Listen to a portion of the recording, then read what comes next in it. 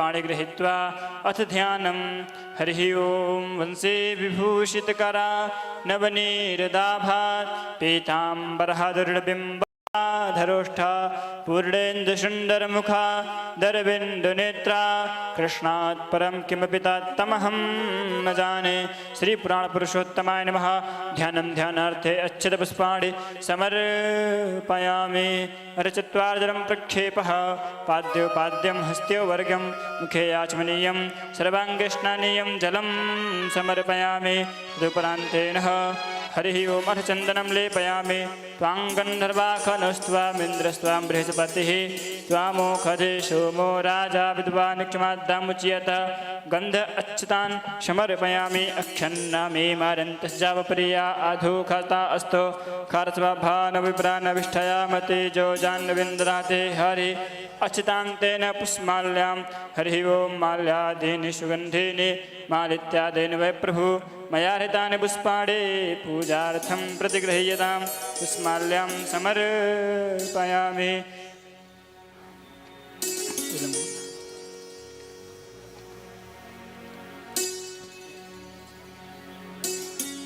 अथ हस्तौ वृक्षालनं नैवेद्यं हरिः ओं नाभ्या आसीदन्तरिक्षगु शीर्ष्णोद्यौः श्यामावृत्तता प्रभ्यां भूमृद्धिशाः श्रोत्रा तथा लोकां वकल्पयन् नैवेद्यं नैवेद्यान्तेन पञ्चाचमनीयं जलं समर्पयामि। प्राणाय स्वाहा अपानाय स्वाहा व्यानाय स्वाहा समानाय स्वाहा उदानाय स्वाहा मध्ये मध्ये पाणिमुत्रपुष्णं मुखे आचमनीयं जलं समर्पयामि। भोगीफलताम्बूलं समर्पयामि। ताम्बूलप्रान्ते ऋतुफलप्रान्तेन द्रव्यदक्षिणां हरिः ओं हिरण्यगर्भः समावर्तताग्रे भूतस्य जातः पतिरेक आसीत् दक्षिण हरिः ओं हिरण्यगर्भः समवर्तताग्रे भूतस्य जातः पतिरेक आसीत् शताधार पृथिवीन्द्यामुते माङ्क्ष्मै देवाय हविखाभिधेम। द्रव्यदक्षिणा उपरान्तेन प्रदक्षिणापूर्वनमस्कारान् समर्पयामि। यत् प्रार्थयेत हरिः ओं वंशे विभूषितकरा नवनीरदाभात् पीताम्बरधरुर्बिम्बफलाधरोष्ठा पूर्णेन्दुसुन्दरमुखा दरबिन्दुनेत्रा कृष्णात् परं किमपि तमहं न जाने। कृष्णं नारायणं वन्दे कृष्णं वन्दे ब्रजप्रियं कृष्णं द्वैपायनं वन्दे कृष्णं वन्दे प्रथाश्रुतं। श्रीपुराणपुरुषोत्तमाय नमः। प्रार्थनापूर्वकं नमस्कारान् समर्पयामि। अथ विप्रार्चनं हरिः ओं हरिः ओं नमो ब्रह्मण्यदेवाय गोब्रह्मणहिताय च जगद्धिताय कृष्णाय गोविन्दाय नमो नमः। हरिः ओं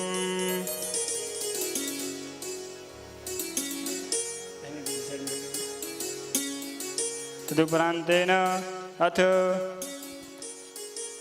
यं प्रव्रजन्तमनुपेतमपेतकृत्यं द्वैपायनो विरहकातर आजुहाव पुत्रेति तन्मयतया तर्वोऽभिनेदुस्तं सर्वभूतहृदयं मुनिमानुतोऽस्मि। अथ आरार्तिज्ञं प्रज्वाल्यः श्रीराधे ट्रेबल श्रीराधे श्रीराधे श्रीराधे श्रीराधे श्रीराधे श्रीराधे श्रीराधे टेबल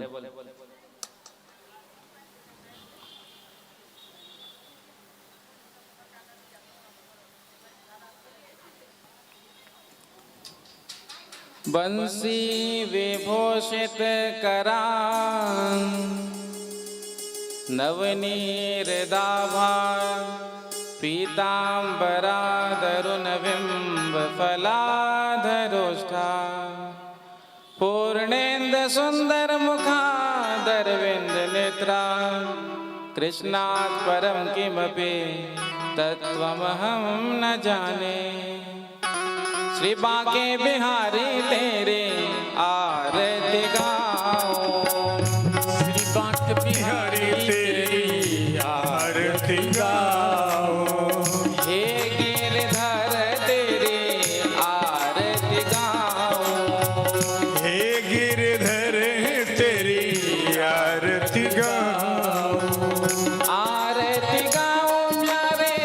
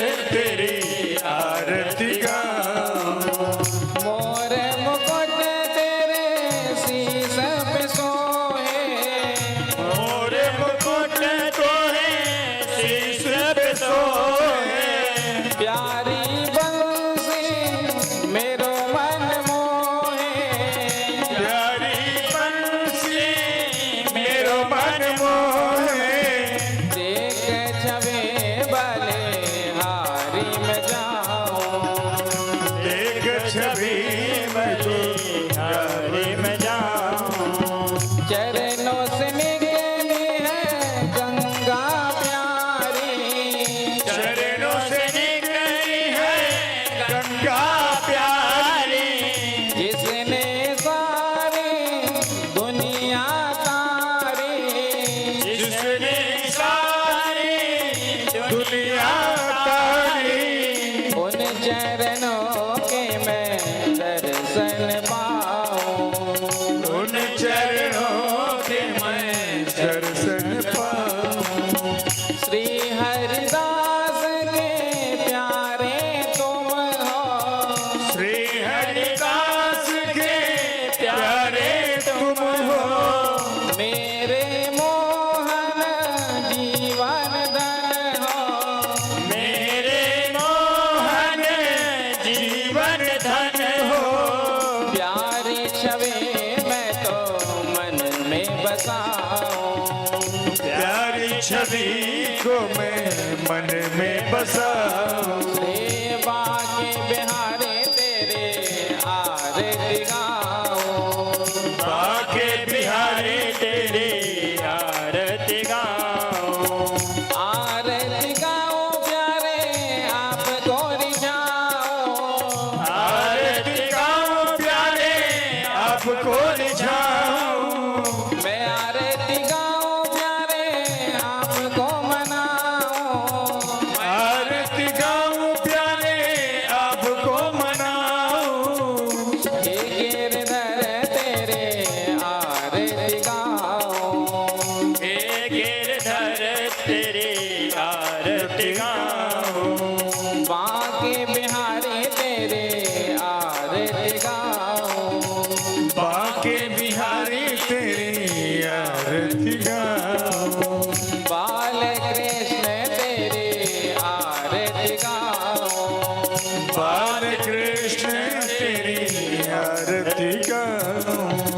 बोलिए बाल कृष्ण लाल की जय। श्री वृंदावन बिहारी लाल की जय। श्रीमद् भागवत महापुराण की जय। श्री हनुमान जी महाराज की जय। जय जय श्री राधे, जय जय श्री राधे, जय जय श्री राधे। हरि ओम। शीतले तं जगन्माता, शीतले तं जगत्पिता, शीतले तं जगद्धात्रीं, शीतलाय नमो नमः। आरार्तिज्ञं समर्पयामि जलेन शीतलीकरणं पुष्पे देवादिवन्दनं मन्त्रपुष्पाञ्जलिं। हरिः ओं। जतनेन जतनमयजन्त देवास्तानि धर्माणि प्रथमन्यासन्नाते हनाकं महिमानः सजन्त जत्रा पूर्वे साध्याः सन्ति देवाः। हरिः ओं। सेवन्तिकावकुलचम्पकपाठलब्जे पुन्नः गजादिकर्वे ललसालपुष्पै बिल्वप्रफालतुलसीदलमञ्जरीभिः तां पूजयामि जगदीश्वरवे प्रसीद। नानासुगन्धपुष्पाणि यथा कालभवानि च पुष्पाञ्जलिर्मया दत्तगृहाण परमेश्वरः। मन्त्रपुष्पाञ्जलिं समर्पयामि। बोलिए श्रीमद्भागवत महापुराण की जय। सुखदेव जी महाराज की जय। श्री व्यास जी महाराज की जय। आज हम सभी लोग षष्ठम दिवस की कथा को श्रवण करने जा रहे हैं। आप सभी लोग अपने अपने यथास्थान बैठ जाएं और महाराज जी के मुखारविंद से श्रीमद् भागवत कथा माँ रुक्मणी भगवान श्री कृष्ण के विवाह उत्सव की कथा को आज हम सभी लोग श्रवण करेंगे। जय श्री राधे, जय श्री श्याम।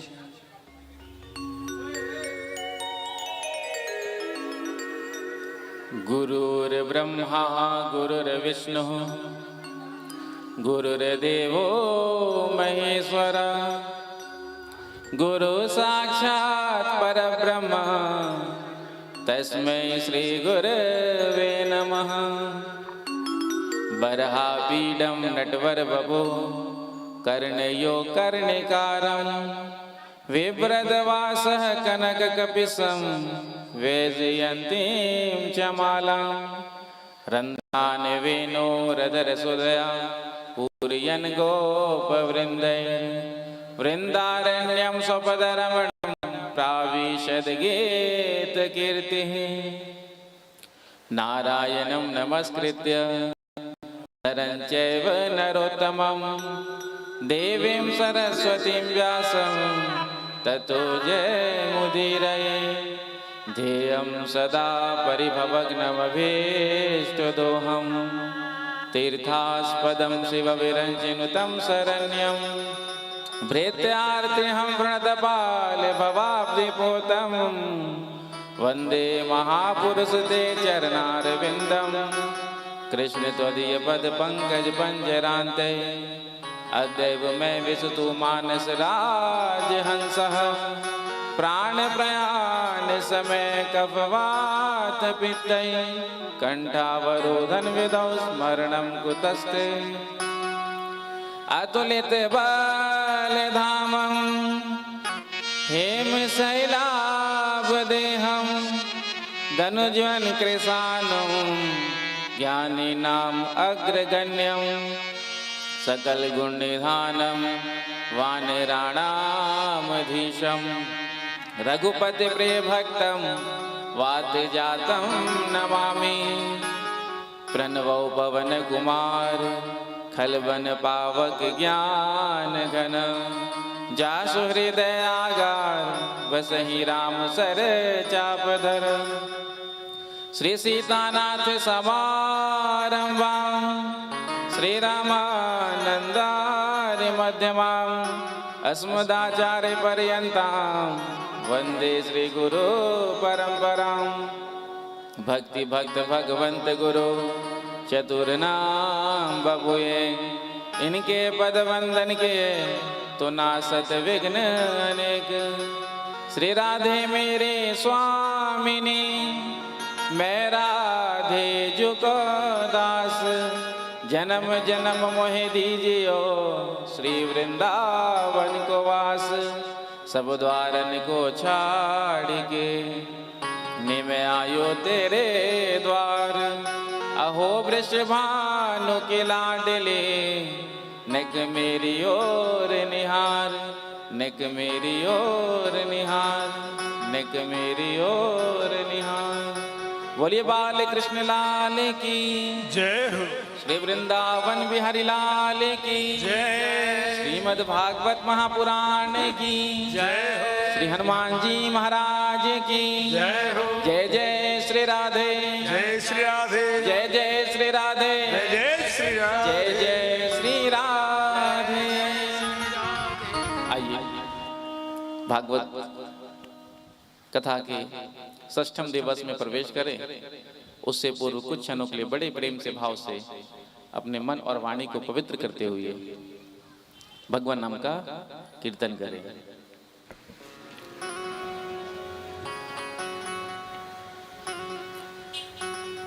जय राधे राधे राधे जय राधे राधे राधे जय राधे राधे राधे जय राधे राधे राधे जय राधे राधे राधे जय राधे राधे राधे राधे राधे राधे जय राधे राधे राधे जय राधे राधे राधे जय राधे राधे राधे जय राधे राधे राधे जय राधे राधे राधे जय राधे राधे राधे राधे राधे जय राधे राधे राधे जय राधे राधे राधे जय राधे राधे राधे जय राधे राधे राधे जय राधे राधे राधे जय राधे राधे राधे जय कृष्णा कृष्णा कृष्णा जय कृष्णा कृष्णा कृष्णा जय कृष्णा कृष्णा कृष्णा जय कृष्णा कृष्णा कृष्णा जय कृष्णा कृष्णा कृष्णा जय कृष्णा कृष्णा कृष्णा जय कृष्णा कृष्णा कृष्णा जय कृष्णा कृष्णा कृष्णा जय कृष्णा कृष्णा कृष्णा कृष्णा कृष्णा जय कृष्णा कृष्णा कृष्णा जय कृष्णा कृष्णा कृष्णा जय कृष्णा कृष्णा कृष्णा जय कृष्णा कृष्णा कृष्णा जय कृष्णा कृष्णा कृष्णा जय कृष्णा कृष्णा कृष्णा जय राधे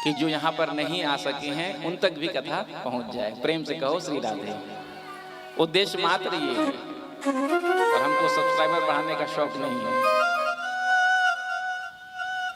हमारे माध्यम से जहाँ तक पहुँचेगी कथा, जिन तक पहुँचेगी कथा, तो उसका भी पुण्य हमको मिलेगा। हमने शेयर किया सामने वाले को लिंक, उसने खोल करके देखा, तो जब वो कथा सुनेगा तो उसका पुण्य हमको भी मिलेगा।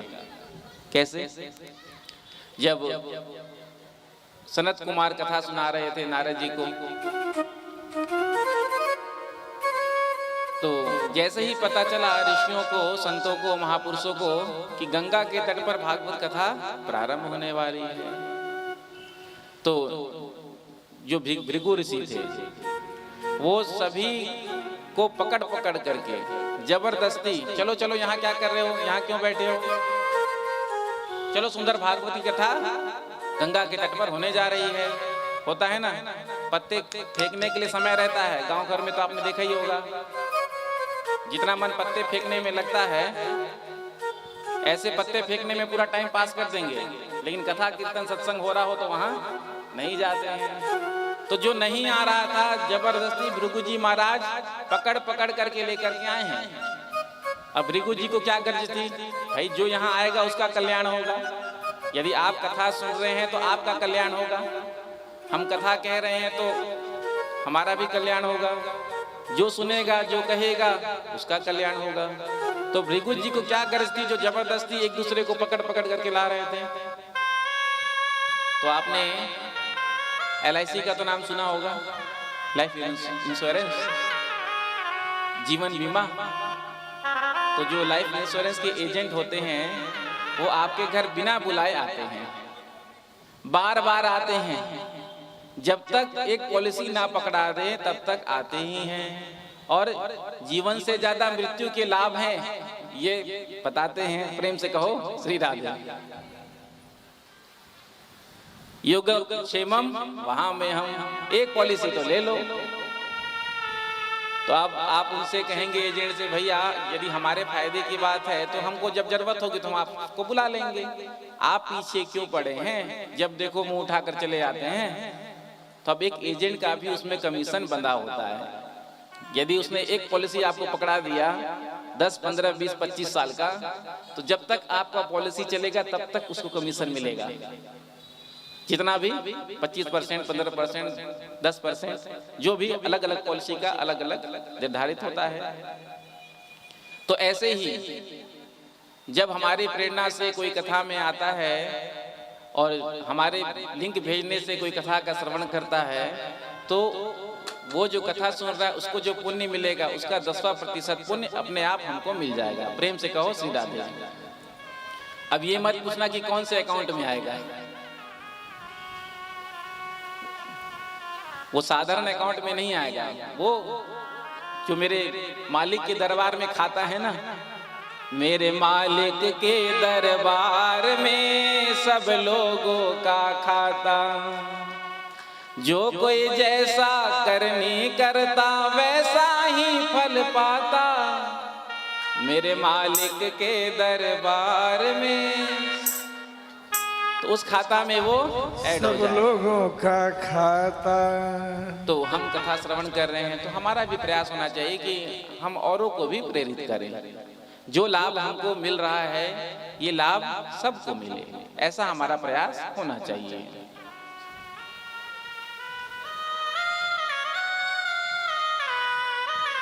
कल के कथा प्रसंग में हम सबने श्री गिरिराज महाराज का पावन चरित्र श्रवण किया।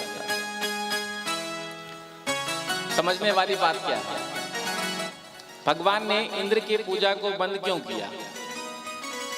ज्यादा इंद्र से हम कुछ कहेंगे नहीं क्योंकि मेघ लगे हुए हैं, इसलिए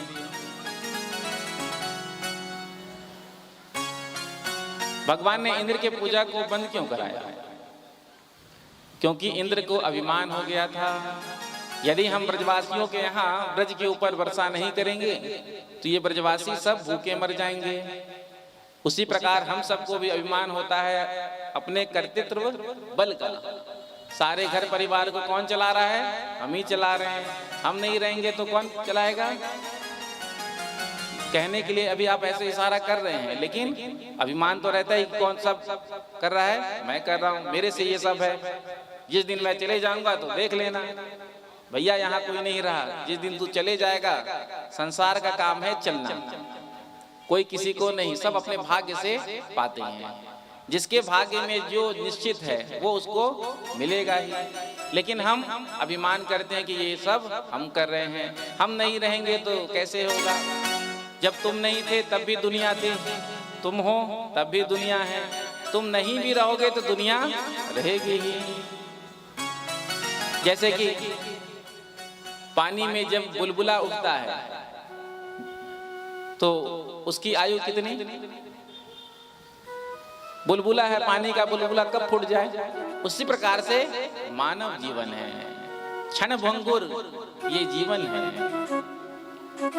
और इस क्षण भंगुर जीवन में पता ही नहीं कि अगले क्षण क्या होगा। क्षण भंगुर जीवन की कलिका, कल प्रातः को जान न खिली न खिली। मलिया गिर की सूची शीतल मंद, समीर बही ना बही। कलिकाल कुठार लिए फिरता, तनु चोट है उम्र झिली ना झिली। हरि नाम सुमिर ले ओ रसना, फिर अंत समय में हिली ना हिली। हरि नाम सुमिर ले ओ रसना, फिर अंत समय में हिली ना हिली। क्या पता अंतिम समय में हमारे मुख से भगवान नाम निकले या ना निकले। इसलिए संतों ने कहा हरि नाम सुमिर ले ओ रसना। रसना कहते हैं जीवा, पीने वाला मत समझना, प्रेम से कहो श्री राधे। तो इस रसना से हरि नाम सुमिर ले ओ रसना। सुमिर ले न जाने अंत समय में हिले ना हिली। क्योंकि जब वृद्धावस्था आता है ना तो शरीर शिथिल हो जाते हैं, सारी इंद्रियां काम करना धीरे धीरे बंद कर देती है। आंखों का रोशनी क्षीण हो जाता है, कमजोर हो जाता है। देखो भगवान नोटिस भेजते रहते हैं, लेकिन उस नोटिस को हम ध्यान नहीं देते। भगवान काल को भेजने से पहले नोटिस भेजते हैं। कैसे? आंखों से दिखना कम हो जाता है, लेकिन हम उस नोटिस को दरकिनार कर देते हैं। डॉक्टर साहब के पास जाते हैं और बढ़िया लेंस लगवा लेते हैं। आजकल तो चश्मा भी छूट गया, चश्मा का भी झंझट खत्म, आंखों में ही लेंस फिट हो जाता है बस। तो हम उस नोटिस को इग्नोर कर देते हैं। केस बाल श्वेत होने लगते हैं, पकने लगते हैं, सफेद होने लगते हैं, फिर भी हम नहीं मानते हैं। क्या करते हैं? डाई लगाते हैं। प्रेम से कहो श्री राधे। लॉरियल का चाहे जो भी हो, आपके यहाँ जो चलता हो, लेकिन जैसे ही बाल सफेद होने लग जाएं तो समझो कि काल का नोटिस आ रहा है, भजन में लग जाओ। दशरथ जी महाराज ने जब देखा अपने कान के सफेद बाल को, तो दशरथ जी को लगा कि अब पुत्र को राजगद्दी दे करके हमको भजन करना चाहिए। तो दशरथ जी तो समझ गए, लेकिन हम सब नहीं समझते हैं। यदि बाल सफेद होने लग जाए तो बाल काला कराते हैं, कई लोग तो बाल लाल कराते हैं। प्रेम से कहो श्री राधे। ये जो लाल बाल करवाते हैं ना, वो सूर्पनखा से कम नहीं है। हाँ, काला तो फिर भी समझ में आता है, आपने देखा होगा ना, बिल्कुल सूर्पनखा की तरह। सूर्पनखा किसे कहते हैं पता? जिसके नख नाखून सूप की तरह हो। सूप आप सब तो जानते ही हैं, सूप में आप सब फटकते हैं, तो सूप के समान जिसके लंबे लंबे नख, वही सूर्पनखा। वो सूर्पनखा तो चली गई, लेकिन सूर्पनखा की भतीजियां आज भी यत्र तत्र कहीं नजर आ जाती हैं। और छूना है महाराज जी के चरण ही, इतने लंबे लंबे सूप नखा की तरह नख हैं। और जब महाराज जी उतरेंगे तो महाराज जी के चरण छूना है, चरण नहीं मिल रहा है तो जैसे तैसे अब नखों से यदि चोट लग जाएगा तो सोचना चाहिए ना। तो लंबे लंबे नाखून आजकल गजब का फैशन है। हाँ, तो लंबे नाखून नहीं रखना चाहिए। तो काल नोटिस भेजता है लेकिन हम इग्नोर करते रहते हैं। उसके बाद कान से सुनाई देना कम हो जाता है, हम लोग मशीन लगवा लेते हैं, लेकिन गाना सुनना बंद नहीं करते। प्रेम से कहो श्री राधे। उसके बाद हाथ पैर में भी शक्ति क्षीण होने लगती है, तो चलने फिरने में भी दिक्कत होती है। तो अंतिम समय में शरीर बिल्कुल शिथिल हो जाता है, कमजोर हो जाता है। उस समय आप चाहोगे भी तो ना कथा सुन पाओगे, क्योंकि कान से सुनाई देना बंद हो जाएगा। भगवान का दर्शन करना चाहो, नेत्र से दिखना बंद हो जाएगा। हाथ से माला झोली में माला जपना शुरू करो, लेकिन माला जपना भी छूट जाएगा। क्यों? क्योंकि हाथ हिलने लगता है। जैसे हमारे राघव जी आए हैं, सप्तरी जिला के अध्यक्ष हैं, हमारे बड़े प्रेमी हैं। तो जब उस दिन वो गा रहे थे तो हम स्पेशली आए थे आपके लिए ही। तो आपने ही कहा कि माइक हाथ का पीछे कहीं बहुआ स्टैंड लगा दे। तो जब बुढ़ापा आता है तो हम चाह कर भी भजन नहीं कर सकते। तो इसलिए उस काल के नोटिस को समझो और भगवान के भजन में लग जाओ। अब भगवान के भजन में लग जाओ, इसका मतलब ये नहीं कि सब काम छोड़कर लग जाओ। जिसका जो कर्तव्य कर्म है, उस कर्म को करते हुए, पत्नी का जो धर्म है उसको निभाते हुए। अब पत्नी जी सोचेंगे कि हमको भजन ही करना है, पति देव को जाना है ड्यूटी, ऑफिस जाना है। अब पत्नी कहेगी नहीं, हम तो इतना माला किए बिना उठेंगे ही नहीं। बेचारा पति भूखा चला गया ऑफिस। तो आपके इस पूजा से भगवान प्रसन्न नहीं होंगे। पहले आपका कर्तव्य कर्म है कि पति देव को बढ़िया चकाचक पराठा वराठा बनाकर जलखई कराकर भेजें, उसके बाद भजन करें। तो जिसका जो कर्तव्य कर्म है, क्योंकि कोई गलत अर्थ निकाल लेते हैं ना कि सब कुछ छोड़कर भजन करो, तो इसका मतलब ये है कि सब काम छोड़कर भजन करो ना। भगवान ने जो आपको कर्तव्य कर्म दिया है, उस कर्तव्य कर्म को करते हुए फिर जो समय शेष बचे तो उसमें भजन करो। तो काल का नोटिस आता है लेकिन हम उसको इग्नोर कर देते हैं। फिर एक समय ऐसा आता है, काल आता है और मार झपट्टा हमारे शिक्षा आत्मा को लेकर चला जाता है। इसीलिए अहंकार नहीं करना चाहिए। तो इंद्र को अहंकार हो गया था कि यदि हम ब्रज के ऊपर वर्षा नहीं करेंगे तो ब्रजवासी भूखे मर जाएंगे। तो भगवान ने इंद्र के अभिमान को नष्ट करने के लिए इंद्र की पूजा को बंद कराया था।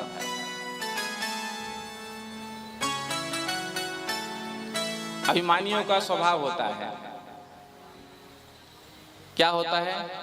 अभिमानी व्यक्ति जो होता है उसके मुख से जो निकल जाए वो कहता है यही ठीक है, चाहे सही चाहे गलत। यदि निकल गया तो मैं ही सही, औरों को तो कुछ मानता ही नहीं।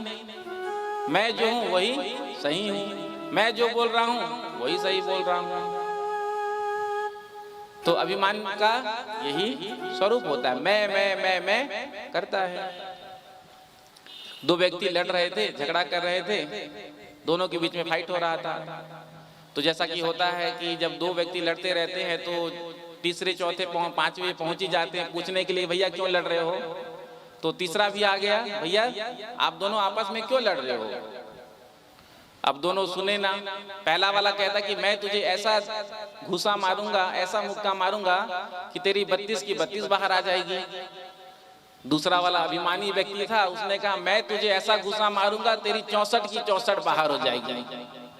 जो तीसरा झगड़ा छुड़ाने गया था उसने कहा भैया सोच समझ कर तो बोलो, कम से कम क्या बोल रहे हो तुम? अरे 64 होते भी हैं क्या? अब वो था अभिमानी व्यक्ति। अब मुख से निकल गया तो कहा कि हाँ मुझे पता था जब हम दोनों लड़ेंगे तुम बीच में तीसरे आओगे ही। तो 32 इसके 32 तुम्हारे। प्रेम से कहो श्री राधे। तो जीवन में अभिमान नहीं करना चाहिए, अहंकार नहीं करना चाहिए। अहंकार तो रावण कंस का नहीं रहा, रावण कितना बड़ा पंडित था, विद्वान था, बलवान था। तो जब रावण, कंस, दुर्योधन जैसों का अभिमान नहीं रहा, अहंकार नहीं रहा बचा, तो संसारिक जीव का कैसे बचेगा? इसीलिए अहंकार नहीं करना चाहिए। आज भगवान ने इंद्र की पूजा को बंद कराया। इंद्र ने अपने दूत को भेजा कि जाओ देखो, जो ब्रज में हमारी कार्तिक शुक्ल प्रतिपदा को पूजा होती, दीपावली के दूसरे दिन, तो इस बार वहां से कोई न्योता निमंत्रण नहीं आया, इनविटेशन नहीं आया, जाओ देख कर आओ। तो दूत ने आकर के देखा कि ब्रज में गिरिराज महाराज का पूजन हो रहा है। जाकर के दूत ने इंद्र को समाचार दिया, महाराज आपका तो पत्ता साफ, ब्रज में सारे ब्रजवासी गोवर्धन भगवान का पूजा कर रहे हैं। और पता है आपको ऐसा क्यों हुआ? कृष्ण के कहने पर ब्रजवासियों ने आपके पूजा को बंद कर दिया। अब होता है ना, हर वर्ष निमंत्रण मिल रहा हो, सम्मान मिल रहा हो, एक वर्ष ना मिले तो क्रोध आ ही जाएगा। तो आज भगवान श्री कृष्ण पर क्रोध किया। वाचालम बालिसम स्तब्ध मग्यम पंडित मानिनम। वो कृष्ण अपने आप को बहुत बड़ा पंडित मानता है, उसने मेरी पूजा का विरोध किया, तो अभी सभी ब्रजवासियों को मैं इसका दंड दूंगा। और सांवर्तक मेघ को बुलाया और आदेश दिया, जाओ ब्रज के ऊपर इतना वर्षा करना कि सारा ब्रज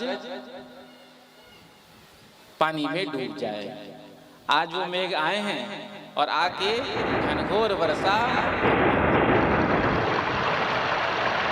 चारों ओर अंधकार छा गया। इतनी भयंकर वर्षा हुई, सारे ब्रजवासी भयभीत हो गए, घबरा गए। ब्रजवासियों को समझने में देर नहीं लगा। ब्रजवासी समझ गए हमने इंद्र के पूजा को बंद किया ना, तो इंद्र हमसे बदला ले रहा है। लेकिन ब्रजवासियों के अंदर एक सबसे बहुत सुंदर बात, कोई भी कष्ट आता ब्रजवासियों के जीवन में तो भगवान श्री कृष्ण के पास जाते और उनसे प्रार्थना करते। आज हमारे बीच में मैथिल ब्राह्मण महासभा के राष्ट्रीय अध्यक्ष श्री भगवान झा जी, आइए। आज आपका जन्म दिवस है, तो आपके माध्यम से ही हम विराटनगर भी आए हैं और आपने ही काठमांडू बुलाया था, जनकपुर बुलाया था। तो आज हमारे झा जी का जन्म दिवस है, तो मैं ठाकुर जी के चरणों में प्रार्थना करता हूँ कि आप स्वस्थ रहें, मस्त रहें, दीर्घायु हों और आपके जीवन में जितनी भी बाधाएं हैं, संकट है, वो सब ठाकुर जी नष्ट कर दें। जन्म दिवस की बहुत बहुत शुभकामनाएं। थपड़ी बजा के प्रेम से कहो श्री राधे, जोर से कह दो राधे राधे। कितना सुंदर संयोग है, ठाकुर जी के चरणों में कथा सुन करके जन्मोत्सव मन रहा है। हम लोग का जन्मोत्सव तो होटल में और बोतल में बनता है। प्रेम से कहो श्री राधे। हम लोग के जीवन में होटल और बोतल की खूब महिमा हो गई है, तो इनसे बचना चाहिए। तो आज सारे ब्रजवासियों ने आकर के भगवान श्री कृष्ण से कहा, गोविंदम शरणम ययो, मेरा कोई ना सहारा बिन तेरे। ब्रजवासी कह रहे हैं भगवान श्री कृष्ण से, और हम सब भी ठाकुर जी से यही कहेंगे, प्रभु हो मेरा कोई ना सहारा बिन तेरे, गनंद लाल सवरिया मेरे। मेरा कोई न सहारा बिन तेरे, नंदलाल सबरिया मेरे।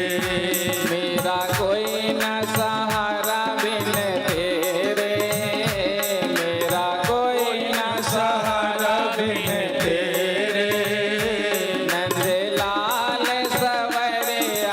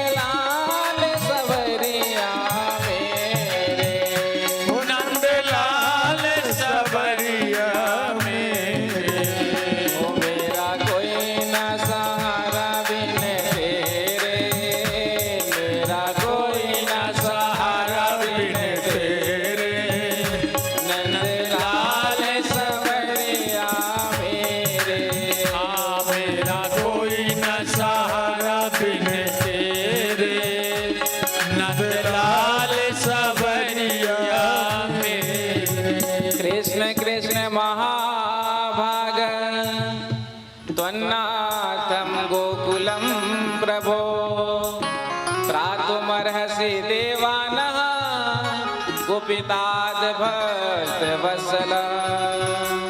हे महाभाग कृष्ण, आप उस कुपित इंद्र से हम सबकी रक्षा करें। कृष्ण कृष्ण महाभाग त्वन्नाथम गोकुलम प्रभु, गोकुल के नाथ केवल आप हैं। उस इंद्र के कोप से आप हम सबकी रक्षा करें।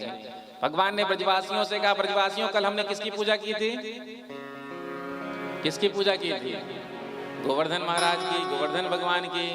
तो जिस देवता ने अपनी पूजा कराई है वही देवता हम सबकी रक्षा भी करेंगे। चलो उन्हीं की शरण में चलते हैं। सारे ब्रजवासियों को लेकर के आज भगवान श्री कृष्ण गिरिराज जी की तलहटी पर आए हैं और आकर के भगवान ने कहा, ब्रजवासियों नाम कीर्तन करो।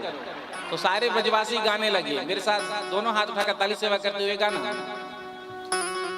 गिरिराज धरण प्रभु तुम्हारी शरण, गिरिराज धरण प्रभु तुम्हारी शरण, गिरिराज धरण प्रभु तुम्हारी शरण, गिरिराज धरण प्रभु तुम्हारी शरण, प्रभु तुम्हारी शरण, श्री जी तुम्हारी शरण, प्रभु तुम्हारी शरण, श्री जी तुम्हारी शरण, प्रभु तुम्हारी शरण, श्री जी तुम्हारी शरण, प्रभु तुम्हारी शरण, गिरि तुम्हारी शरण, गिरिराज धरण प्रभु तुम्हारी शरण, गिरिराज धरण प्रभु तुम्हारी ऐसे नहीं, शरण। दोनों हाथ रखकर ताली सेवा करते हुए।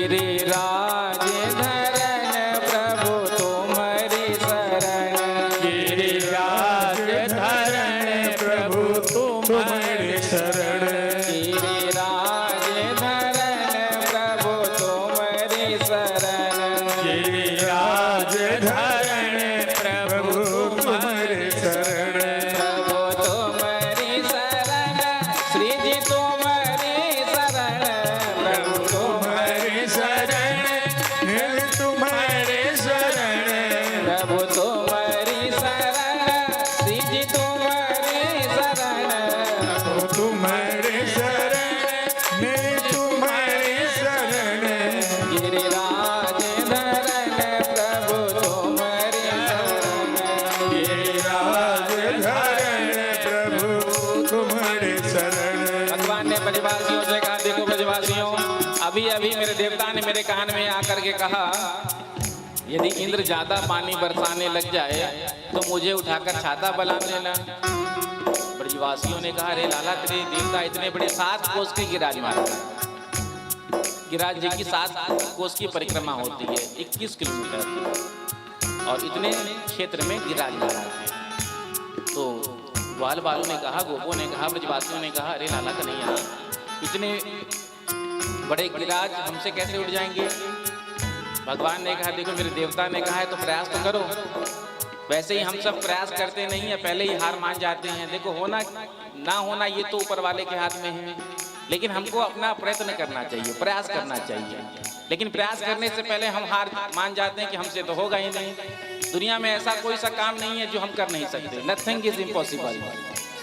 हमारे अंदर इच्छा शक्ति मजबूत होना चाहिए, हमारा संकल्प दृढ़ होना चाहिए। यदि हमने संकल्प कर लिया तो हम भगवान को भी प्राप्त कर सकते हैं।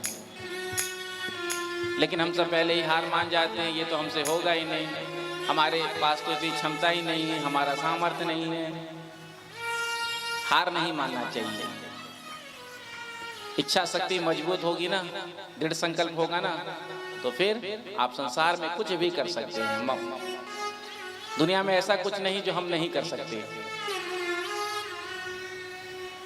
भगवान ने कहा प्रयास तो करो। देखते ही देखते भगवान ने अपने कनिष्ठ उंगली से गिरिराज जी को उठा लिया। बोलो गिरिराज महाराज की जय, बोलो गोवर्धन भगवान की जय। सारे ब्रजवासियों से भगवान ने कहा सभी गिरिराज जी की शरण में आ जाओ। सारे ब्रजवासी आज गिरिराज जी की शरण में आए हैं। 7 दिन तक मूसलाधार वर्षा होता रहा। 7 दिन तक प्रभु ने भूखे प्यासे अपने एक कनिष्ठ उंगली से गिरिराज जी को उठा रखा है।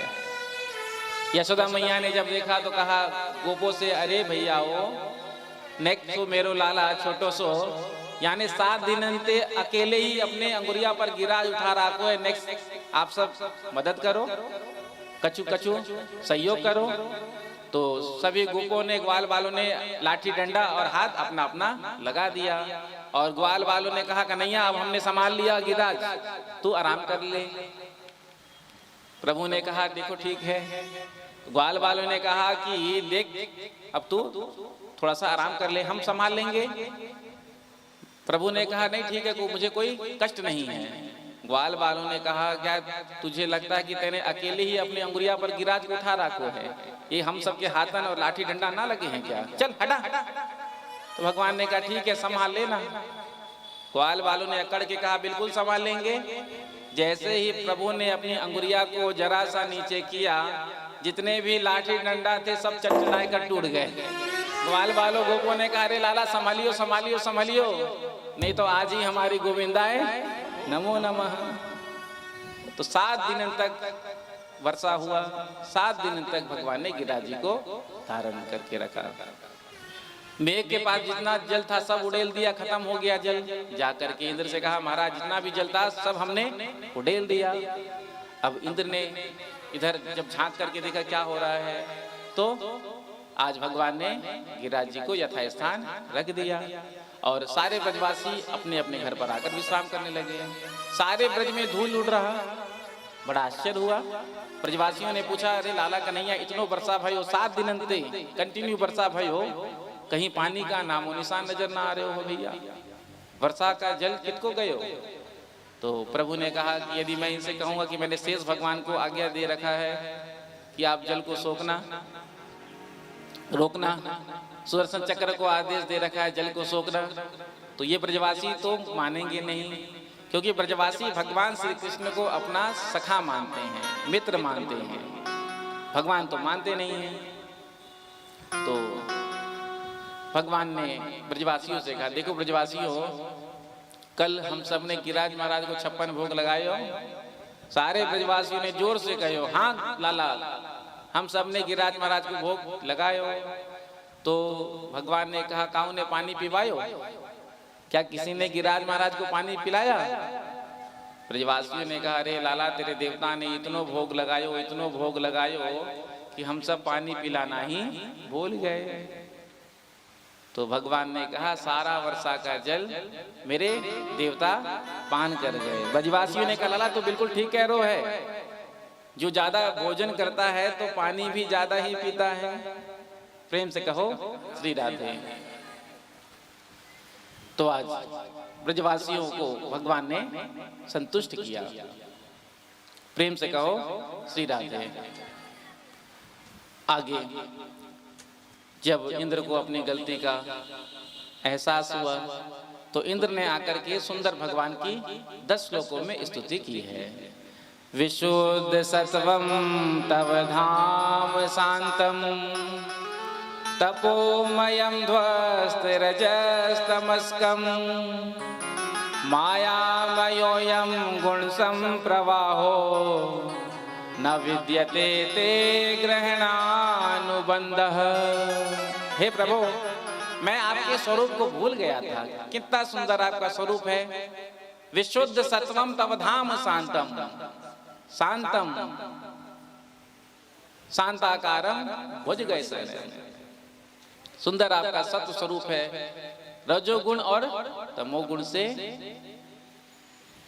रहित, लेकिन उसी स्वरूप को प्रभु मैं भूल गया था, इसलिए आप मेरे अपराध को क्षमा करें, मुझसे बहुत बड़ा अपराध हो गया। आज भगवान ने इंद्र से कुछ बातें कही। इंद्र, तुम्हारे अंदर अभिमान आ गया था ना, तो तुम्हारे अभिमान को दूर करने के लिए मैंने तुम्हारी पूजा को बंद कराया। भगवान इंद्र से बात कर रहे हैं, लेकिन कल आपने कथा सुनी थी, ब्रह्मा जी ने जब भगवान की परीक्षा ली, उसके बाद ब्रह्मा जी को जब अपनी गलती का एहसास हुआ तो ब्रह्मा जी ने आकर 40 श्लोकों में स्तुति को गाया था। 40 श्लोक में स्तुति गाने के बाद भी ब्रह्मा जी से भगवान ने एक शब्द नहीं कहा, और आज इंद्र ने 10 श्लोकों में स्तुति की और भगवान बात कर रहे हैं। और अपराध की दृष्टि से देखा जाए तो किसका अपराध ज्यादा बड़ा था, ब्रह्मा जी का या इंद्र का? बताओ, बड़ा अपराध किसका था? इंद्र ब्रजवासियों को मारना चाहता है, लेकिन ब्रह्मा जी ने तो केवल ग्वाल बाल और बछड़ाओं को भगवान से 1 साल के लिए दूर किया था। तो अपराध की दृष्टि से देखा जाए तो इंद्र का अपराध ज्यादा भारी है, बड़ा है। लेकिन इंद्र से भगवान बोलते हैं, ब्रह्मा जी से भगवान ने एक शब्द नहीं बोला। तो यहाँ संतों ने भाव दिया है, ब्रह्मा जी के अपराध के कारण भगवान से उनके भक्त, उनके सखा मित्र 1 वर्ष तक के लिए दूर हो गए थे। और इंद्र के अपराध के चलते जितने भी ब्रजवासी थे भगवान के सम्मुख 1 सप्ताह तक, 7 दिनों तक सानिध्य में थे। तो कहते हैं कि जो मेरे भक्त को मुझसे जोड़ता है, भगवान का स्वयं वचन है ये, जो मेरे भक्त को मुझसे जोड़ता है तो मैं उससे ही बात करता हूँ, और जो मेरे भक्त को मुझसे दूर करता है मैं उससे बात नहीं करता हूँ। इसलिए हम सबको भी जोड़ना चाहिए एक दूसरे को भगवान से। यदि हम भगवान की भक्ति में लगे, हम भजन में लगे, हम सत्संग में लगे हैं, तो हमारा भी ये प्रयास होना चाहिए कि हम औरों को भी भजन में लगाएं। यदि ऐसे नहीं आते हैं तो लोभ दे करके, होता है ना, चलो कथा में चलो, पार्टी देंगे तुमको, रेस्टोरेंट ले चलेंगे कथा विश्राम के बाद। अब जो नहीं भी आने वाला होगा तो भोजन के लोभ से आ ही जाएगा कि चलो कम से कम बढ़िया भोजन तो मिल ही जाएगा, सिटी पैलेस है ही, ज्यादा दूर जाने की जरूरत भी नहीं है, यही रिसोर्ट में ही भोजन भी उपलब्ध है, तो बढ़िया कथा भी सुन लेंगे और भोजन भी मिल जाएगा। अब आपके कहने से वो आ गए, आकर कथा में सुना, जो कथा का आनंद आया, दूसरे दिन आपको कहने की जरूरत नहीं पड़ेगी, उनका ही फोन आ जाएगा, हमको भी साथ में लेकर के चलना।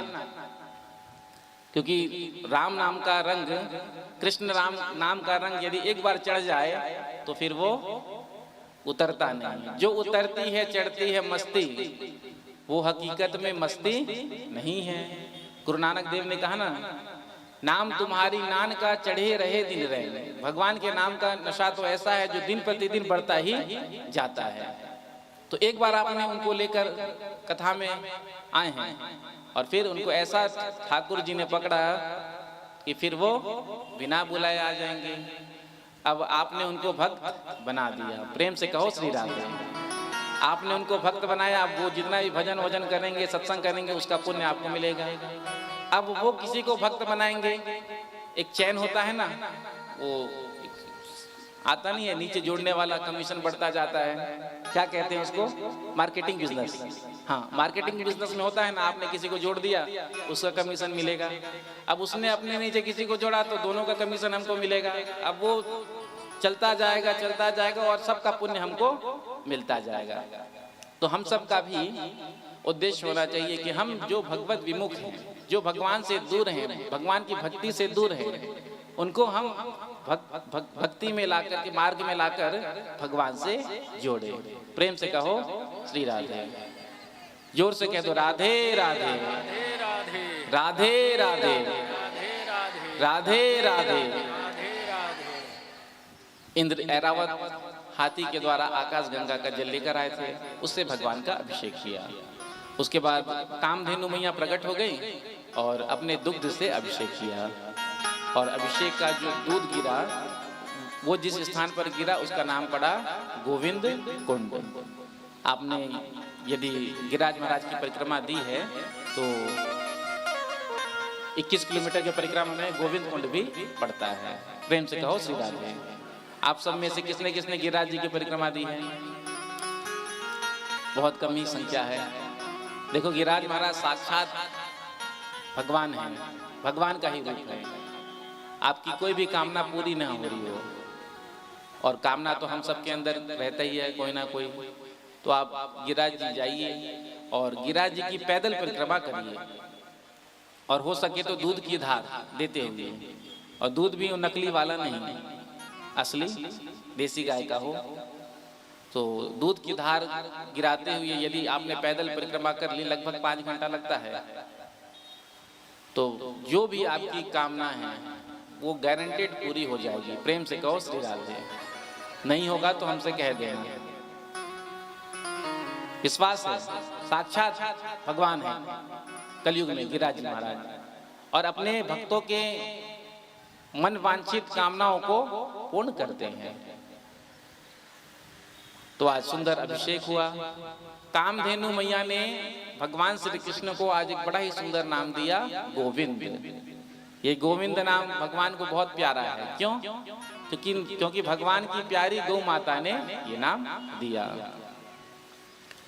आगे श्री सुखदेव जी महाराज कहते हैं, एकादश्याम निराहारः समभ्यर्च्य जनार्दनम् स्नातुं नंदस्तु कालिंद्या द्वादश्याम जलमाविशत।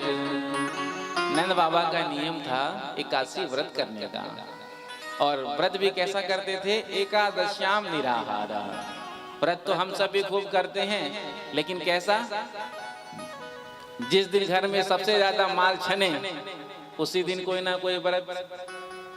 इस 81 में डिसाइड कर लेते हैं कि अगले 81 में क्या फलहार करेंगे। प्रेम से कहो श्री राधे। 81 व्रत का अर्थ होता है ये जो 10 इंद्रियां हैं और एक मन, तो ये भगवान में लग जाए। लेकिन हम व्रत करते हैं, व्रत के नाम पर ना जाने क्या क्या नहीं करते। कुट्टू का पकोड़ा भी चाहिए, साबूदाना का पकोड़ा, रबड़ी, ना जाने क्या क्या।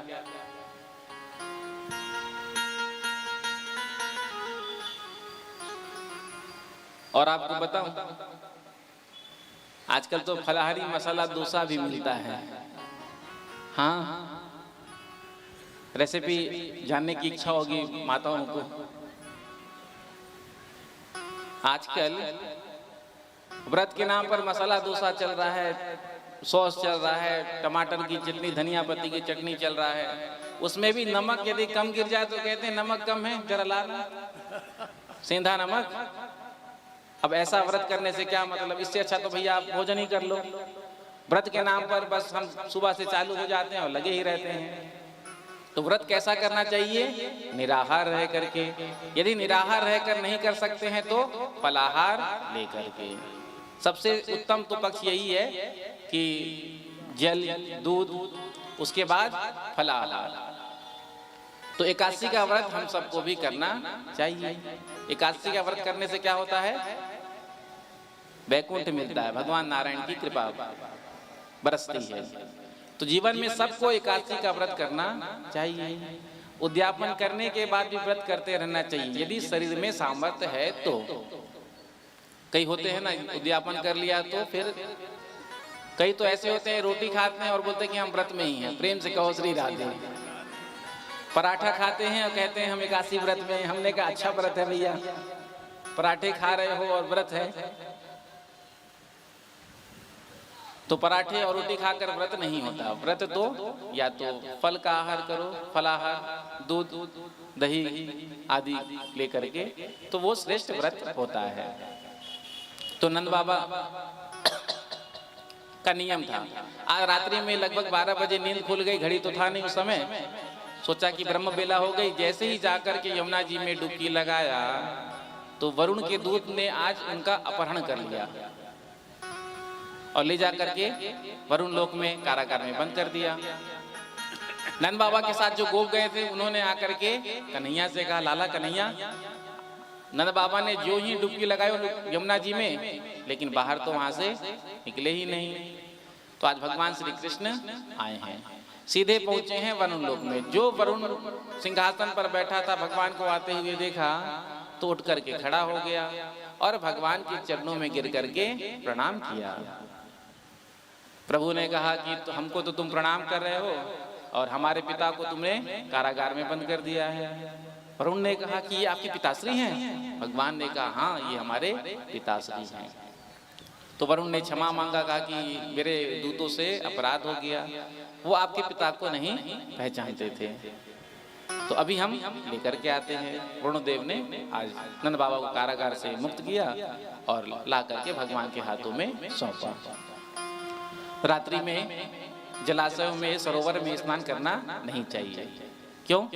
क्योंकि जल के जो देवता वरुण हैं वो विश्राम करते हैं, इसलिए रात्रि में 12 बजे से लेकर के 3 बजे तक गंगा जी में, यमुना जी में, किसी भी नदी में स्नान करना नहीं चाहिए। कुंभ आदि का पर्व है तो कोई बात नहीं, उसमें चल जाता है, बाकी अन्यथा 12 से 3 के बीच में कभी स्नान करना नहीं चाहिए, क्योंकि जल के जो देव वरुण है उनका अपमान होता है। आज भगवान अपने पिता को वापस लेकर के आए। ग्वाल वालों, गोपों ने जब ये सुना कि कन्हैया ने अपने पिता को वरुण लोक से बचाकर आज लेकर के आए हैं, तो एक दिन आकर के गोपों ने कहा नंद बाबा से, बाबा हमको तो ऐसा लगता है कि ये जो नंद को आपका जो लाला है ये आपका नहीं है। नंद बाबा ने कहा कहना क्या चाहते हो? गोपों ने कहा कि 6 दिन की आयु में यानी पूतना को मार दियो, सक्टासुर, अघासुर, बकासुर, ना जाने कितने असुरन को यानी उद्धार कर दियो। हमको तो लगता है कि तेरो लाला नारायण है। नंद बाबा ने कहा जब गर्गाचार्य जी नामकरण करने के लिए आए थे तो उन्होंने भी कहा था कि आपके लाला के अंदर नारायण के समान गुण है। अब पूरे ब्रज में बात फैल गई कि देखो लाला कन्हैया भगवान है। ग्वाल वालों ने सुना जब तो आज आकर घेर लिया कन्हैया को और कहा कि लाला हमने सुना है भैया कि तू भगवान है, अब देख तू भगवान है तो तू भगवान बना रहे, हमको तुझसे कुछ लेना देना तो है नहीं, लेकिन एक इच्छा है, जो दिव्य लोक का दर्शन तूने अपने बाबा को कराया वह लोक को दर्शन एक बार हमको भी करा दे। कन्हैया ने कहा तुमसे किसने कहा कि मैं भगवान हूँ? अरे मैं भगवान होगा नहीं हूँ। तो ग्वाल वालों ने कहा यदि तू भगवान नहीं है तो तेने कैसे पूतना को मार दियो, अघासुर, बगासुर, सक्टासुर सबको उद्धार कर दियो। तेने अकेले ही अपने एक अंगुरिया पर गिरिराज जी को उठा लियो। भैया तो भगवान है। कन्हैया ने कहा देखो मैं गिरिराज जी को उठाया ना तो पता है कैसे उठाया। मेरे गुरुदेव ने मोको एक मंत्र दियो, अब वह मंत्र में चमत्कार, वह मंत्र जपते समय मैं जिसके नेत्रन में देखूं वह की शक्ति मेरे अंदर आ जाए। तो जब मैंने गिरिराज को उठाया तो तुम सब टुकुर टुकुर मुझको देख रहे, मुझे देख रहे, तो तुम सबन की शक्ति मेरे अंदर आ गई और मैंने अकेले ही गिरिराज को उठा लिया। ग्वाल वालों ने कहा कन्हैया अरे दारी के पहले तो तू माखन चुरा तो अब शक्ति वो चुरानो चालू कर दियो। यही थे तो हम सोच रहे हैं कि हम इतने कमजोर क्यों पड़ रहे हैं। प्रेम से कहो श्री राधे। ग्वाल वालों ने कन्हैया हम तेरी एक ना सुनेंगे, हमको तो दिव्य लोक का दर्शन करना है। कन्हैया ने कहा चलो। लेकर के भगवान आए हैं ब्रह्म कुंड के पास। रंग जी का जो मंदिर है स्वर्ण खंबा उसी के बगल में ब्रह्म कुंड है। भगवान ने कहा जिसको भी वैकुंठ का दर्शन करना है तो इस कुंड में डुबकी लगाए। सारे ग्वाल वालों ने जैसे ही कुंड में डुबकी लगाया सबके सब पहुंच गए वैकुंठ में। अब वैकुंठ में भगवान नारायण सिंहासन पर बैठे हैं चतुर्भुज रूप में। दूर से देखा ग्वाल वालों ने कहा अरे वो रहा लाला कन्हैया अपनो, चलो चल करके मिलते हैं। जैसे ही आगे बढ़े द्वारपालों ने रोक दिया, कहाँ चले? ग्वाल वाल कहते हैं वो रहा हमारा कन्हैया। द्वारपालों ने कहा यहाँ कोई कन्हैया वनैया नहीं है, ये तो हमारे महाराजा धीराज हैं। अब ग्वाल वाली इशारा करे, अरे लाला, अरे कन्हैया, सुन तो, लेकिन भगवान सुनने वाले कहे। पुनः वापस लेकर के आज भगवान आए और पूछा कैसा लगा मेरा बैकुंठ लोक, तो कितना सुंदर। ग्वाल वालों ने कहा लाला, वाह, बैकुंठ से श्रेष्ठ तो अपना वृंदावन धाम है। उस बैकुंठ में ना तो हम तुझसे मिल सकते हैं, ना बातें कर सकते हैं, ना तुझे देख सकते हैं, और इस वृंदावन में तो हम तुझे देख सकते हैं, तेरे साथ खेल सकते हैं, और जब बात बिगड़ जाए तो 2-4 गालियां सुना सकते हैं। प्रेम से कहो श्री राधे। ये तो अधिकार भगवान ने ब्रजवासियों को दिया है कि जब बात बिगड़ जाती तो ग्वाल वाल भगवान को गालियां भी देते, और मित्रता में तो चलता है। तो बैकुंठ से भी श्रेष्ठ हमारा वृंदावन धाम है। संपूर्ण विश्व में जो सबसे श्रेष्ठ भूमि है उसका नाम है भारतवर्ष, क्योंकि जितने भी अवतार भगवान के होते हैं सब भारतवर्ष में ही होते हैं। और उस श्रेष्ठ स्थान में जो श्रेष्ठ स्थान है उसका नाम है ब्रज 84 कोश।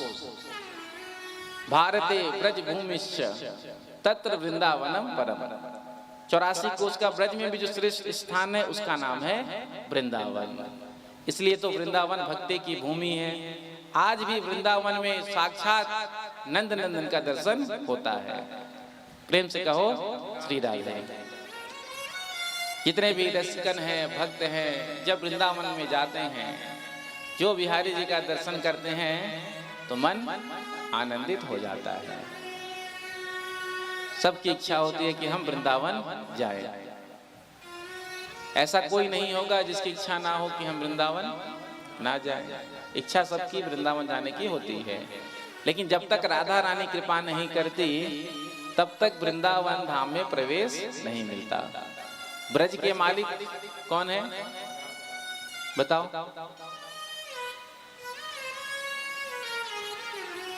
ब्रज की मालिक राधा रानी है। प्रेम से कहो श्री राधे। वृंदावन में हुक्म चले बरसाने वारी का, क्योंकि मेरा श्याम दीवाना है। भगवान श्री कृष्ण राधा रानी के चरणों में चरण दबाते हुए आपको मिलेंगे सेवा कुंज में। यदि आपने सेवा कुंज में दर्शन किया होगा तो भगवान श्री कृष्ण वहां किशोरी जी के चरण दबा रहे हैं। सारा दुनिया किसके वश में है? भगवान कृष्ण के वश में है। भगवान श्री कृष्ण किसके वश में है? राधा रानी की। इसीलिए कहते हैं वृंदावन में एंट्री तब तक नहीं मिलता जब तक राधा रानी की कृपा ना हो। जैसे ही राधा रानी की कृपा हो जाती है वृंदावन प्रवेश मिल जाता है। तुम जाओ वृंदावन, तुम्हारी औकात नहीं। तुम जाओ वृंदावन, तुम्हारी औकात नहीं। मेरी राधा रानी बुला ले तो कोई बड़ी बात नहीं। तो आइए हम सब भी मन से चलते हैं वृंदावन। प्रेम से कहो श्री राधे। जोर से कह दो राधे राधे राधे राधे राधे राधे।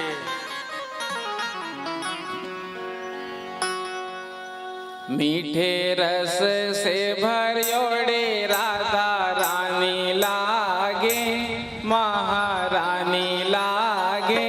माने कारो कारो जमुना जीरो पानी लागे। मीठे रस से भरोड़े राधा रानी लागे, राधा रानी लागे। मोहे खारो खारो जमुना जी को पानी लागे। मीठे रस से भरियोड़े राधा रानी लागे, महारानी लागे। माने कारो कारो जमुना जीरो पानी लागे। मीठे रस से भरोड़े राधा रानी लागे, राधा रानी लागे। मारो कारो कारो यमुना जी को पानी लागे। दोनों हाथ लगा ताली से करते हुए।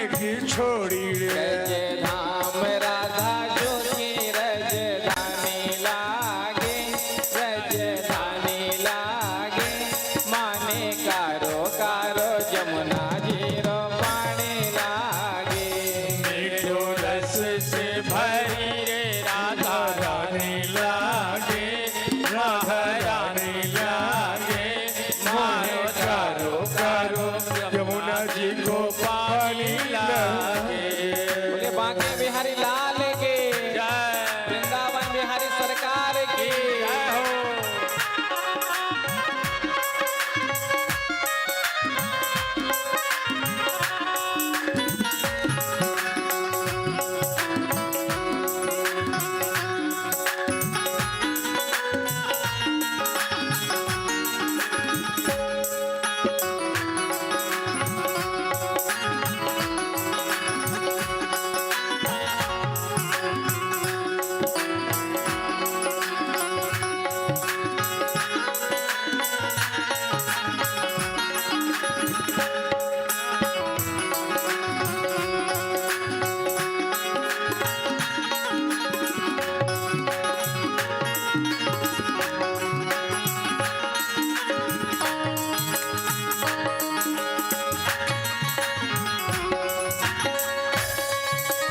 ना भावे मन माखन मिश्री अब ना कोई मिठाई ना भावे मन माखन मिश्री ना कुछ भी खाए रे।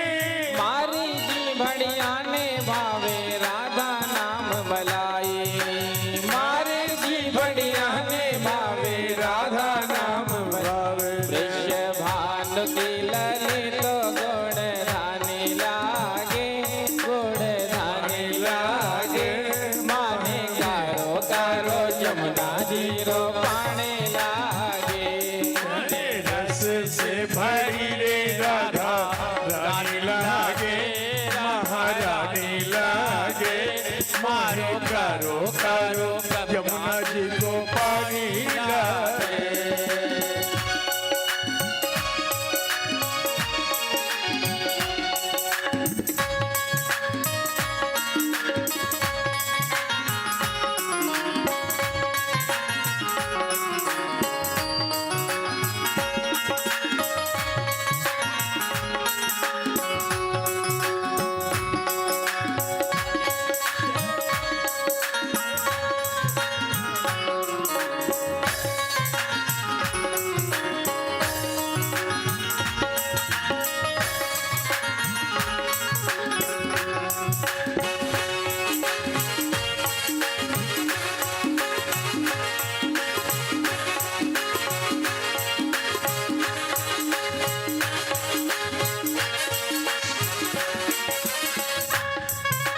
राधा राधा नाम रटते हैं जो नर आटोयाम राधा राधा नाम रटत है जो कोई आठोया।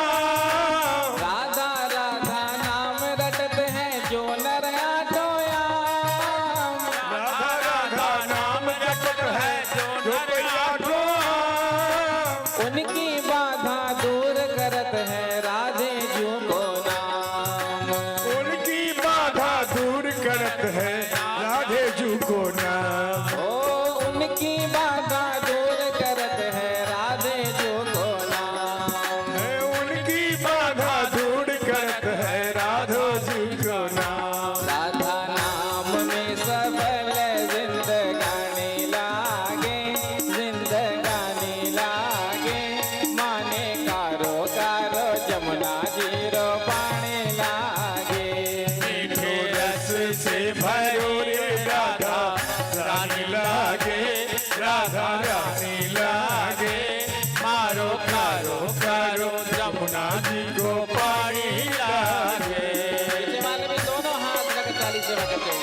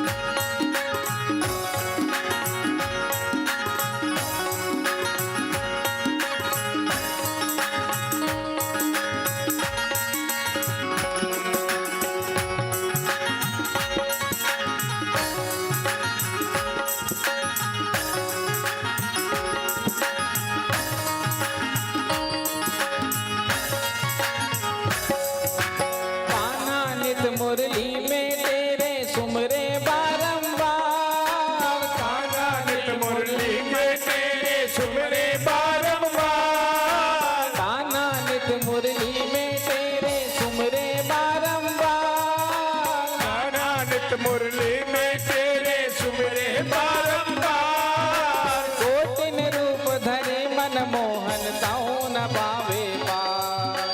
मोहनी रूप धरे मनमोहन आवे बारंबार। कोटि में रूप धरे नंद नंदन को न पावे पार। कोटि रूप धरे मनमोहन को न पावे पार। रूप रंग की छबीले पतराने लागे, पतराने लागे। माने कारो कारो जमुना जीरो पाने लागे। मीठे रस से भरो रे राधा रानी लागे, महारानी लागे। मारो मारो करो नदी को पानी लागे। मीठे रस से भरोड़े राधा रानी लागे, महारानी लागे।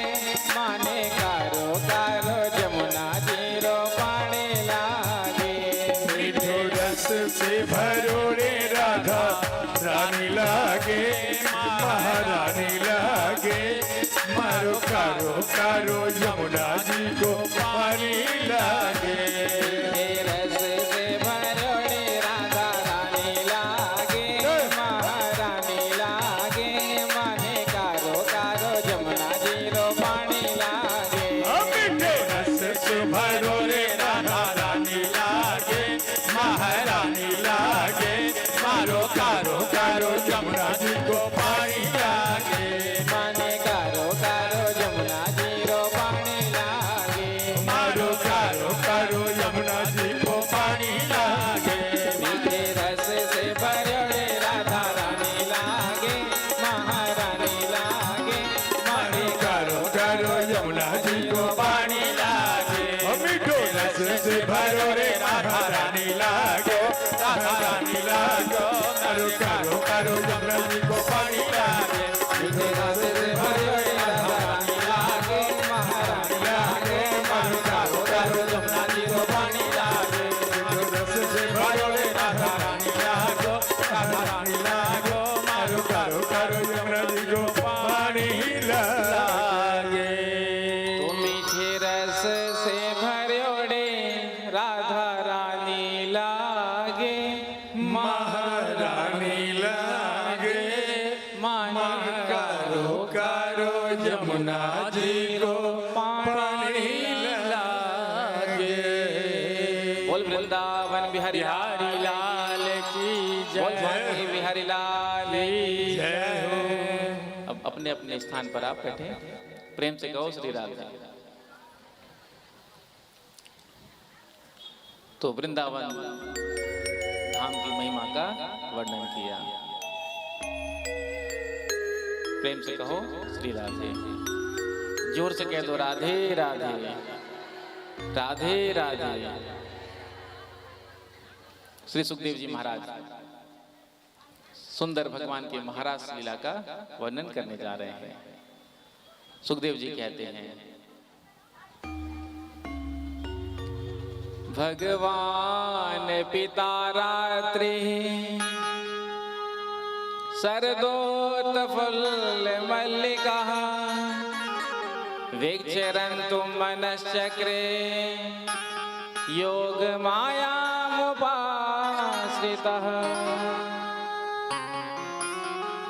यहाँ से ठाकुर जी के सुंदर रसमय स्वरूप का वर्णन करने जा रहे हैं श्री सुखदेव जी महाराज। और कितना सुंदर कहते हैं। सबसे पहले क्या कहा, भगवान पिता रात्रि। सबसे पहले समझने वाली बात यह है कि ये महारास लीला है क्या। जीवात्मा और परमात्मा के मिलन का नाम रास है। प्रेम से कहो श्री राधे। क्योंकि समाज में रास शब्द का हम सबने बड़ा विकृत पूर्ण कर दिया है। चार जने जहां खड़े मिल जाएं तो हम क्या कहते हैं, रास रचा रहे हैं। प्रायः ये जो रास शब्द है कितना महान शब्द है, इसको हमने बहुत नीचे गिरा दिया।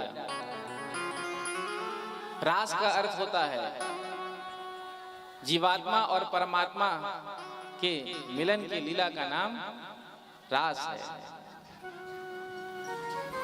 श्रुति भगवती कहती है भगवान कैसे हैं? रस स्वरूप, रसो वही सह, भगवान रस रूप में। तो सबसे पहला शब्द क्या कहा सुखदेव जी ने? भगवान। और भगवान कहते ही मानो सारी शंकाओं को मिटा दिया, क्योंकि भगवान क्या नहीं कर सकते? कर्तुम अकर्तुम अन्यथा कर्तुम, सर्व समर्थ ईश्वरा। भगवान तो सब कुछ कर सकते हैं। तो भगवान ने गोपियों के संग रास किया था, और ये गोपियां कोई साधारण स्त्री नहीं है। सबसे पहले समझने वाली बात, पूर्व जन्म में ये सब साधु संत ऋषि रह चुके हैं। गर्ग संगीता में गोपियों का भेद बताया है। जब भगवान श्री राम आए थे मिथिला में, जब मिथिलानियों ने देखा था राम जी के स्वरूप का दर्शन किया, तो साधु संतों ने भी जब दर्शन किया राम जी का, तो राम जी की झांकी का दर्शन करके मुग्ध हो गए और प्रार्थना करने लगे भगवान से, प्रभु हमको भी आप मिल जाएं। भगवान ने कहा अभी तो मर्यादा पुरुषोत्तम का अवतार है, अगली बार तो ऋषि साधु संत गोपी बन करके आए। कोई ऋषि रूपा गोपी है, कोई स्वयं सिद्धा गोपी है, कोई साधन सिद्धा गोपी है। तो गोपियों के ये भेद हैं। गोपी का अर्थ होता है गोभीय इंद्रिय कृष्ण रसम पिबती इति गोपी, जो प्रत्येक इंद्रियों से कृष्ण रस का पान करे। ऐसा नहीं है कि केवल एक स्त्री ही गोपी हो सकती है। ब्रज में आप जाकर के देखिए, पुरुष भी गोपी भाव से रहते हैं, बिल्कुल गोपियां की तरह अपना श्रृंगार करते हैं, और वो अपने आप को भगवान श्री कृष्ण की गोपी समझते हैं। जो प्रत्येक इंद्रियों से कृष्ण रस का पान करें वो गोपी। तो सुखदेव जी कहते हैं भगवान पिता रात्रि सरदुत फुल मल्लिका। जीवात्मा तो परमात्मा से मिलना चाहता है, उनका दर्शन करना चाहता है, लेकिन जब तक परमात्मा कृपा ना करे तो संभव नहीं जीवात्मा को दर्शन भगवान का। तो आज भगवान ने अपना मन बनाया। भगवान अपिता, ये जो अपि शब्द है यहाँ पर विद्वानों ने बड़ा जोर दिया। भगवान अमना है, लेकिन आज भगवान ने अपना मन बनाया। भगवान को ता रात्रि याद आ गई। कौन सी रात्रि? जब भगवान ने गोपियों को वचन दिया था, वस्त्र चुराने के बाद गोपियों के वस्त्र का हरण भगवान ने किया था, और भगवान ने कहा था कि आगामी शरद की रात्रि को तुम मेरे रसमय स्वरूप का दर्शन करोगी। तो भगवान को वो रात्रि याद आ गया। तो आज योग माया का आश्रय लेकर के, योग माया साक्षात श्री किशोरी जी है, राधा रानी, उनका आश्रय लेकर के भगवान ने बड़ा ही सुंदर रात्रि का निर्माण किया। शरद पूर्णिमा की रात्रि वैसे भी दिव्य होती है। चंद्रमा अपने पूर्ण कला में होता है। शरद का जो चंद्रमा है, को जगरा जिसको कहते हैं, प्रेम से कहो श्री राधा, तो पूरे कलाओं में संपन्न रहता है उस दिन चंद्रमा। तो जैसे ही भगवान को वो रात्रि याद आई, तो योग माया का आश्रय लेकर के आज भगवान ने बड़ी ही सुंदर रात्रि का निर्माण किया। चारों तरफ सुंदर जूही के, चंपा के, चमेली के पुष्प खिल रहे हैं। भगवान सीधे वहां से निकले हैं और पहुंचे हैं आज यमुना के तट पर। यमुना के तट पर पहुंचकर भगवान ने अपनी बंसी को निकाला, पीतांबर को यमुना की रेत में बिछाया और बांसुरी को वहां विराजमान कर दिया। बांसुरी को विराजमान करने के बाद भगवान ने हाथ जोड़कर कहा, हे बंसी, मैंने तेरी कितनी सेवा की, मैंने तेरी कितनी सेवा की, लेकिन आज तक तू मेरे किसी काम नहीं आई। बंसी ने कहा, प्रभु आपने मेरी सेवा की, मुझको तो पता ही नहीं चला कब आपने मेरी सेवा की। तो भगवान ने बंसी से कहा, देख बंसी, मैं तुझे अपने हाथों के पलंग पर सुलाता हूँ। बंसी भगवान कहाँ धारण करते हैं? कर कमलों में। तो मैं अपने हाथों के पलंग पर तुझे सुलाता हूँ। जब बंसी के छिद्रों में भगवान के अंगुली चलते हैं, बंसी जब बजाया जाता है तो जो बंसी में छिद्र होता है तो उसमें उंगली से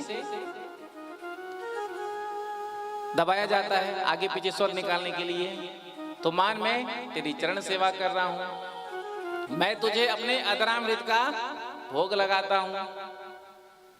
जब मैं फूंक मारता हूं, जब मेरे घुंघराले के इस हवा में लहलहाते हैं, तो मान मैं तेरी पंखा सेवा करता हूं।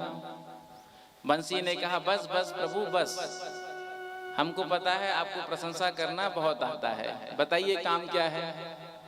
यदि कोई आपकी बहुत प्रशंसा करने लगे ना तो सावधान हो जाना चाहिए, क्योंकि जब काम किसी से लेना होता है ना तो व्यक्ति फिर खूब प्रशंसा करता है जिससे काम लेना होता है। आप तो ऐसे, आप तो वैसे, क्यों? व्यक्ति प्रशंसा के वृक्ष पर जब चढ़ जाता है तो उसके बाद तो कोई भी काम आप कह दो वो कर ही देगा। प्रशंसा एक ऐसा चीज है, किसी की भी आप प्रशंसा कर दो, सबको अपनी प्रशंसा अच्छी लगती है। प्रशंसा किसी को खराब लगती है? व्यक्ति को पता है कि हम कैसे हैं, कितने पानी में हैं, क्योंकि जीवात्मा को दो ही जान सकते हैं, एक अंतरात्मा, दूसरा परमात्मा, तीसरा कोई नहीं जान सकता। कितना भी बड़ा ज्योतिष आचार्य क्यों ना हो, वो भी नहीं जान सकता।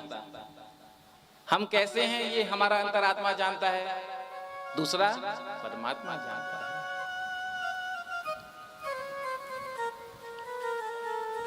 तो बंसी ने कहा हमको पता है प्रभु, आपको प्रशंसा करना बहुत आता है, बताइए काम क्या है आपका। तो भगवान ने कहा जा बंसी, तू जा करके ब्रज में जितनी भी गोपियां हैं ना उनका मन चुरा कर ले आ, चित्त चुरा कर ले आ। बंसी ने कहा प्रभु आपके पास हमेशा चोरी की बात रहती है, दूसरा आपको कुछ नहीं आता है, जब देखो चोरी की ये बात करते हो।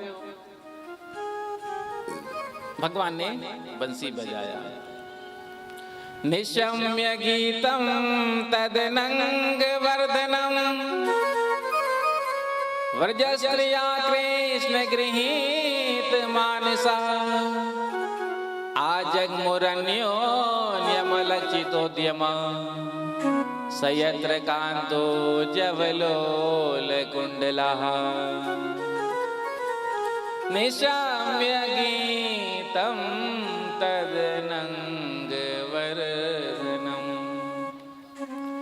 व्रजस्त्रिया कृष्ण गृहीत मानसः आजग्मुरन्योन्यमलक्षितोद्यम सयत्र कांतो जवलोल कुंडला।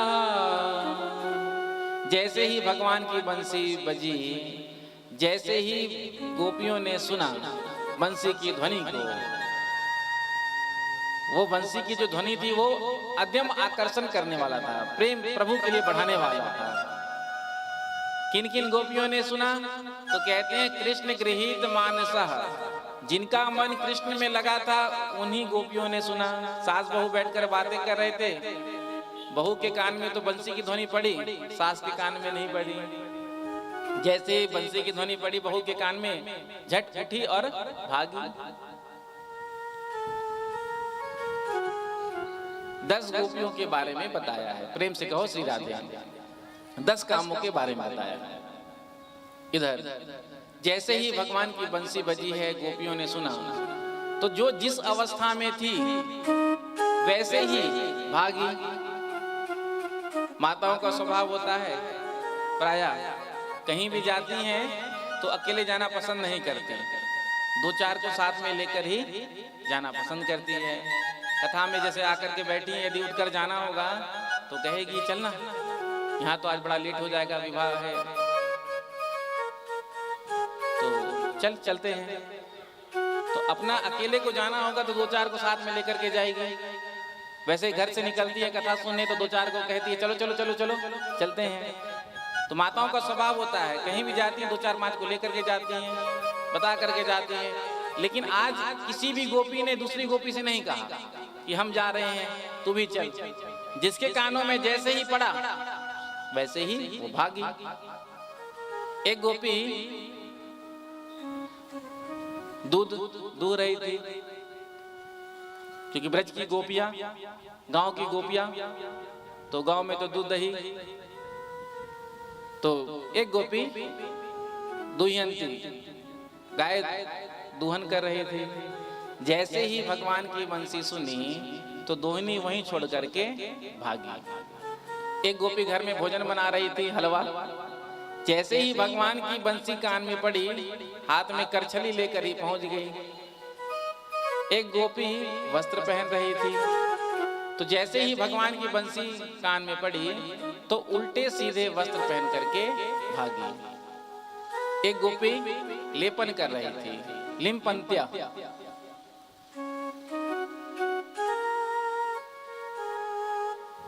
लिमपंत्या किसे कहते हैं? लेपन। हाँ माता जी आपको पता है, प्रेम से कहो श्री राधे। तो गोपियां सुबह हो तो गोबर से घर का लेपन करें। ये तो रात्रि में बंसी बजा, तो रात्रि में घर का लेपन तो होगा नहीं, तो लिमपंत्या गालों का लेपन कर रहे थे, श्रृंगार कर रही थी। प्रेम से कहो श्री राधे।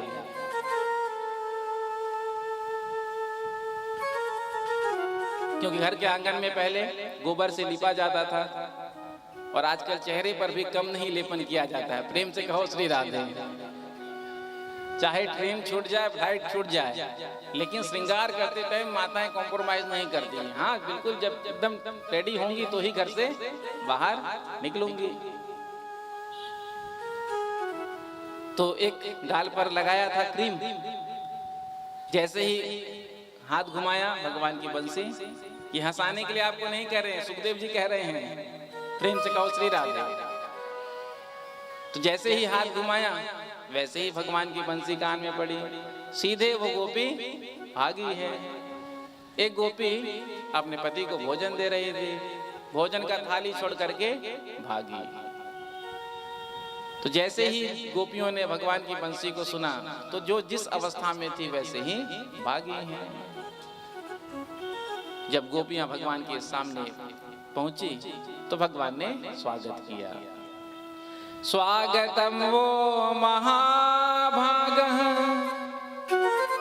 प्रियम किम करवाणि वः प्रजस्यानामयं कच्चित् ब्रूतागमन कारणम्। जैसे ही गोपियां पहुंची हैं तो भगवान ने सबसे पहले गोपियों का स्वागत किया। स्वागतम वो महाभाग प्रियम किम करवाणि वः, मैं ऐसा क्या करूं जो तुमको प्रिय लगे। उसके बाद भगवान ने क्या कहा? ब्रूतागमन कारणम, तुम यहाँ क्यों आई हो? प्रेम से कहो श्री राधे। आप उधर मत देखें, आप इधर देखें। प्रेम से कहो श्री राधे। तो भगवान ने कहा कि ब्रूतागमन कारणम, इतनी रात्रि में तुम यहाँ क्यों आई हो? अब ये तो ऐसे ही हो गया जैसे कि किसी पंडित जी को हमने निमंत्रण दिया, पंडित जी कल 12 बजे आपका न्योता है हमारे घर पर, अब आकर भोजन प्रसाद ग्रहण करेंगे। अब पंडित जी सुबह 8 बजे भोजन करने वाले, सोचा सुबह 8 बजे भोजन कर लेंगे तो फिर जजमान क्या क्या खाएंगे। तो पंडित जी ने घर में मना कर दिया और कहा कि जजमान जी के यहाँ निमंत्रण है 12 बजे का। अब बेचारे भूखे 12 बजे तक, 8 बजे खाने का आदत। जजमान के यहाँ 12 बजे पहुंचे, जैसे ही डोरबेल बजाया जजमान ने दरवाजा खोला और पूछा कैसे आना हुआ पंडित जी।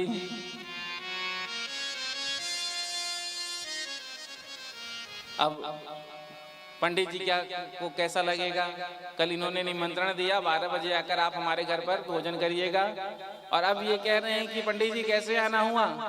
तो वही स्थिति गोपियों की। गोपियों को भगवान ने पहले बंसी बजा करके बुलाया, और आज जब भगवान की बंसी को सुनकर गोपियां आ गई तो भगवान पूछ रहे हैं कि यहाँ क्यों आई हो, जो गोपियों ने सुना मानो उनका सारा मनोरथ भंग हो गया। गोपियां तो बड़े उत्सुकता से आई थी कि आज भगवान से मिलन होगा हमारा। अच्छा, शरद की रात्रि देखने के लिए आई हो, कितना सुंदर रात्रि है, देख लिया, दर्शन कर लिया, अब भाग जाओ। देखो देवियों, जंगल वाली बात है, अनेक हिंसक पशु रहते हैं, शेर भालू, कहीं कोई बाल भोग ना कर ले। यदि दर्शन कर लिया तो निकल जाओ। गोपियों ने सिर हिला दिया। तो भगवान ने कहा, अच्छा पति देव से खटपट हो गई है क्या, घर छोड़कर भाग आई हो।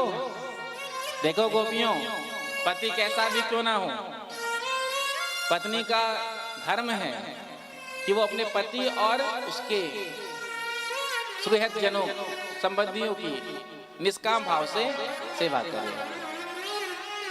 ये नहीं कि आज कुछ खरीदवाना हो पति से तो चरण दबाए जा रहे हैं। अब आजकल तो सब उल्टा ही हो गया है। प्रेम से कहो श्री राधे। पहले देवियां देवता के चरण दबाते थे, अब आज देवता लोग देवियों के चरण दबा रहे हैं। प्रेम से कहो श्री राधे। तो पत्नी का धर्म है कि निष्काम भाव से अपने पति की सेवा करे। पति कैसा भी क्यों ना हो, दुस्सील हो, दुर्भाग्य हो, रोगी हो, जड़ हो, कैसा भी क्यों ना हो, स्त्री का धर्म है कि अपने पति की सेवा करे। गोपियों ने सिर हिला दिया कि घर में भी खटपट नहीं, महाभारत नहीं हुई है, ना हम घर छोड़कर भाग के आई हैं। तो फिर भगवान ने कहा कि अच्छा मुझसे मिलने के लिए आई हो, मेरा दर्शन करने के लिए आई हो, दर्शन कर लिया ना, अब वापस लौट जाओ। गोपियों ने अपने चरणों से, जो अंगूठा था चरण का, तो उससे अब गड्ढा खोदने लगी। भगवान ने पूछा, अरे देवियों ये क्या कर रही हो। तो कहा कि गड्ढा खोद रही हैं। क्यों? यदि आपने स्वीकार नहीं किया तो इसी गड्ढे में हम आत्महत्या कर लेंगे। भगवान ने कहा, तो मैं फावड़ा ला दूं, चरणों से कितने देर तक तुम खोदोगी। फावड़ा लेकर आता हूं, जल्दी से खुद जाएगा। तो कहा नहीं, फावड़े की जरूरत नहीं है, हम अपने अंगूठे से ही खोदेंगे। क्यों? अंगूठे से गड्ढा खोदने में बहुत समय लगेगा, हो सकता है आपको हम पर दया आ जाए, ये देवियां, ये बेचारी कब से इतनी मेहनत कर रही हैं, अंगूठे से गड्ढा खोद रही हैं, और आपका मन बदल जाए। तो गोपियों ने आपस में निर्णय किया, देखो जब से हम यहाँ आई हैं तब से ये प्रवचन दिए ही जा रहे हैं, एक तो हमारा प्रवचन सुनने का मूड नहीं। प्रेम से कहो श्री राधे। दूसरी बात, प्रवचन देने का इनको अधिकार नहीं, अहीर के छोरा।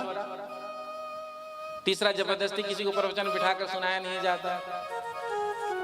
तो गोपियों ने कहा, जब तक इनको हम उत्तर नहीं देंगे तो ऐसे ही बोलते रहेंगे, तो क्यों ना इनको उत्तर दिया जाए। 10 श्लोक में भगवान ने प्रश्न किया था कि तुम यहाँ क्यों आई हो, 11 श्लोकों में आज उत्तर दिया गोपियों ने। यहाँ पर गोपियों ने प्रणय गीत गाया है। प्रेम से कहो श्री राधे। मैवं विभोरहति भवान गदितुं निसंसम् संतज सर्वविषयांस्तव पादमूलम् भक्ता भजस्व दुर्भग्रामात्यजास्मान् देवो यथादि पुरुषो भजते मुमुक्षुन्। मैवं विभोरहति भवान गदितुं निसंसम्। हे विभो, आज हम अपना घर परिवार पति पुत्र सब कुछ छोड़ करके आपकी शरण में आ गए हैं, और आप हमको स्वीकार करें। आपने कहा कि लौट जाओ, चली जाओ। यदि हम घर वापस लौट भी जाएंगी, चली भी जाएंगी, तो हम घर पर कार्य कैसे करेंगे, कर्म कैसे करेंगे, क्योंकि हमारा मन और चित्त तो आप में लगा है। बिना मन के शरीर कोई काम नहीं करता। तो आप हमारे मन को वापस कर दें। आपने ही तो गीता में कहा था ना, जो मेरी शरण में आता है मैं उसको स्वीकार करता हूँ। और जब आज हमने सबका त्याग कर दिया, पति पुत्र परिवार सब कुछ छोड़कर आपकी शरण में आ गए हैं, और आप कह रहे हैं वापस चली जाओ, लौट जाओ। हम तो आपके अधरामृत का पान करना चाहते हैं। भगवान ने देखा गोपियों के प्रेम को कि हाँ सचमुच में सब कुछ छोड़ करके आई है। 10 रुपये 20 रुपये 50 रुपये का घड़ा भी खरीदने हम बाजार में जाते हैं तो 2 4 5 बार ठोक पीट के देख लेते हैं कैसा है घड़ा, देखते हैं ना। तो भगवान ने सोचा कि मैं तो गोपियों को रसमय स्वरूप का दर्शन कराने जा रहा हूँ, तो भगवान ने गोपियों का यहाँ परीक्षा लिया था कि सचमुच में गोपियों ने अपने हृदय से सबका त्याग किया है कि नहीं। जो भगवान ने देखा आज गोपियां हृदय से सबका त्याग करके मेरे पास आई हैं, तो भगवान गोपियों पर प्रसन्न हो गए और गोपियों के साथ किया रास। इधर रास हो रहा था, इतने में ही गोपियों को आज अपने सौंदर्य का अभिमान हो गया कि देखो जो इंद्राणी को ब्रह्माणी को उदराणी को नहीं मिला सौभाग्य, वो सौभाग्य हमको मिला। हमारे इशारे में भगवान नच रहे हैं, नाच रहे हैं। गोपियां जैसे कर रही हैं प्रेम के वशीभूत होकर भगवान वैसा ही कर रहे हैं। जहां प्रेम होता है तो फिर प्रेम के वशीभूत होकर तो सब कुछ होता है। तो रास खेलते खेलते जैसे एक गोपी को गर्मी लगने लगी तो कहा मुझे बड़ी गर्मी लग रही है, तो आज भगवान अपना पीतांबर लेकर के उस गोपी को हवा कर रहे हैं।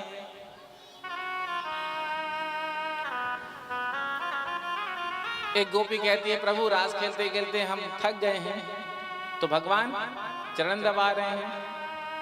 जो देखा भगवान ने गोपियों के अंदर अपने सौभाग्य का मद, सौंदर्य के मद को, तो भगवान एक गोपी को लेकर के वहां से चल गए, गायब हो गए, अंतर्ध्यान हो गए।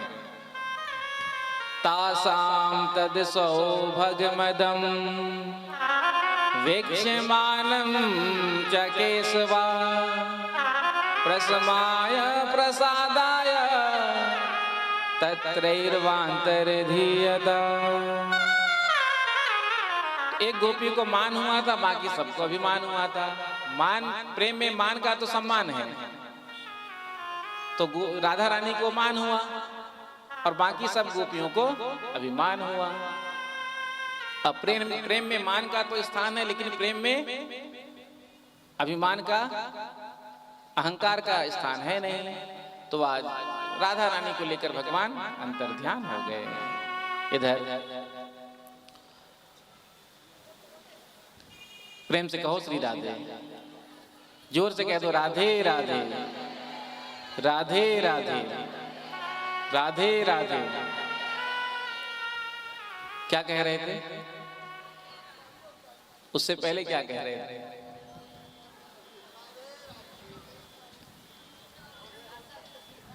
हाँ, कुछ जा भी रहा है कि अंदर की सब ओवरफ्लो हो रहा है। प्रेम से कहो श्री राधे। तो राधा रानी को लेकर के भगवान अंतर्ध्यान हो गए हैं। जब गोपियों ने अपने सामने भगवान श्री कृष्ण को नहीं देखा तो सभी गोपियां रोने लगी, बिलखने लगी और एक दूसरे से पूछने लगी कहाँ चले गए, कहाँ चले गए, कहाँ चले गए। आज गोपियां विरह में इतनी व्याकुल हो गई हैं कि पता ही नहीं चल रहा है कि को जड़ को चेतन, कछु ना जानत विरही जन। आज वृक्षों से पूछ रही हैं, हे पीपल, हे पाकर, हे बरगद, क्या तुमने हमारे नंदन को देखा? आगे बढ़ी गोपियां, तुलसी का बिरवा देखा तो पूछा कच्ची तुलसी कल्याणी गोविंद चरण प्रिय। तुम तो गोविंद को बड़ी प्रिय हो। जब तक भोजन में तुलसी का दल नहीं पड़ता तब तक ठाकुर जी भोग स्वीकार नहीं करते। कितना भी व्यंजन आप क्यों ना बना लो, लेकिन जब तक उसमें तुलसी का दल नहीं पड़ता तब तक ठाकुर जी उसको स्वीकार नहीं करते। उसी प्रकार से हम सब जीव को भी ठाकुर जी तब तक स्वीकार नहीं करते जब तक हमारे गले में तुलसी की माला नहीं पड़ती। प्रेम से कहो श्री राधे। लेकिन तुलसी की माला तो जब हम पहने जब हम नियमों का पालन कर सकें। अब तुलसी की माला भी पहने हैं और फिर खा भी रहे हैं चकाचक, हाँ, तो ऐसा नहीं। यदि हम नियम का पालन कर सकते हैं तो हमको तुलसी की माला धारण करनी चाहिए। गले में कितना भी महंगा हार आप पहन लीजिए, लेकिन उससे क्या लाभ? एक तुलसी की माला आपके गले में है तो यमराज की और यमदूतों की हिम्मत नहीं कि आपकी ओर निगाह उठाकर देख ले। उस दिन अजामिल के प्रसंग में आपने सुना था ना, जिसके गले में तुलसी की माला होती है तो यमराज यमदूत आंख उठाकर देख नहीं सकते, इसको ले चलना है। यदि गले में तुलसी की माला है और मृत्यु हो गई तो परमानेंट सीधे हम बैकुंठ गोलोक जाएंगे। इसलिए तो जब किसी की मृत्यु होती है तो हम तुलसी पत्र डाल देते हैं, प्राण निकलने के बाद डालते हैं। जब प्राण निकल ही गया, लेकर चले ही गए यमदूत, तो कहाँ जाने न जाने कहाँ ले जाकर छोड़ेंगे। तो यदि वही तुलसी की माला हमारे गले में होगी तो फिर गारंटेड कंफर्म है हमारी मुक्ति हो जाएगी। इसलिए तुलसी की माला अपने गले में धारण करना चाहिए। प्रेम से कहो श्री राधे। और धारण जब करें तो नियमों का पालन करें। तो आज तुलसी जी से पूछा, कच्चे तुलसी कल्याणी गोविंद चरण प्रेम। इतने में ही हवा आया और तुलसी का बिरवा हिल गया। गोपियों ने कहा, ये हमको क्या बताया कि ये तो हमारी सौत है। जब भगवान का दर्शन नहीं मिला गोपियों को, तो आज गोपियां भगवान के लीलाओं का अनुकरण करने लगी। एक गोपी पूतना बन जाती है, कृष्ण बन जाती है और पूतनावध की लीला होने लगती। एक गोपी हाथ में चुनरी लेकर के कहती, देखो मैंने गिरिराज को उठा लिया, आओ मेरी शरण में आ जाओ। तो भगवान की लीलाओं का अनुकरण करने लगी। क्यों? गोपियों ने कहा, देखो हम उल्टी सीधा लीला करेंगे तो भगवान झट से प्रकट होकर कहेंगे, देखो गोपी ऐसे नहीं, ऐसी लीला होनी चाहिए। तो गोपियां लीला कर रही हैं। इधर जिस गोपी को लेकर भगवान निकले थे, चले थे, उस गोपी को भी थोड़ा मान हुआ। उस गोपी ने कहा, प्रभु अब मुझसे एक कदम भी चला नहीं जाएगा।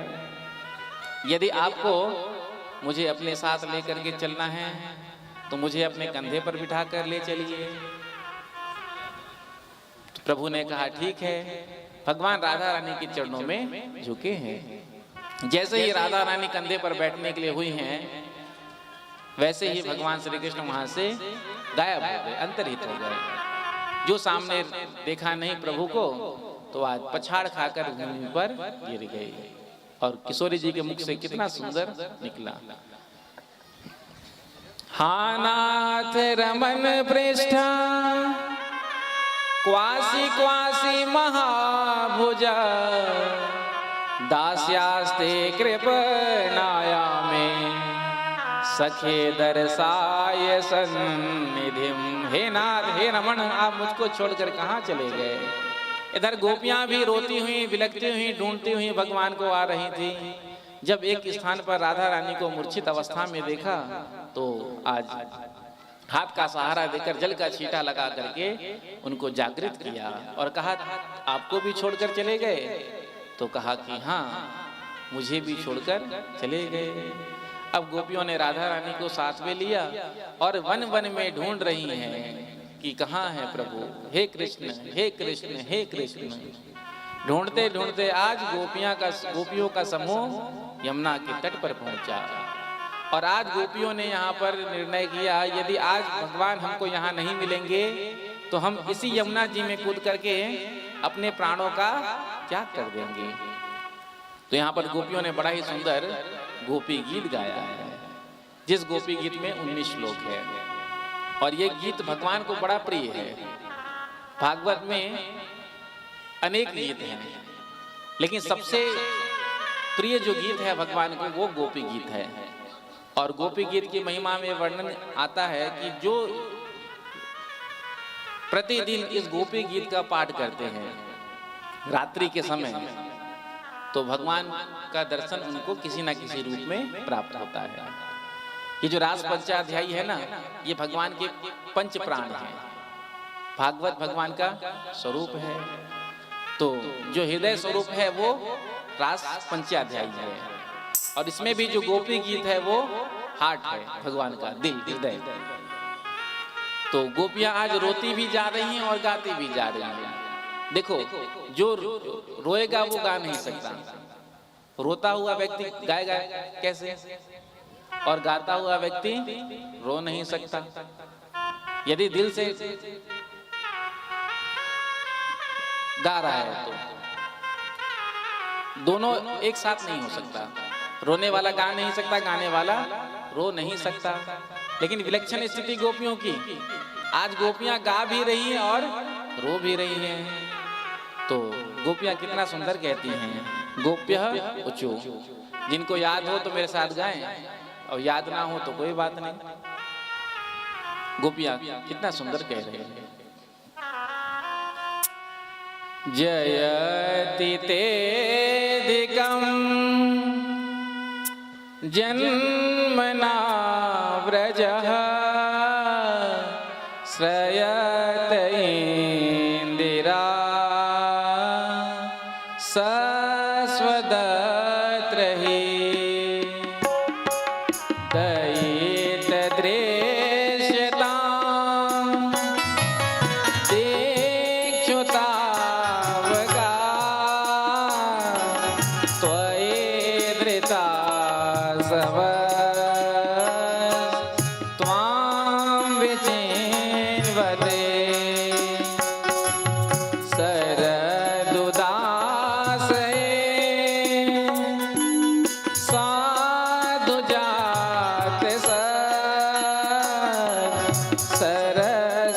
सरसिजोदरा श्रीमुसादृशा सूरतनाथ ते अशुल्कदासिका वरदने न दो नेह किं वदा विषजलाप्यया व्यालराक्षसा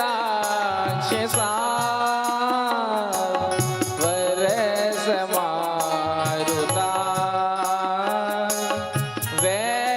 वैद्युतानिला विस्मयात्मजा विश्वतो भया ऋषभते वयं रचितामो न खलु गोपिका नन्दनो भवान् अखिल देहिनाम् अन्तरात्मदृक् विघ्न सार्थितो विश्वगोप्तये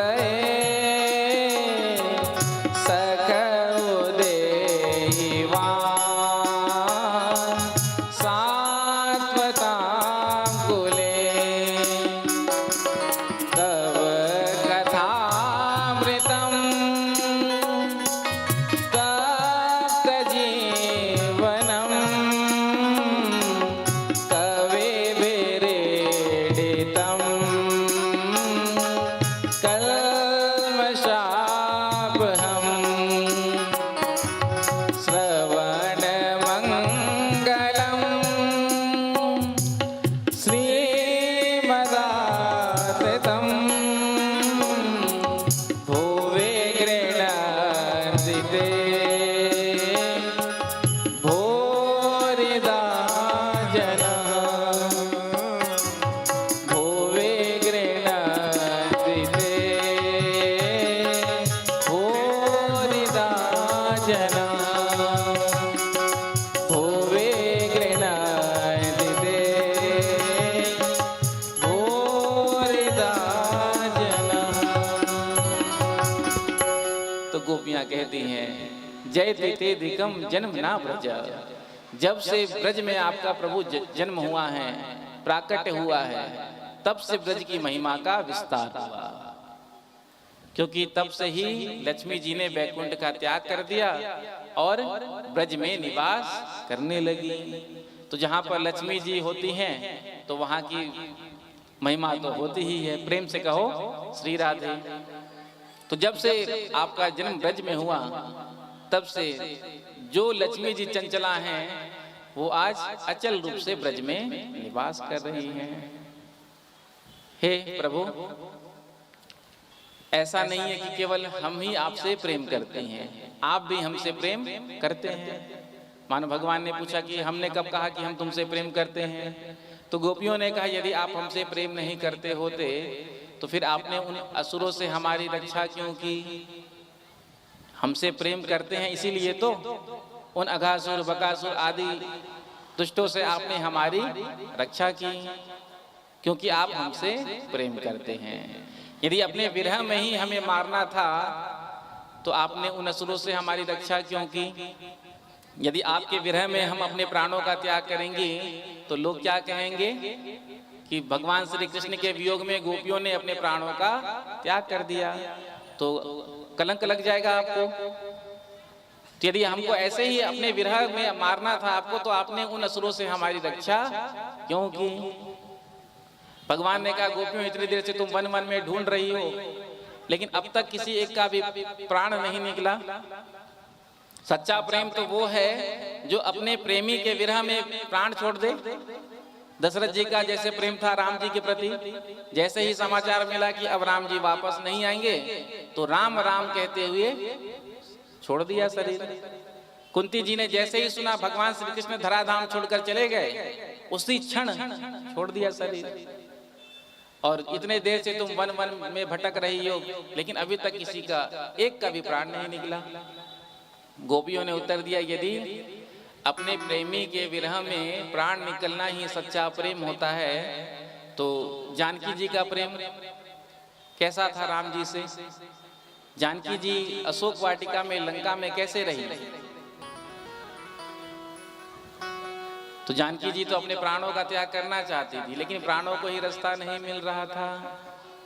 नाम पाहरो दिवस निसी ध्यान तुम्हार कपार लोचन निज पद जंद्रिता प्राण जाहि के ही बाट। तो जानकी जी किशोरी जी प्राणों को छोड़ना तो चाहती थी लेकिन रास्ता ही नहीं मिल रहा था। तो जानकी जी का कैसा प्रेम था? गोपियों ने प्रभु से पूछा। गोपियां कहती हैं प्रभु हम अपने प्राणों को छोड़ना तो चाहती हैं लेकिन क्या करें, हमारे प्राण निकलते ही नहीं हैं क्योंकि हमने अमृत का पान कर लिया है और जो अमृत का पान कर लेता है एक बार वो फिर कभी मरता नहीं है। भगवान ने पूछा गोपियों तुमने कब अमृत का पान कर लिया? कौन से अमृत का पान किया?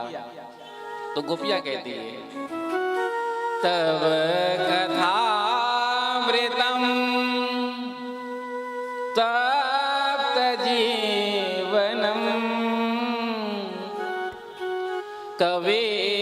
कविभिरीडितम कल्मषापहम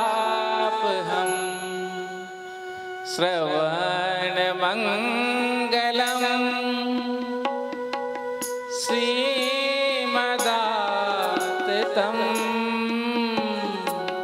भुवे गृह्णान्ति ते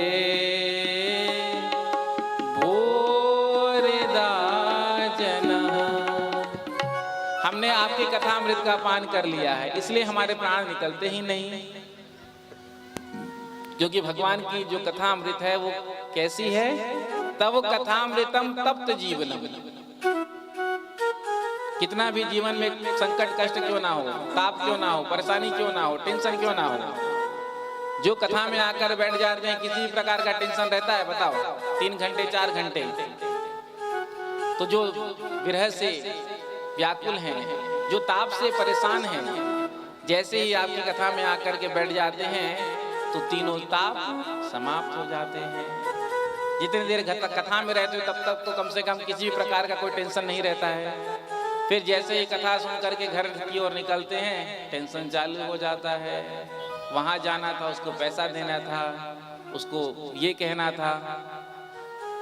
तो जैसे बहुत गर्मी लग रही हो तो जैसे ही आपने गंगा जी में गोता लगाया तो सारी गर्मी समाप्त, तरावट आ जाती है, ताजगी मिल जाती है। लेकिन जब स्नान करके आप वापस प्रस्थान करते हैं तो फिर धीरे धीरे गर्मी सताने लगती है। तो जब तक आप कथा पंडाल में रहते हो तो उसी प्रकार से किसी प्रकार का कोई टेंशन नहीं रहता, किसी प्रकार का कोई चिंता नहीं रहता। और जैसे ही कथा सुन करके हम फिर निकल जाते हैं तो फिर धीरे धीरे वो ताप फिर से गरमाने लगता है। कथा में जब व्यक्ति मग्न हो जाता है तो सब कुछ भूल जाता है, इतना दुख में है वो। उसके बाद भी कथा में आने के बाद वो बैठ जाए तो अपने सारे दुखों को वो भूल जाता है। पंजाब में कथा चल रही थी तो एक माता जी आती थी, तो उनका एक पुत्र था जो ऑस्ट्रेलिया में रहता था, 42-43 वर्ष का। तो 3 महीने पहले उसकी मृत्यु हो गई थी।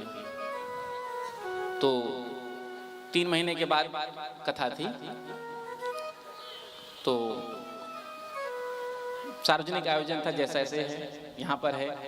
तो वो माता जी भी कथा सुनने आती। तो कथा सुन करके जब कथा में मग्न हो गई तो फिर अब भान ही नहीं रहता कथा में आने के बाद, तो इधर उधर का संसार का जो दुख है सब छूट जाता है। वो माता जी नंद महोत्सव में नाचने भी लगी। अब लोगों ने, जानते हैं लोग तो कहते ही हैं देखो अभी अभी ऐसा ऐसा है। तो कहने का अभिप्राय है जब वो कथा में आकर बैठी तो उनका सारा दुख समाप्त हो गया और वो अपने दुख को भूल गई। कितना भी बड़ा विपत्ति क्यों ना हो, कितना भी बड़ा संकट कष्ट क्यों ना हो, जब तक जीव कथा में बैठता है, पंडाल में बैठता है, सत्संग में बैठता है, किसी भी प्रकार का कोई कष्ट यहाँ पर, कोई टेंशन, कोई वो नहीं रहता है। तो भगवान की कथा में ये चमत्कार है। कितने भी आप परेशान हो, टेंशन में हो, आप शास्त्रीय संगीत भजन लगा लीजिए, सुन लीजिए, मन को शांति मिलेगा। तो तव कथामृतम तप्त जीवनम कवि भीड़ितम कल्मषापहम। कथा सुनने से क्या होता है? दूसरा फायदा, अनेक जन्मों का कल्मष पाप नष्ट हो जाता है।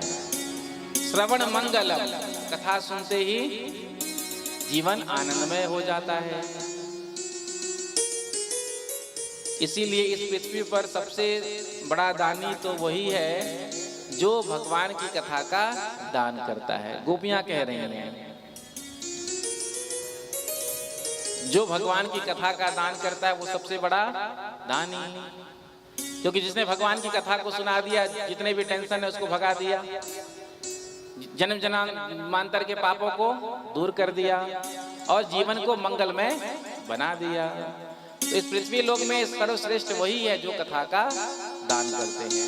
देखो अन्य दानों में तो सोचना पड़ता है,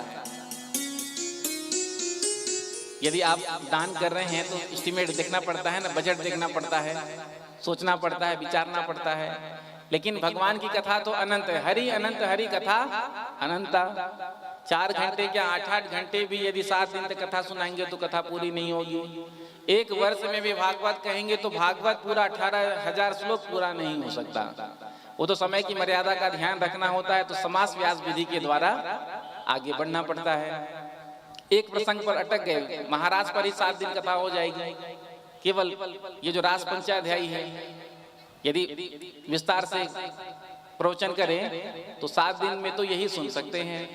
फिर ये है कि पूरी कथा को सुनना होता है तो समास व्यास विधि कहीं स्पर्श करके तो कहीं विस्तार से वर्णन करके अपने मंजिल तक हमको पहुंचना होता है।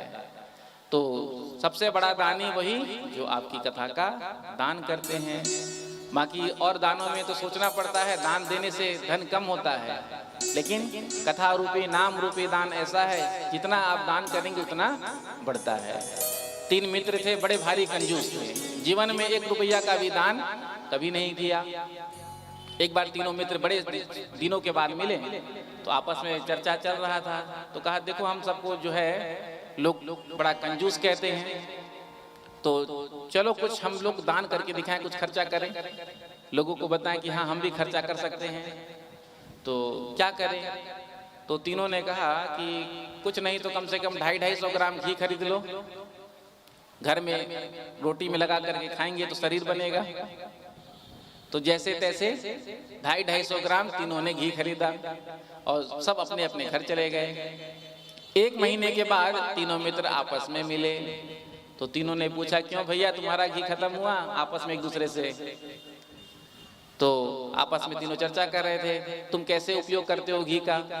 तो पहले वाले ने कहा, देखो जब घर में सारी रोटियां बन करके तैयार हो जाती है ना, तो जो सबसे ऊपर रोटी रहता है उसमें और जो सबसे नीचे रोटी रहता है उसमें घी लगा देते हैं, बाकी को घी लगा समझकर खा लेते हैं। प्रेम से कहो श्री राधे। दूसरे ने कहा, जब घर में सारी रोटियां बन करके तैयार हो जाती है ना, तो हम एक माचिस का तीली लेते हैं, माचिस का तीली समझते हैं, तो उसको घी के डब्बे में डुबाते हैं और उसके बाद रोटियों के बीच में गाड़ देते हैं। तीसरे ने कहा, राम राम राम राम, इतना घी खत्म करते हो तुम, इतना उपयोग कर लेते हो? दोनों ने कहा, तुम कैसे उपयोग करते हो? तो कहा, जब घर में सारी रोटियां बन करके तैयार हो जाती है ना, तो हमने घी को एक डब्बे में बंद करके रखा है। जैसे ही घर में सारी रोटियां बन करके तैयार हो जाती है तो फिर हम घी का डब्बा जो है उसका ढक्कन खोलते हैं और 4 बार रोटी के आसपास घुमा देते हैं और उसके बाद घी का डब्बा जब खुलता है तो सुगंध तो आता ही है, तो वो आनंद आता है कि कहने ही क्या। और जब उसको सूंघ को ही आनंद आ रहा है तो उसका घी कभी खत्म होगा? प्रेम से कहो श्री राधे। तो उसी प्रकार से भगवान की कथा है, ये कभी समाप्त नहीं होती। हरि अनंत हरि कथा अनंता। गोपियों ने कहा, प्रभु दर्शन दीजिए, आप अकेले रात्रि में जंगल में भटक रहे हैं, यदि आपके चरणों में यदि कोई कंटक गड़ जाएगा तो आपको कष्ट नहीं, हमको कष्ट होगा। जिन चरणों को हम अपने वक्षस्थल पर रखने पर भी विचार करते हैं कि कहीं हमारे प्रभु के चरणों में कोई कष्ट ना हो जाए, आज आप बिना चरण पादुका पहने हुए उन्हीं नंगे चरण से जंगल में विचरण कर रहे हैं, यदि आपको कुछ गड़ जाएगा तो कष्ट हमको होगा। प्रभु दर्शन दीजिए। जब सुंदर गोपियों ने गोपी गीत गाया, इति गोप्यः प्रगायन्त्यः प्रलपन्त्यस्य चित्रधा रुरुदोषो स्वरं राजन् कृष्ण दर्शन लालिसा तासामाविर्भुचौरि स्मयमान मुखाम्बुजा पीताम्बर धरा स्रग्वी साक्षान मनमथ मन्मथा। सुंदर पीताम्बर धारण किए हुए आज भगवान वहीं प्रकट हो गए। भगवान गए थोड़ी कहीं थे, भगवान रासमंडल पर ही थे, किसी गोपी के चुनरी ओढ़ करके थे। जैसे ही भगवान ने गोपी गीत सुना, आज भगवान प्रकट हो गए। जो गोपियों ने देखा तो कोई गोपी तिरछी निगाह से देखने लगी, किसी ने अपने नेत्र द्वार से भगवान को अपने हृदय में बिठाया और आंख बंद करके दर्शन करने लगी, कोई चरणों में जाकर गिर गई, कोई किसी ने जाकर अपनी भुजाओं से बांध लिया। गोपियों ने भगवान से कहा, प्रभु संसार में 3 प्रकार के लोग देखने को मिलते हैं।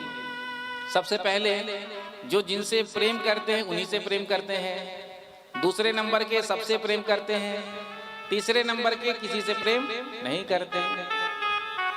भगवान ने कहा, मैं उत्तर दूं? गोपियों ने कहा, आपसे ही तो पूछ रही हैं। तो भगवान ने कहा, देखो गोपियों, जो पहला तुमने कहा प्रेम करने वाले से ही प्रेम करते हैं, तो वहां प्रेम है ही नहीं, वहां तो केवल व्यवहार है।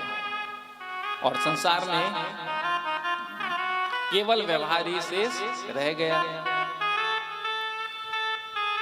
हमने कथा का आयोजन किया तो अब पड़ोसी के यहाँ निमंत्रण पत्र के साथ पाव भर लड्डू भेजा। अब जब पड़ोसी कथा कराएंगे तो वो भी पाव भर ही लड्डू भेजेंगे। प्रेम से कहो श्री राधे। तो ये हो गया व्यवहार। दूसरे प्रकार के जो सबसे प्रेम करते हैं वो होते हैं माता पिता और गुरुजन। बच्चे अपने माता पिता से प्रेम करें या ना करें, सम्मान करें ना करें, माता पिता के हृदय में हमेशा उनके मंगल की ही कामना रहती है। तीसरे प्रकार के जो किसी से प्रेम नहीं करते, उनके 4 प्रकार हैं। आत्माराम, पूर्ण काम, अकृतज्ञ, गुरुद्रोही।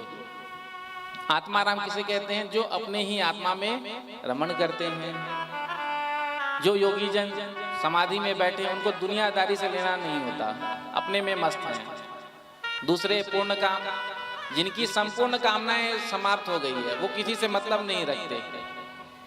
तीसरे नंबर के अकृतज्ञ, अकृतज्ञ किए गए उपकार को जो नहीं मानता। यदि किसी ने हमको एक गिलास पानी पिलाया तो हमारा क्या कर्तव्य है कि जब तक उसको एक गिलास दूध ना पिला दें तब तक हम उसके ऋण से ऋण नहीं होंगे। लेकिन आज का जमाना ऐसा है, किसी ने पानी पिलाया एक गिलास, पानी तो पी लिया, गिलास जेब में रखा और 9 2 11 हो गया।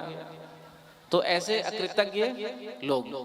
चौथा, गुरुद्रोही, जो किए गए उपकार को नहीं मानते हैं। प्रेम से कहो श्री राधे।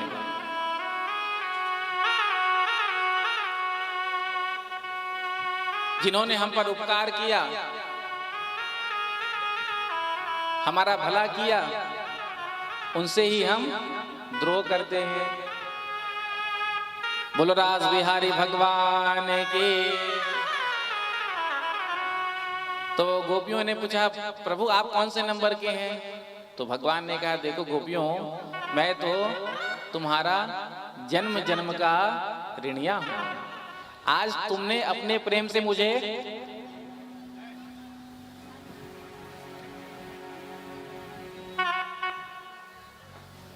प्रेम से कहो श्री राधे। जोर से कह दो राधे राधे।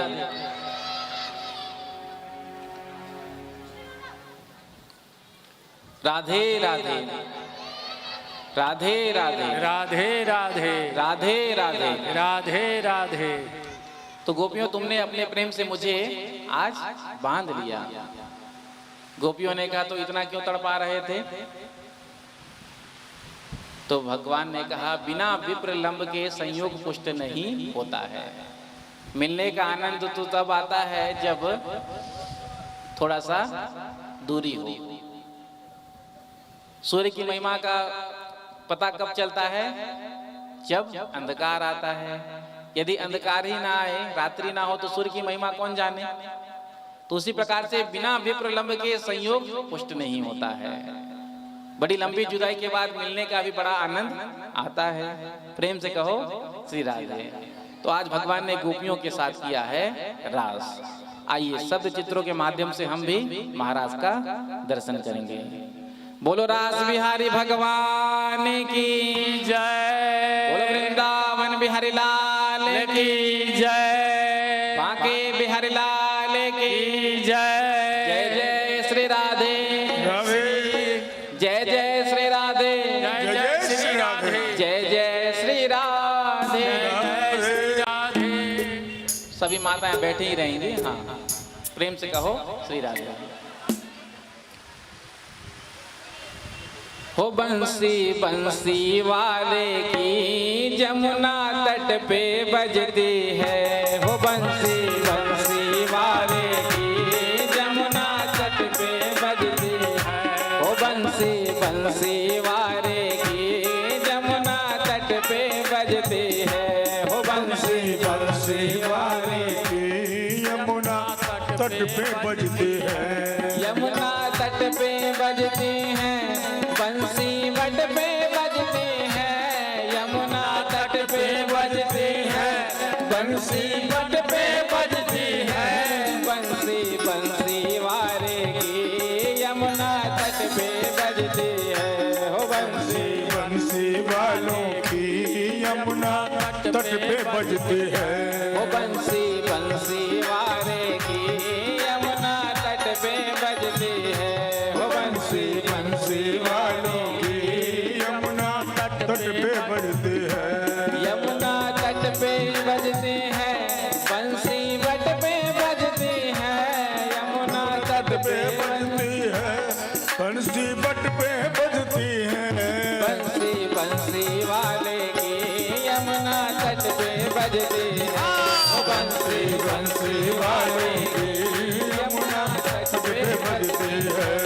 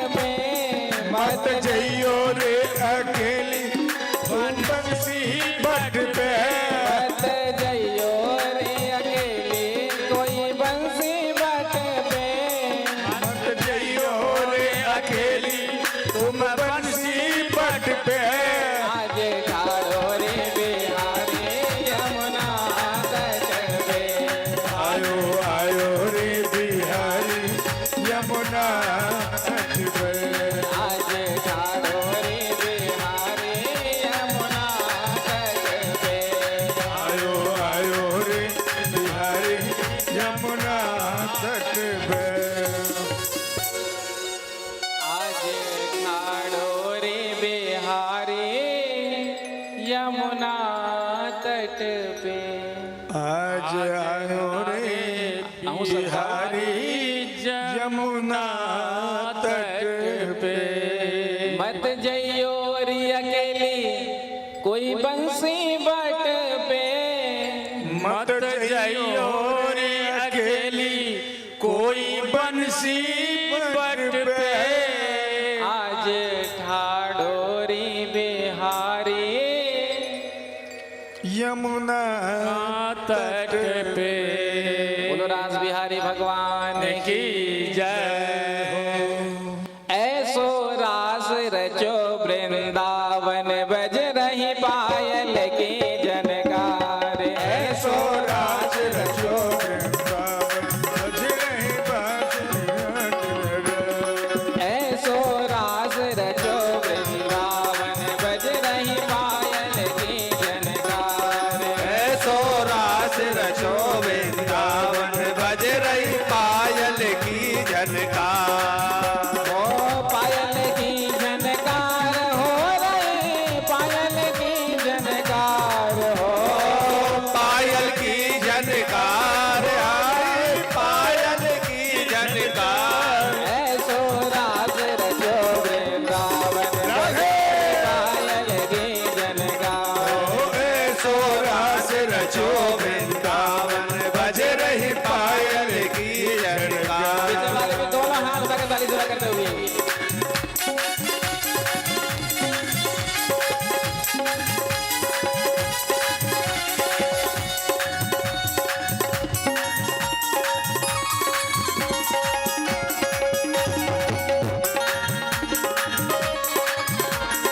जय हो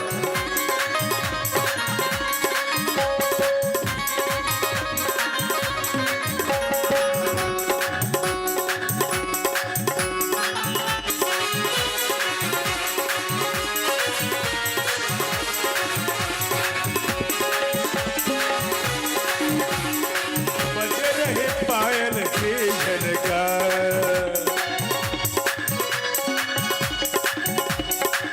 घुंघरू खूब क्षमा क्षम बाजे घुंघरू खूब क्षमा क्षम बाजे घुंघरू खूब क्षमा क्षम बाजे घुंघरू खूब क्षमा क्षम बाजे बजने बिछुआ बहुत बाजे भजन बिछुआ खूब बाजे बजने बिछुआ बहुत बाजे भजन बिछुआ बहुत बाजे रवा के ओंदनी के हो बाजे रवा के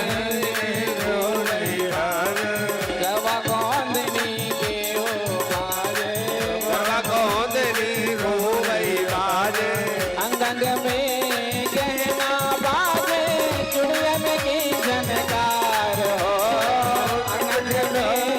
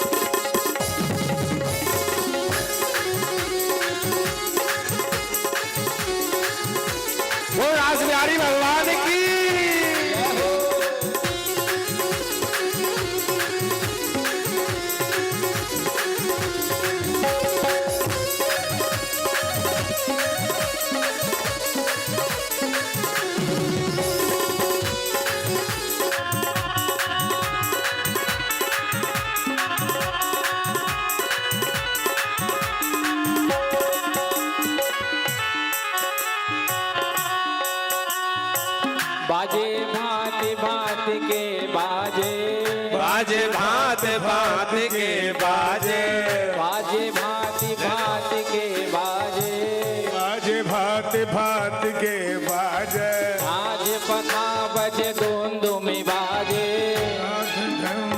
तुम भी बजावे, आज पखा बजे दुमदुमी बाजे, आज पखा बजे तुम भी बाजे, सारंगी और महुअर बाजे, बालक बेंत और बहुहर सावे, सारंगी और महुअर बाजे, सारंगी और बहुहर बावे, बंसी बाजे मधुर मधुर बाजे वीणा के तान हो, बंसी बाजे मधुर मधुर बाजे वीणा के तान, ऐसो रास रचो वृंदावन बज रही पायल की जनगान, ओ ऐसो नाच रहो वृंदावन, बज रही पायल की झनकार, ओ पायल की जनकार है रे, पायल की जनकार, पायल के झनकार, बज रही पायल की झनकार, ऐसो रास रचो वृंदावन बज रही पायल की जनकार, ओ ऐसो नाचे कुंवर खड़ाई, बज रही पायल की झनकार, ऐसे नहीं, पीछे वाले भी दोनों हाथ में ताली करना है।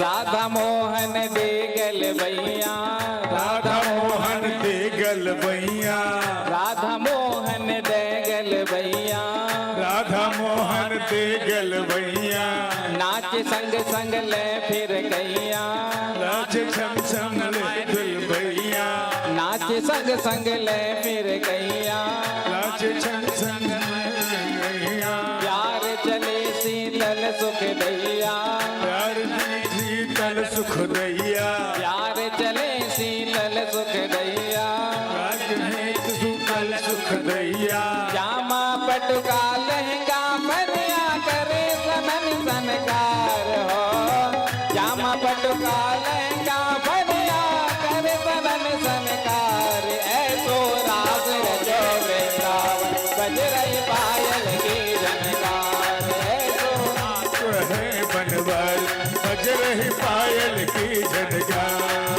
ओ पायल की झनकार वे रे, पायल की झनकार हो, पायल की झनकार, बज रही पायल की झनकार, ऐसो नाचो कृष्ण कन्हैया, बज रही पायल झनकार, बज रही पायल की झनकार, ऐसो नाचो कृष्ण, ओ ऐसो नाचो कृष्ण कन्हैया, बज रही पायल की झनकार, बज रही पायल की झनकार,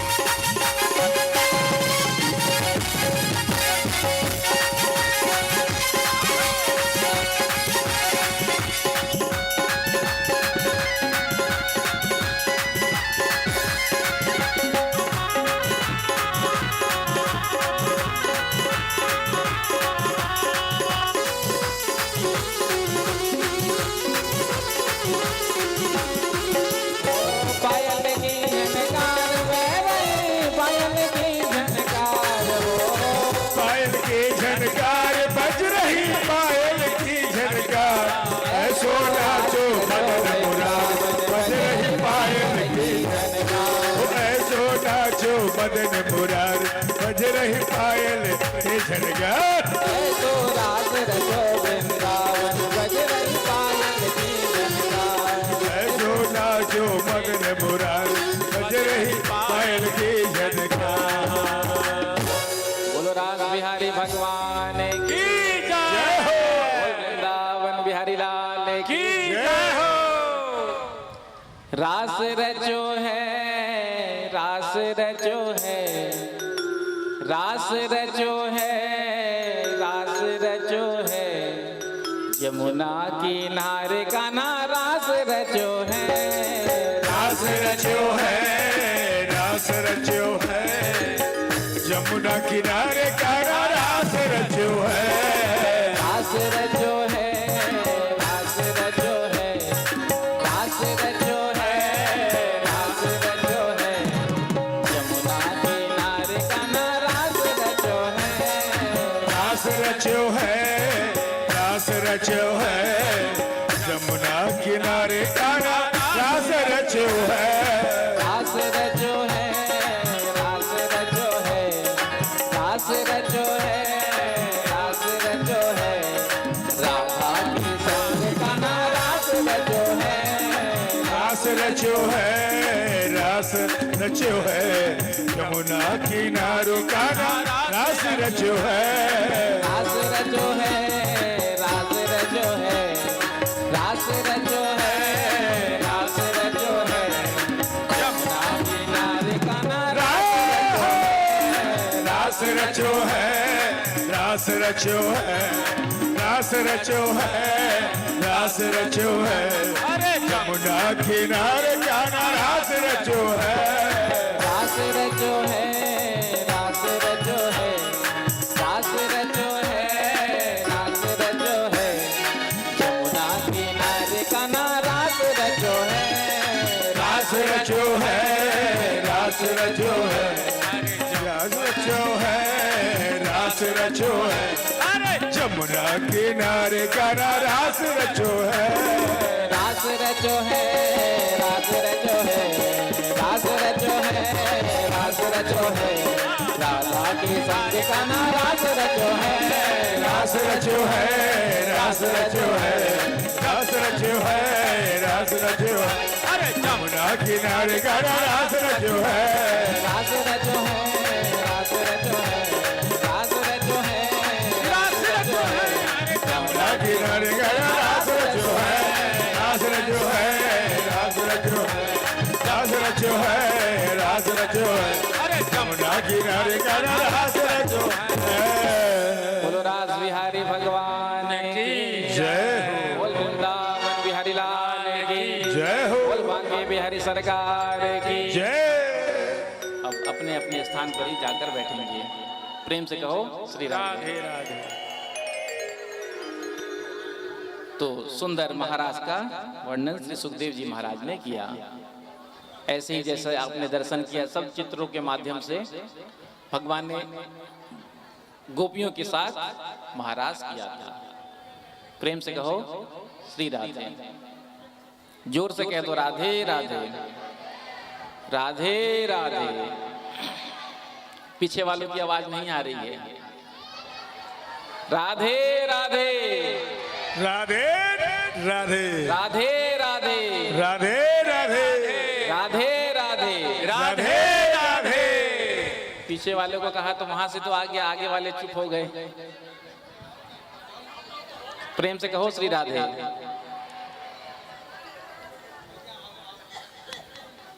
सब अपने अपने स्थान पर बैठ जाएं कृपया करके। तो सुखदेव जी महाराज लीला के फलश्रुति का वर्णन करते हुए कहते हैं, जो महाराज लीला की कथा प्रसंग को सुनता है तो उनके हृदय का रोग, काम रोग समाप्त हो जाता है। प्रेम से कहो श्री राधे।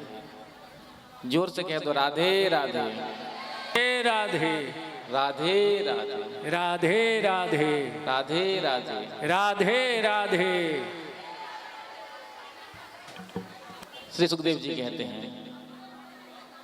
एक बार भगवान श्री कृष्ण सभी ब्रजवासी को लेकर के अंबिका वन में आए थे। अंबिका वन में आकर के भगवान ने आज माँ गौरा और भोलेनाथ का पूजन कराया। जितने भी ब्राह्मण देवता वहां पर आए थे तो उनको भोजन कराया, प्रसाद पवाया और विपुल दक्षिणा दे करके आज संतुष्ट किया। संध्या का समय हो गया तो सबने विचार किया कि आज हम यहीं विश्राम करेंगे अंबिका वन में। तो रात में सो रहे थे ब्रजवासी, इतने में ही एक अजगर आया और अजगर ने आकर के नंद बाबा के पैर को पकड़ लिया। जैसे ही नंद बाबा के पैर को अजगर ने पकड़ा, नंद बाबा ने जोर से चीखा, जिसको सुनकर भगवान कृष्ण आए हैं और भगवान ने आकर के जैसे ही अजगर का स्पर्श किया तो आज वो अजगर योनि से मुक्त होकर भगवान के पार्षद के रूप में प्रकट हो गया। भगवान ने पूछा कि तुम कौन हो? तो इसने अपना परिचय दिया। प्रेम से कहो श्री राधे। अहम विद्याधरा कश्चित् सुदर्शन इति श्रुता श्रिया स्वरूप संपत्त्या विमानेना चरम दिशः। पूर्व जन्म में मैं विद्याधर नाम का गंधर्व था।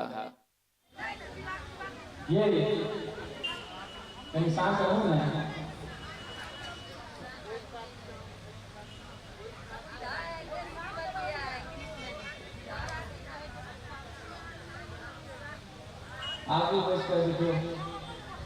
हाँ, कोई फर्क नहीं।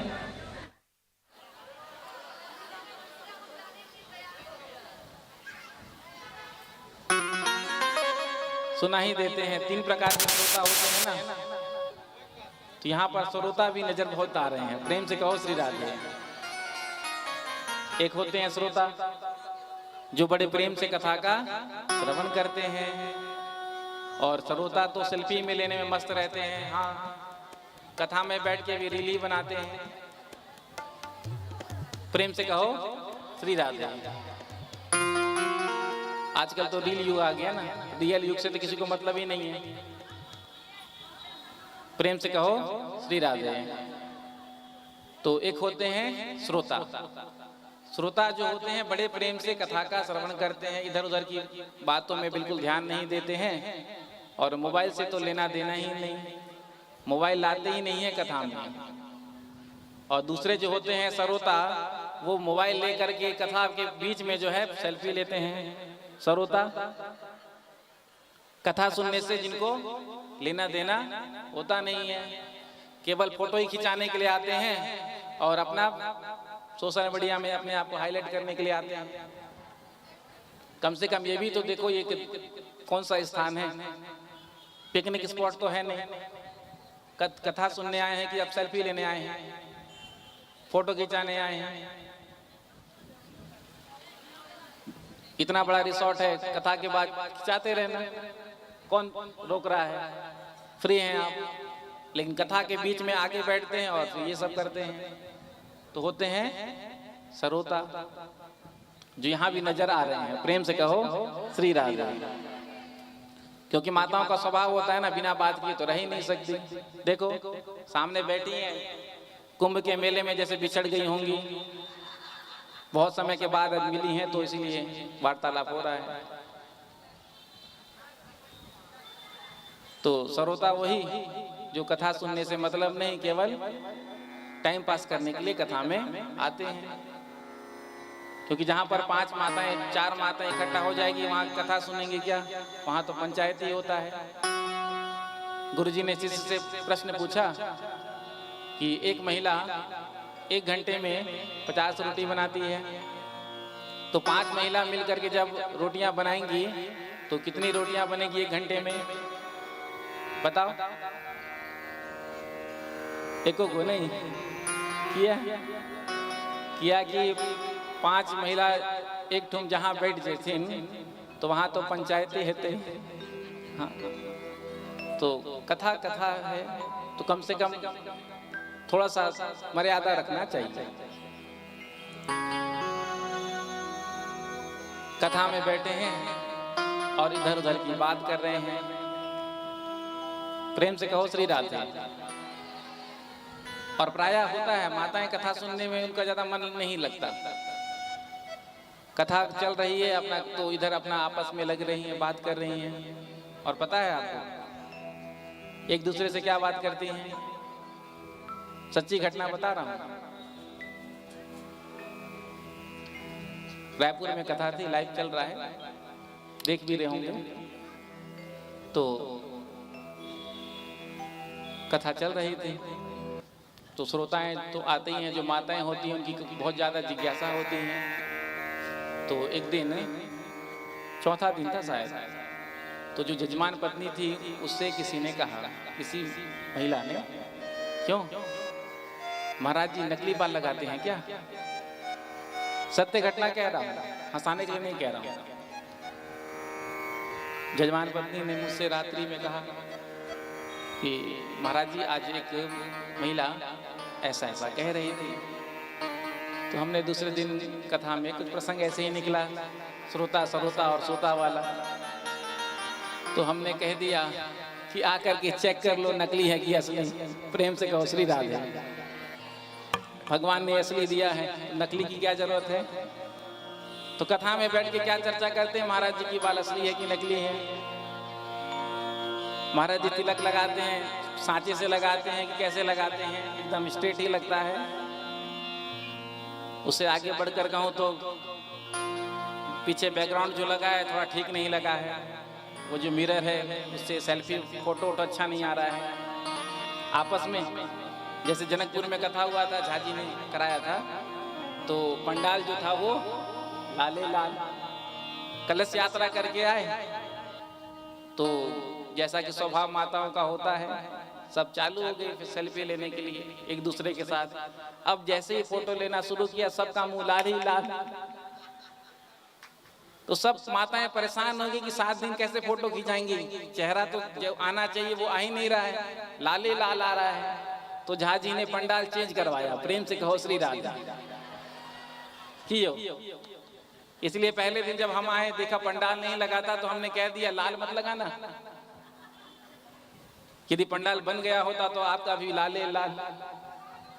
लाली मेरे लाल की जित देखो तित लाल, लाली देखन में गई मैं भी हो गई लाल।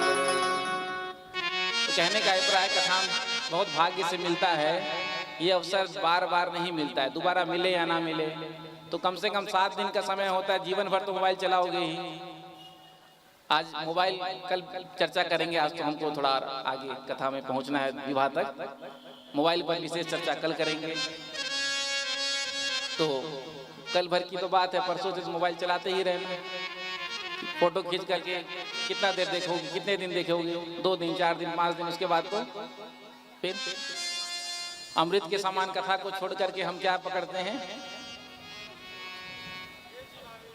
प्रेम से कहो श्री राधे। लाइव कथा चली रहा है, आप देख भी सकते हैं, फोटो भी आप इसे खींच ही सकते हैं। हाँ, तो कहने का अभिप्राय, कथा में आते हैं तो मर्यादा का पालन करना चाहिए। कोई भी हो, जो मर्यादा का अतिक्रमण करता है तो फिर नुकसान होता है। यदि आप मर्यादा का पालन करेंगे, ठीक प्रकार से कथा सुनेंगे, तो आपको कुछ समझ में आएगा, कुछ जीवन में उतरेगा। अब सुना ही ठीक से नहीं, बस पहले भी मैंने कहा माताएं तो आती ही केवल नाचने गाने के लिए, बोर हो रही हैं घर में बैठकर, चलो चल करके टाइम पास करेंगे। प्रेम से कहो श्री राधे। जोर से कह दो राधे राधे, राधे राधे, राधे राधे। तो क्या सुना रहे थे बताओ? तो आज उस मगरमच्छ ने अपना पूर्व जन्म का चरित्र सुनाया। मैं पूर्व जन्म में विद्याधर नाम का गंधर्व था। एक कुरूप ऋषि को देकर के मैंने उनका अपमान किया, उन्होंने मुझे शाप दे दिया।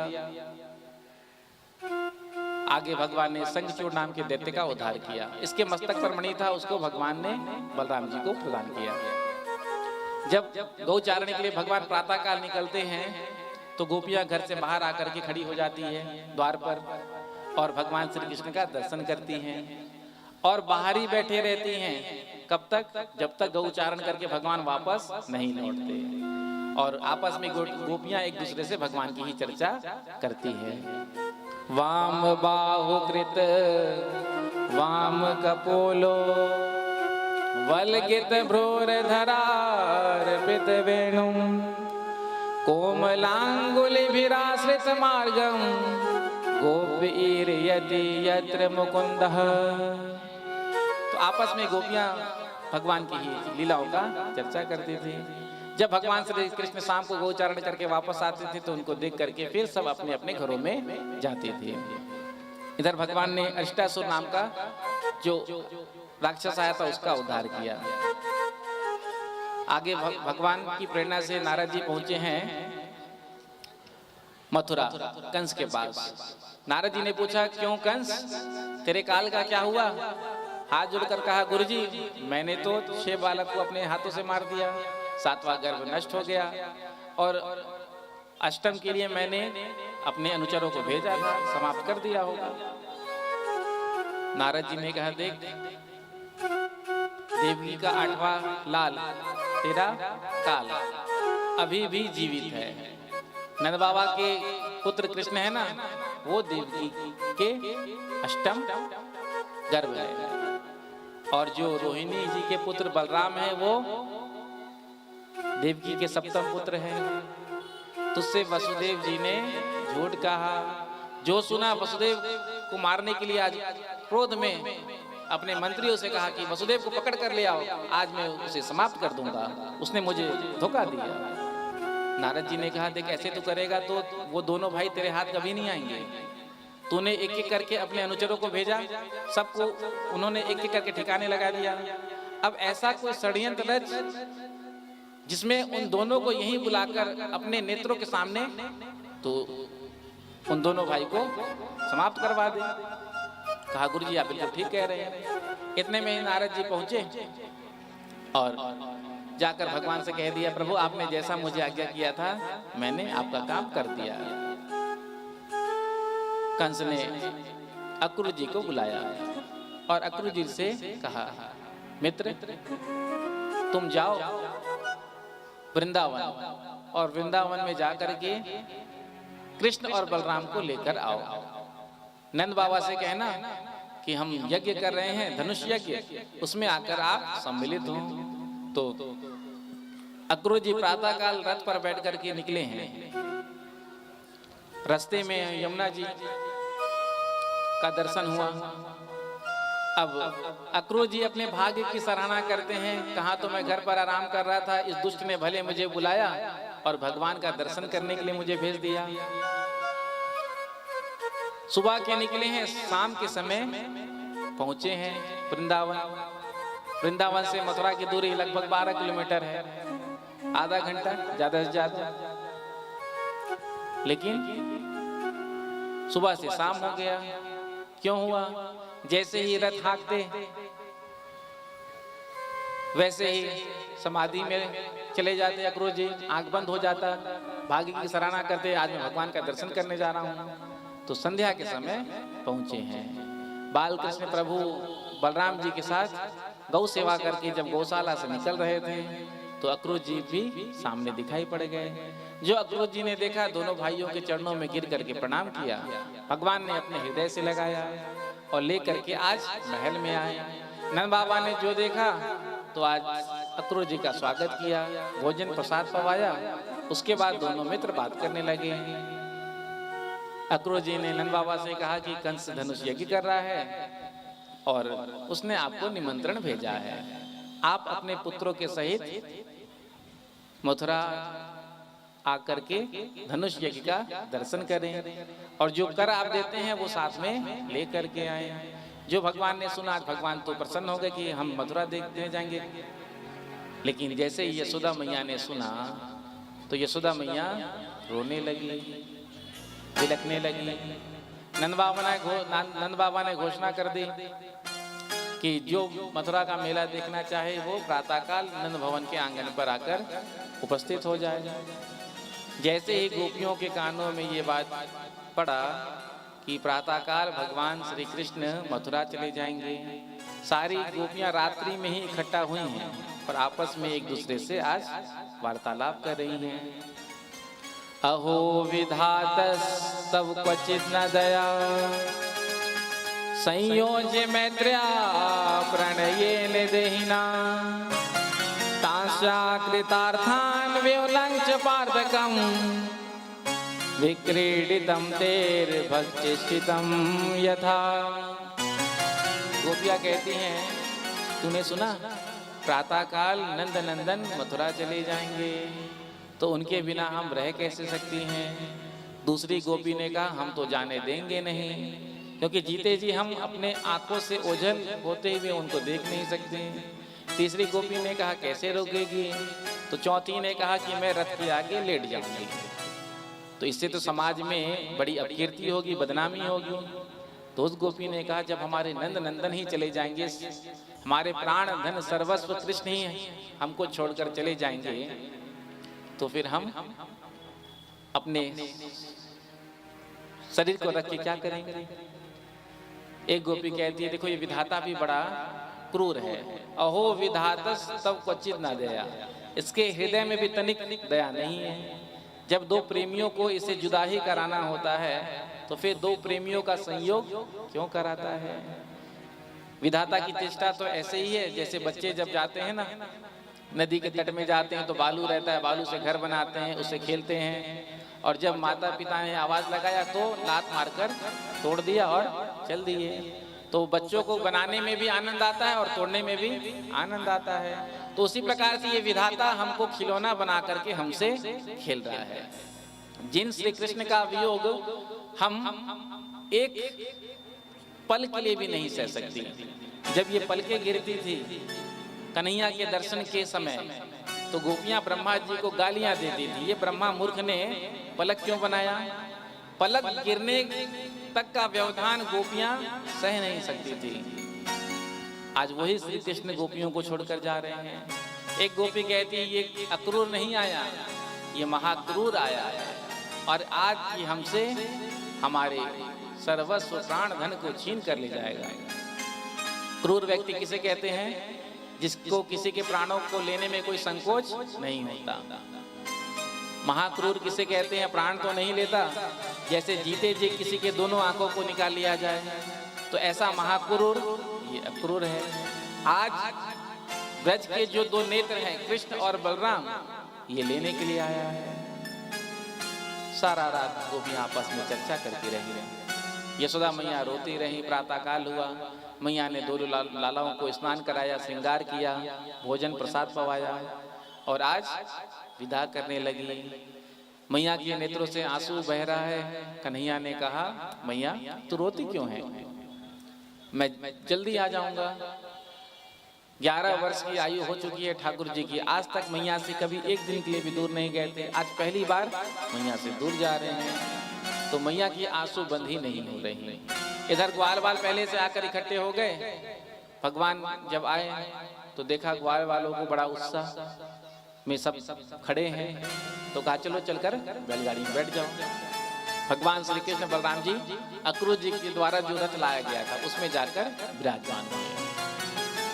गोपियों ने जो देखा भगवान को जाते हुए, आज गोपियों ने रथ को घेर लिया और कहा, प्रभु आप हमें छोड़कर नहीं जा सकते। भगवान ने कहा, देखो गोपियों मैं शीघ्र आ जाऊंगा, आज मैं जा रहा हूं, कल मथुरा का मेला देखूंगा, परसों वापस आ जाऊंगा। लेकिन गोपियों ने कहा, नहीं प्रभु हम आपको अपने आंखों से ओझल होते हुए नहीं देख सकते। भगवान ने कहा, देखो गोपियों मैं तुमको वचन देता हूं, शीघ्र आयस्मि। लेकिन गोपियां नहीं मानी। गोपियां भगवान के रथ के आगे लेट गई। प्रभु यदि आपको जाना ही है ना, तो हमारे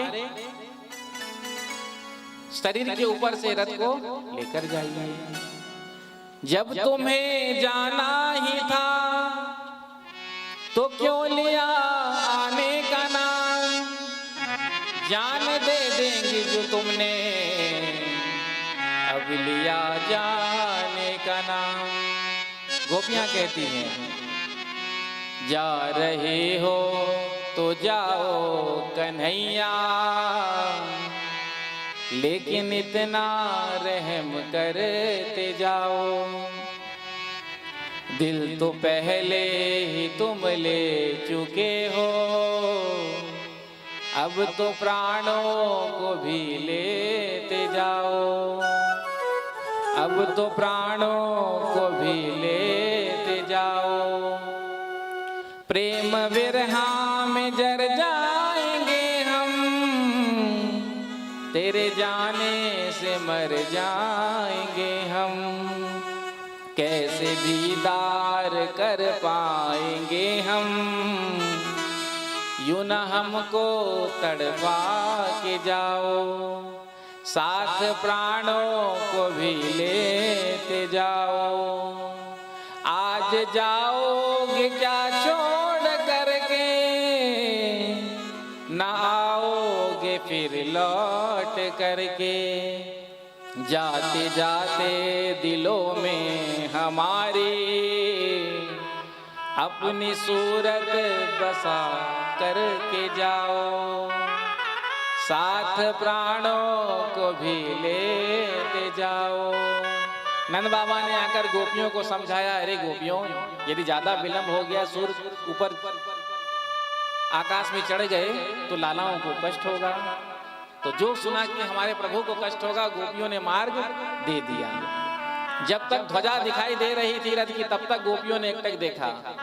जब वो ध्वजा दिखाई देना भी बंद हो गया तो रोती हुई बिलखती हुई गोपियां सब अपने अपने घरों में आई हैं। वायु वेग से रथ यमुना के तट पर पहुंचा और आज अक्रूर जी ने भगवान से कहा, प्रभु यदि आपकी आज्ञा हो तो हम यमुना जी में स्नान कर लें। भगवान ने कहा, करिए, आपकी इच्छा है। तो जैसे ही यमुना जी में डुबकी अक्रूर जी ने लगाया तो यमुना जी के हृदय में अंदर भगवान श्री कृष्ण और बलराम जी का दर्शन किया, रथ में बैठे हुए। अक्रूर जी को लगा, अरे उनको तो मैं यमुना के तट पर अभी छोड़ कर आया हूँ, वहीं है बैठे हैं, तो अंदर कैसे आ गए।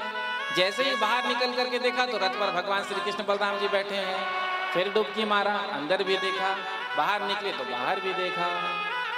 इहा उहा दुई बालक देखा, मति भ्रम मोर कियान विशेष। आज अक्रूर जी समझ गए कि ये साक्षात नारायण है। तो एक अध्याय में बड़ा ही सुंदर अक्रूर जी ने स्तुति किया। एक समय शेष बचा था, एक पहर का समय शेष बचा था। भगवान का रथ विश्राम घाट पर पहुंचा। जैसे ही विश्राम घाट पर भगवान का रथ पहुंचा, ग्वाल बाल नंद बाबा के साथ तो पहले ही पहुंच गए थे। इतने में कन्हैया ने कहा नंद बाबा से, बाबा बाबा, हमने सुना है मथुरा बड़ा सुंदर है। गांव के लोग जब शहर आते हैं तो शहर देखने की बड़ी उत्कंठा होती है, तो हम मथुरा का दर्शन करके आते हैं। नंद बाबा ने मना कर दिया, बेटा ये अपनो वृंदावन नाए है, ये राजा कंस को नगरी है और राजा कंस बड़ा दुष्ट। मना कर दिया। भगवान उदास हो गए। बलराम जी ने आकर कहा, बाबा यदि आपकी आज्ञा हो तो मैं कन्हैया को मथुरा का दर्शन करा के ले आऊं। तो नंद बाबा ने कहा, बलराम तुझ पर तो मुझे थोड़ा भरोसा है, लेकिन यहाँ पे मोहे नेको भरोसा ना है, ना जाने कब किससे लड़ भिड़ जाए। कन्हैया हमारे बड़े चंचल है ना। तो पिता नंद बाबा को भी नेको इन पर भरोसा ना है। तो जब बलराम जी ने कहा तो स्वीकृति दे दिया। तो आज जैसे ही बलराम जी लेकर के कन्हैया को चलने लगे, पीछे से ग्वाल बालों ने कहा, लाला कन्हैया ने हमों को ले चल अपने संग। तो कन्हैया ने कहा, चलो तुम सबको लेकर के चलते हैं। जब राम जी आए थे मिथिला में लक्ष्मण जी के साथ, तो लक्ष्मण जी को भ्रमण करा रहे हैं। आज लक्ष्मण जी बड़े भाई बन करके आए हैं भगवान श्री कृष्ण के। जो लक्ष्मण जी थे वही शेषनाग के अवतार बलराम जी। तो आज छोटे भैया ही बड़े भैया बनकर आए हैं और आज उनको मथुरा का दर्शन करा रहे हैं। अब जैसे ही भगवान श्री कृष्ण मथुरा में पहुंचे, धाये धाम काम सब त्यागी, मनहु रंग निधि लूटन लागे। जितनी भी देवियां थी, स्त्रियां थी जो कभी घर से बाहर नहीं निकलती थी, आज वो सब घर से बाहर निकल करके भगवान का दर्शन कर रही हैं। और जो किसी कारण से घर से बाहर नहीं निकल सकी तो वो झरोके से, खिड़की से भगवान का दर्शन कर रही है। और आपस में एक दूसरे से चर्चा करी, देखो ये वही बालक है ना जिसने 6 दिन की आयु में पूतना को मार दियो। अरे मैंने तो सुनो है कि याई ने अपनी एक अंगुरिया पर गिरिराज को उठा लियो। अरे इस बालक ने तो कालिया के फन पर नृत्य कियो। जो भगवान सुनते अपनी महिमा के बारे में सोई एक तिरछी निगाह उठाकर देख लेते। जिधर भगवान ने देख लिया सोई दीवानी हो गई।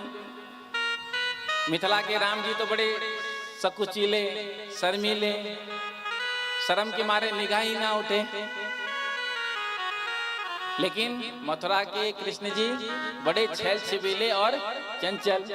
यदि कोई नहीं भी देख रहा है तो भृगुटी मटका करके अपनी ओर आकर्षित कर लेते, क्योंकि भगवान के नाम का ही अर्थ है कर्षयति इति कृष्णा, जो सबको अपनी ओर आकृष्ट करे। तो जब भगवान ने सुना देखो ये तो हमारे बारे में जानती है, हमारा प्रचार प्रसार यहाँ पहले से ही हो गया है, तो जैसे ही प्रभु जिसकी ओर देख लेते वही दीवानी हो जाती, वही पागल हो जाती। एक कहती है देख देख मेरी तरफ देख रहे हैं, दूसरी ने कहा तेरे तरफ तो केवल देखा ही, मेरी तरफ देख करके तो मुस्कुरा रहे हैं। जिधर भगवान ने देखा वही भगवान की दीवानी। अब भगवान का स्वागत होने लगा। मथुरा के जितने भी नर नारी थे आज भगवान का स्वागत कर रहे हैं। जितने भी व्यापारी थे अपने दुकान से बाहर निकलते हैं, लौंग, इलायची, काजू, बादाम, ठंडा भगवान को अर्पण करते हैं। किसी व्यापारी ने अपने दुकान के अंदर नहीं बुलाया, सब बाहर से ही दुकान से बाहर से निकल करके दे रहे हैं। अंदर क्यों नहीं बुलाया? क्योंकि व्यापारियों ने सोचा कि देखो लगता तो है कि आगे चलकर ये मथुरा का राजा बनेगा, सत्ता पलटेगी। लेकिन यदि सत्ता ना पलटी तो कंस को पता चल गया कि इन्होंने मेरे शत्रु का, दुश्मन का बड़ा सम्मान खातिरदारी किया था बुला बुला करके, तो फिर हमारे दुकान की लाइसेंस कैंसिल हो जाएगी। तो इसीलिए व्यापारी बड़े होशियार होते हैं। प्रेम से कहो श्री राधे। सत्ता में कोई भी आए सबसे राम राम करते हैं, क्योंकि भाई सत्ता का कोई ठिकाना नहीं है, आज है कल नहीं है, एक रात में ही कुर्सी गिर जाती है। तो व्यापारियों को सबसे हिल मिल करके रहना चाहिए।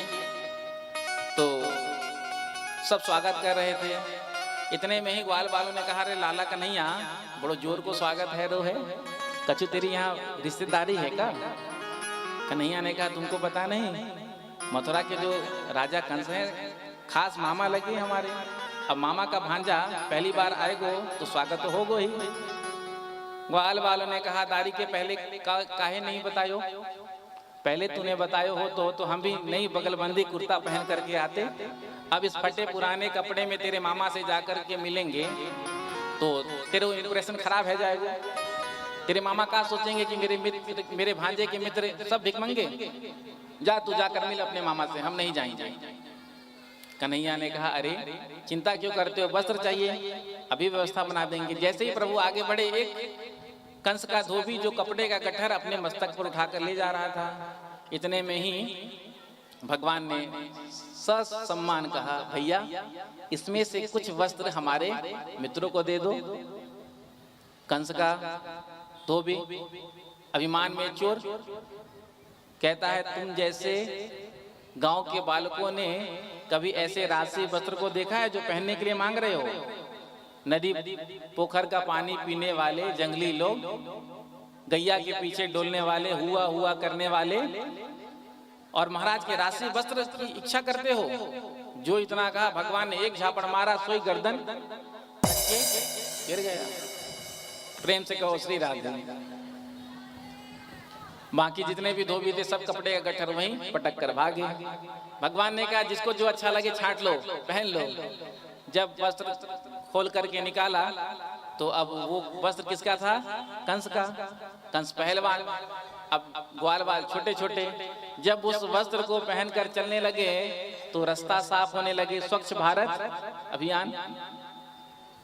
ग्वाल वालों ने कहा अरे लाला कन्हैया इसमें तो और एक नंबर के हम भिखमंगा लग रहे हैं, इससे तो अच्छा पुराने वाले ही थे। भगवान ने कहा कोई बात नहीं, ऊपर करके पहन लो।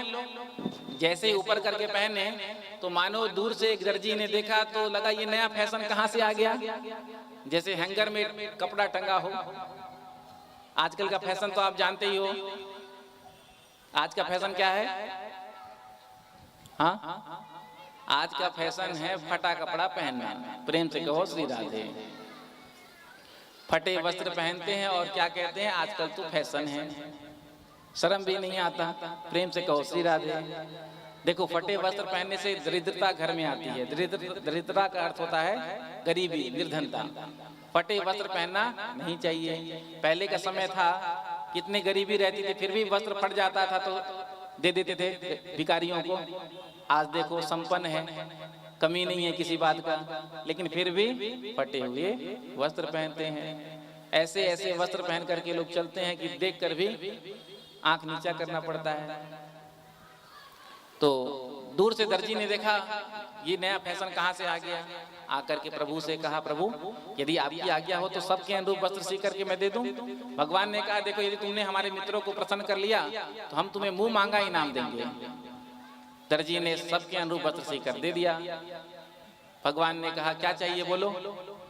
अब धोबी को क्या इनाम मिला था देखा ही था, तो कहा कि आपकी कृपा बनी रहे, बस और कुछ नहीं चाहिए। भगवान ने कहा, देखो खूब फलो और फूलो, हम तुम्हें अहिक संपत्ति का वरदान देते हैं। अभी कितना लेते हो कुर्ते का सिलने का?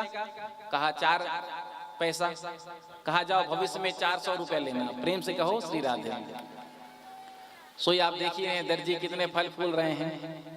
कभी भी आप उनके पास चले जाओ तो समय ही नहीं रहता है। भगवान का वरदान है। प्रेम से कहो श्री राधे। ग्वाल वालों ने कहा, लाला कन्हैया अब तो ठीक है, लेकिन ब्रजवासियों के गले में जब तक माला ना पड़े तब तक मजा नहीं आए। ब्रजवासियों को माला पहनने का बड़ा शौक। वृंदावन में बिहारी जी में जाते हैं, 20 रुपए का एक गुलाब का माला आ जाता है, 10 रुपए का गुलाब का माला आ जाता है। आपके यहाँ कितने का आता है ये तो मैं नहीं कहूँगा, लेकिन हमारे यहाँ बहुत सस्ता है। 20 रुपए में, 10 रुपए में एक गुलाब का माला आ जाता है।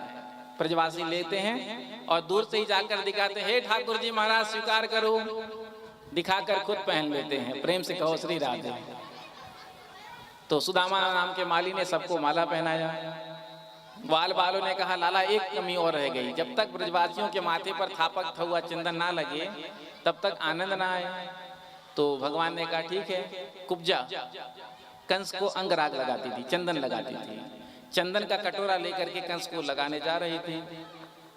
इतने में भगवान ने पीछे से आवाज लगाया, अरे सुंदरी, जो शब्द सुना आज पीछे पलट करके देखा, जो देखा देखती ही रह गई।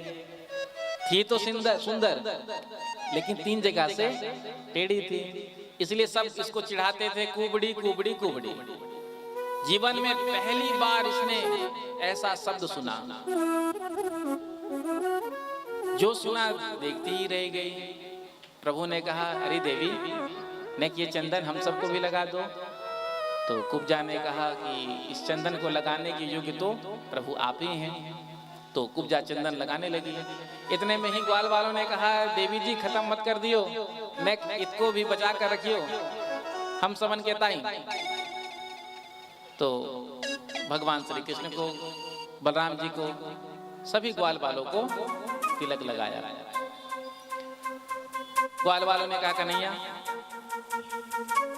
तूने सबको कुछ ना कुछ इनाम दिया, लेकिन या को तेने सारो चंदन समाप्त कर दियो, बदले में देवे लेने के टाइम आया तो कछु ना दियो। भगवान ने कहा, तुम सबकी इच्छा है कुछ देने की तो हम दे देते हैं। तो आज भगवान ने कुब्जा के चरण के ऊपर अपने दोनों चरण को रखा, पैर के ऊपर पैर को रखा, और भगवान ने कुब्जा के ठोड़ी में जैसे ही हाथ लगाया, ठोड़ी को पकड़ा। इतने में ही बलराम जी ने अपना मुंह घुमा लिया, कन्हैया ये अपनों वृंदावन आए हैं, ध्यान रखियो, राजा कंस की नगरी है। दाऊ भैया ने तो मुंह घुमा लियो, लेकिन ग्वाल बाल खिलखिलाकर हंसने लगे। लाला कन्हैया जो हो, आज तेरी जोड़ी बन गई, क्योंकि हमारे ठाकुर जी जो है त्रिभंग ललित हैं, 3 जगह से टेढ़े हैं, चरण, कमर, ग्रीवा, और कुब्जा भी 3 जगह से टेढ़ी है। तो ग्वाल बाल खिलखिलाकर हंसने लगे और कहा लाला तेरी जोड़ी बन गई, तू भी 3 जगह से टेढ़ा, ये भी 3 जगह से टेढ़ी। इतने में ही एक एक्यूप्रेशर का झटका मानो लगाया, जो कुबड़ी थी वो आज अप्सरा के रूप में परिणित हो गई। इसने भगवान से अपने घर चलने को कहा। भगवान ने कहा बाद में आएंगे, पहले हम कंस का काम तमाम करेंगे। इधर भगवान उस स्थान पर पहुंचे जहां पर धनुष रखा था, जिसका यज्ञ हो रहा था। धनुष के सुरक्षा में सब सैनिक लगे हुए थे। जब प्रभु बलराम जी के साथ पहुंचे हैं तो सैनिकों ने देखा, प्रभु ने कहा भैया जरा ये धनुष दिखाना। तो कहा ये महाराज का धनुष है, ये धनुष कोई उठा नहीं सकता, आज तक किसने नहीं उठाया, हम उठाकर दिखाएं। हंसने लगे, तुम क्या उठाओगे, इतने छोटे छोटे बच्चे। तो भगवान ने खेल ही खेल में उस धनुष को उठाया और तोड़ दिया। जैसे ही धनुष भंग हुआ, भयंकर आवाज हुई, जिसको सुनकर कंस घबरा गया। गर्ग संहिता के अनुसार परशुराम जी ने कंस को ये धनुष दिया था। धनुष देते समय कहा था कि देख इस धनुष को कोई तोड़ नहीं सकता, लेकिन जिसने इस धनुष को तोड़ दिया तो फिर तुझे छोड़ नहीं सकता। जब कंस को पता चला कि धनुष टूट गया, हमारी गारंटी समाप्त हो गई। रात्रि में इसने स्वप्न में आज भगवान का दर्शन किया। दूसरे दिन प्रातः काल हुआ। अब नंद बाबा ग्वाल बाल के साथ तो पहले ही जाकर के रंगभूमि में बैठ गए थे। पीछे से भगवान श्री कृष्ण आए थे। कुबला पीढ़ हाथी द्वार पर खड़ा था। भगवान ने आकर के कहा अरे महावत नेक हमको रास्ता देना, अंदर जाना है। महावत ने कहा हम तुम्हारे प्रतीक्षा में ही यहाँ खड़े हैं। अंकुश का प्रहार किया माथे पर और चिंगारता हुआ हाथी मारने के लिए भगवान को दौड़ा। भगवान ने पहले अपना बचाव किया, संभल करके फिर भगवान ने हाथी के चरणों को पकड़ा और 4 बार घुमा करके ऐसे पृथ्वी पर मारा कि प्राण निकल गए। 2 दांत, एक दांत भगवान श्री कृष्ण ने अपने कंधे पर रखा, एक बलराम जी ने रखा और दोनों भैया रंगशाला भूमि में प्रवेश करते हैं। तो सभी जितने भी वहां पर श्रोता बैठे थे, सब ने अपने अपने भाव के अनुरूप भगवान का दर्शन किया। जाकी रही भावना जैसे, प्रभु मूरत देखी तीन तैसी।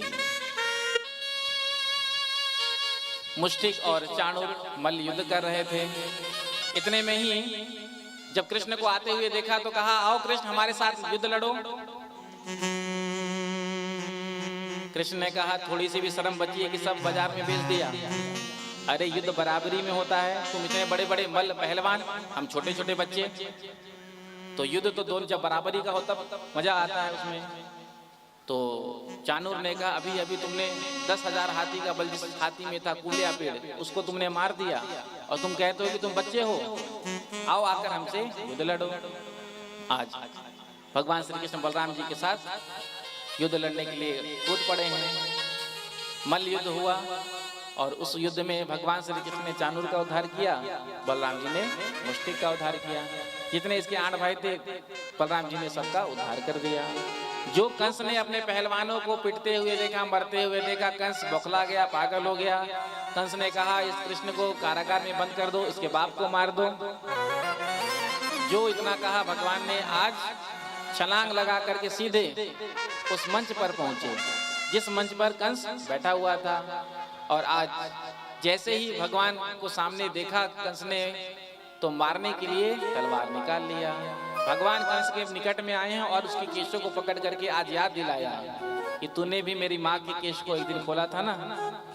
तो आज भगवान ने कंस के केशों को खोल दिया और कंस को उस मंच से नीचे फेंक दिया। स्वयं त्रिलोकी का भार लेकर के आज कंस के छाती पर भगवान कूद पड़े। कंस का जो प्राण था वो निकल गया। कंस की पत्नी अस्थि प्राप्ति आई, भगवान ने अपनी मामियों को सांत्वना दिया। आज पहली बार वसुदेव जी ने और देवकी जी ने अपने पुत्र का दर्शन किया, अपने हृदय से लगाया। नंद बाबा को आज पहली बार पता चला कि कृष्ण हमारे पुत्र नहीं है। तो नंद बाबा ने कहा बेटा चलें वृंदावन। तो भगवान श्री कृष्ण ने कहा बाबा आप जाइए, हम कुछ दिन यहीं रहेंगे, उसके बाद हम आ जाएंगे। तो नंद बाबा को विदा कर दिया। नंद बाबा ग्वाल बालों के साथ रोते हुए बिलखते हुए गए हैं। देवकी वसुदेव जी ने सबसे पहले आज यज्ञोपवीत संस्कार कराया। यज्ञोपवीत संस्कार कराने के बाद पढ़ने के लिए गुरुकुल में भेजा। देखो, ब्राह्मणों में सबसे श्रेष्ठ जो संस्कार है 16 संस्कार में, वो यज्ञोपवीत है। यज्ञोपवीत संस्कार समय पर करना चाहिए, लेकिन हम लोग समय पर नहीं करते। बच्चे जब एकदम बड़े हो जाते हैं, 16 साल, 18 साल, 20 साल, तब हम उनका उपनयन संस्कार करते हैं। नहीं, समय पर संस्कार होना चाहिए। और शास्त्रों में बताया गया है कि कितने वर्ष की आयु में उपनयन संस्कार ब्राह्मण बटुक का होना चाहिए। हमारा जो ये मैथिल ब्राह्मण सभा है, इसके माध्यम से भी व्रतबंध संस्कार, उपनयन संस्कार समय समय पर कराया जाता है। और जैसा कि मुझे मालूम है कि इस वर्ष सप्तरी में रौथट में व्रतबंध संस्कार का आयोजन किया है। कई लोग तो समय पर संस्कार इसलिए नहीं कर पाते हैं कि थोड़ा सा अर्थ के अभाव में होता है ना, इसमें बड़ा अर्थ लगता है। तो मैथिल ब्राह्मण सभा का प्रयास रहता है कि निःशुल्क रूप से जो सामर्थ्यवान नहीं है और जो सामर्थ्यवान है वो भी कर सकते हैं, सामूहिक रूप से आकर के उसमें किसी प्रकार का कोई शुल्क नहीं रहता है। सारी व्यवस्था मैथिल ब्राह्मण सभा जो आयोजक है उनके ही उसमें रहता है। किसी प्रकार केवल बटुक को लेकर के आना होता है। प्रेम से कहो श्री राधे। तो ऐसा ही प्रयास होता रहना चाहिए और हर वर्ष होना चाहिए, और इससे लोगों को लाभ मिलता है। प्रेम से कहो श्री राधे। तो यज्ञोपवीत संस्कार हुआ, उसके बाद पढ़ने के लिए गुरुकुल में भेजा। 64 दिनों में भगवान ने 64 कलाओं का ज्ञान प्राप्त किया। गुरु दीक्षा में जो गुरुदेव के पुत्र मर गए थे उनको वापस ला करके दिया। प्रेम से कहो श्री राधे। जब से भगवान श्री कृष्ण आए हैं मथुरा में, तो भगवान के मित्र बने हैं उद्धव जी। कृष्ण नाम प्रवरो मंत्री, कृष्णस्य दयितः सखा, शिष्यो बृहस्पते साक्षात्, उद्धवो बोधिसत्तमः। तो भगवान श्री कृष्ण के मित्र हैं उद्धव जी महाराज। उद्धव जी के अंदर ज्ञान तो बहुत है, लेकिन भक्ति भाव, प्रेम नहीं, और बिना प्रेम के भगवान नहीं मिलते। तो भगवान ने सोचा कि मैं अपने उद्धव को प्रेम का ज्ञान कैसे दिलाऊं। तो भगवान ने उद्धव जी को गोपियों के पास भेजा था। प्रेम से कहो श्री राधे। जोर से कह दो राधे राधे, राधे राधे, राधे राधे। तो आज भगवान एकांत में खड़े थे और उनके नेत्रों से आंसू बह रहा था। उद्धव जी ने आकर के जब भगवान को रोते हुए देखा तो पूछा, प्रभु आप क्यों रो रहे हैं? आप किसको याद कर रहे हैं? भगवान ने कहा, उद्धव आज मुझे मेरी मैया की याद आ रही है, आज मुझे मेरे बाबा की याद आ रही है। मैंने उनसे कहा था कि मैं जल्दी आ जाऊंगा, इतना समय बीत गया लेकिन मैं वापस नहीं जा सका। उद्धव जी ने कहा, प्रभु ऐसे किसी को याद करके कोई रोता है क्या? उद्धव जी ज्ञान देने लगे। तो भगवान ने कहा, देख उद्धव, मैं तो वृंदावन नहीं जा सकता किसी कारणवश, लेकिन मुझे मेरी मैया की, बाबा की बहुत याद आ रही है। उद्धव जी ने कहा, प्रभु एक काम करिए, आप अपना पत्र दीजिए, जो भी समाचार आपको देना है आप दीजिए, मैं आपका पत्र आपके मैया बाबा तक पहुंचा दूंगा। तो आज भगवान श्री कृष्ण पत्र लिखने बैठे हैं, और सबसे पहला पत्र किसके नाम का लिखा? अपने मैया के लिए, अपने बाबा के लिए। भगवान श्री कृष्ण कहते हैं, ओधो मैया से जा कहियो, तेरो श्याम दुख पाए, मैया ते जा कहियो, कोई न खवावे माखन मिश्री। मेरी मैया यशोदा मैया नित्य प्रति सुबह शाम मुझे माखन मिश्री खिलाती थी, लेकिन जब से मैं मथुरा में आया हूँ, माखन मिश्री खाने को क्या देखने को नसीब नहीं हुआ। कोई न खवावे माखन मिश्री, जल अचरा न करावे,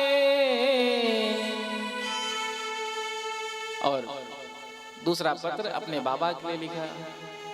पितानंद अंगुरिया गही गही, पायन चलिबो सिखायो। जब मैं छोटा था ना तो बाबा मुझे अंगुरी पकड़ कर चलना सिखाते थे। आज मानो सुखदेव जी कहते हैं वेद की वाणी को चरितार्थ करते हैं। वेद भगवान भी कहते हैं जीव का सबसे बड़ा गुरु कौन होता है? माता और पिता। मातृ देवो भव, पितृ देवो भव। लेकिन आजकल संतानों के हृदय से माता पिता के लिए प्रेम सम्मान समाप्त होता जा रहा है। जिन माता पिता ने हमको जन्म दिया, हमको इस योग्य बनाया कि आज हम इस पोजीशन पर हैं, तो कभी उन माता पिता का अपमान नहीं करना चाहिए। माता पिता का सम्मान करना चाहिए और अपने माता पिता सास ससुर की सेवा हम सबको करनी चाहिए। यदि आज आप अपने माता पिता सास ससुर की सेवा करेंगे तो आगे आपके बच्चे भी आपकी सेवा जरूर करेंगे। पद्म पुराण में कथा आती है ना, गणेश जी और कार्तिकेय जी में विवाह किसका पहले होगा इस बात को लेकर बहस चल रही थी। इतने में ही भगवान भोलेनाथ ने कहा कि जो पृथ्वी की पहले परिक्रमा देकर आ जाएगा उसका विवाह पहले हो जाएगा। कार्तिकेय जी तो वाहन पर बैठ करके पृथ्वी की परिक्रमा देने के लिए चल दिए। भगवान गणेश ने क्या किया? अपने माता पिता को बिठाया और उनकी ही परिक्रमा कर दी और बड़े प्रेम से बैठ करके लड्डू खाने लगे। जब कार्तिक जी पृथ्वी की परिक्रमा करके थके मारे आए हैं तो क्या देखते हैं? गणेश तो बड़े आराम से लड्डू खा रहा है। भोलेनाथ से कहा पिताश्री पिताश्री मैंने परिक्रमा दे दिया। गणेश जी ने कहा इधर देखो परिक्रमा तो पहले हमने दिया। तो कार्तिकेय जी ने कहा तुम तो गए नहीं, तुम तो यहीं पर बैठे थे। तो गणेश जी ने कहा देखो मैंने अपने माता पिता की परिक्रमा कर दी और माता पिता की परिक्रमा पृथ्वी की परिक्रमा कही जाती है। प्रेम से कहो श्री राधे। तो आज गणेश जी का पहले विवाह हुआ। तो कहने का अभिप्राय हमें अपने माता पिता बड़े बुजुर्गों की सेवा करनी चाहिए। माता पिता की सेवा से भगवान बड़े प्रसन्न होते हैं। ये तो आज सुंदर पत्र लिखा, पत्र लिख करके दे दिया और आज उस पत्र को लेकर के जब उद्धव जी निकले हैं तो भगवान ने अपना पीताम्बर ओढ़ा दिया ताकि ब्रजवासी जान सके कि ये मेरे द्वारा भेजा हुआ मेरा कोई दूत है। आज उद्धव जी महाराज आए हैं तो आकर के ग्वाल वालों से पूछा था कि नंद भवन कहाँ है, तो ग्वाल वालों ने बता दिया। आज उद्धव जी नंद भवन पहुँचे हैं और पहुँच करके यशोदा मैया और नंद बाबा को पत्र पढ़कर सुनाया। उसके बाद भगवान ने जो गोपियों को संदेश भेजा था, गोपियों को संदेश सुनाया। प्रेम से कहो श्री राधे। यहाँ पर गोपियों ने भ्रमर गीत गाया था। आए तो थे केवल संदेश देने के लिए, लेकिन 6 महीने तक उद्धव जी वृंदावन में रहे। गोपियों ने खूब स्वागत किया और भावपूर्ण विदाई आज उद्धव जी को दिया है। जब उद्धव जी आए हैं मथुरा में तो भगवान से कहते हैं प्रभु आप तो बड़े निष्ठुर हैं। अरे आपके माता पिता गोपियां आपके मित्र सखा कितना आपको याद करते हैं, कम से कम आपको एक बार जाकर दर्शन तो देना चाहिए। तो भगवान श्री कृष्ण ने कहा ब्रजवासी वल्लभ सदा मेरे जीवन प्राण, कबहु ना विसारी हो मोहे नंद बाबा की आन। जो निष्ठुर शब्द सुना उद्धव जी के मुख से तो समझ गए कि उद्धव को प्रेम का उपदेश मिल गया। प्रेम से कहो श्री राधे। जोर से कह दो राधे राधे राधे राधे। कंस की पत्नी नाम था अस्ति और प्राप्ति। अस्ति प्राप्ति ने जाकर जरासंध अपने पिता से अपने वैधव्य का कारण बताया कि कृष्ण ने हमारे पति को मार दिया। तो जो सुना जरासंध ने कि कृष्ण ने हमारे दामाद को मार दिया तो दामाद के हत्यारों को मैं प्राण दंड दूंगा। 23 अक्षौणी सेना लेकर के मथुरा पर चढ़ाई कर दिया। इधर भगवान ने ध्यान किया, 2 रथ प्रकट हो गए, एक में कृष्ण बैठे एक में बलराम जी बैठे और भगवान ने आज 23 अक्षौणी सेना जो जरासंध लेकर के आया था, इनका तो उद्धार कर दिया, इनको समाप्त कर दिया, लेकिन जरासंध को छोड़ दिया। 17 बार जरासंध ने आक्रमण किया, 17 बार भगवान ने इसके सेनाओं को मार दिया, लेकिन इसको छोड़ दिया। भगवान को दुष्टों का नाश करना है, विनाश करना है। अब भगवान कहाँ तक, कब तक ढूंढ ढूंढ के मारेंगे एक दूसरे को, तो भगवान इसको इसलिए बार बार छोड़ देते हैं। ये सारी सेना इकट्ठा करके लेकर आ गए, एक साथ हम यहीं पर समाप्त कर देंगे। 18वीं बार इसने ब्राह्मणों को पाठ पर बिठाया और कहा यदि अब की बार हार गया ना तो सबके धड़ सर से अलग कर दूंगा तलवार से। इधर काल यवन जो जिसको पता था नारद जी के माध्यम से कि मेरा शत्रु कृष्ण है, तो काल यवन 3 करोड़ म्लेच्छों की सेना को लेकर के आया भगवान कृष्ण को मारने के लिए। भगवान इसको अपने पीछे दौड़ाते हुए ले गए और भगवान एक गुफा में छिप गए। उस गुफा में महाराज मुचकुंद सो रहे थे, अपना पीतांबर उनको उड़ा दिया। जब काल यवन आया, देखा सोए हुए भगवान को, तो एक चरण का प्रहार किया। भगवान तो आड़े में छिपे हुए थे, महाराज मुचकुंद थे, जैसे ही नेत्र को खोला तो आज ये काल यवन भस्म हो गया। देखो कथा विश्राम होने वाला है, प्रेम से कहो श्री राधे। ज्यादा देर आपका ज्यादा समय नहीं लेंगे, सीधे हम द्वारिका पहुंचेंगे। बहुत जल्दी आपको मैं द्वारिका पहुंचा दूंगा। तो क्या कह रहे थे, आज 8वां बार जब जरासंध ने आक्रमण किया तो भगवान रंग छोड़ करके भागे और द्वारिकापुरी का निर्माण करा करके सोते हुए मथुरा वासियों को वहां पर शिफ्ट कर दिया। इधर जरासंध को अपने पीछे भगाते हुए लेकर आए और भगवान प्रवसन पर्वत पर चढ़ गए।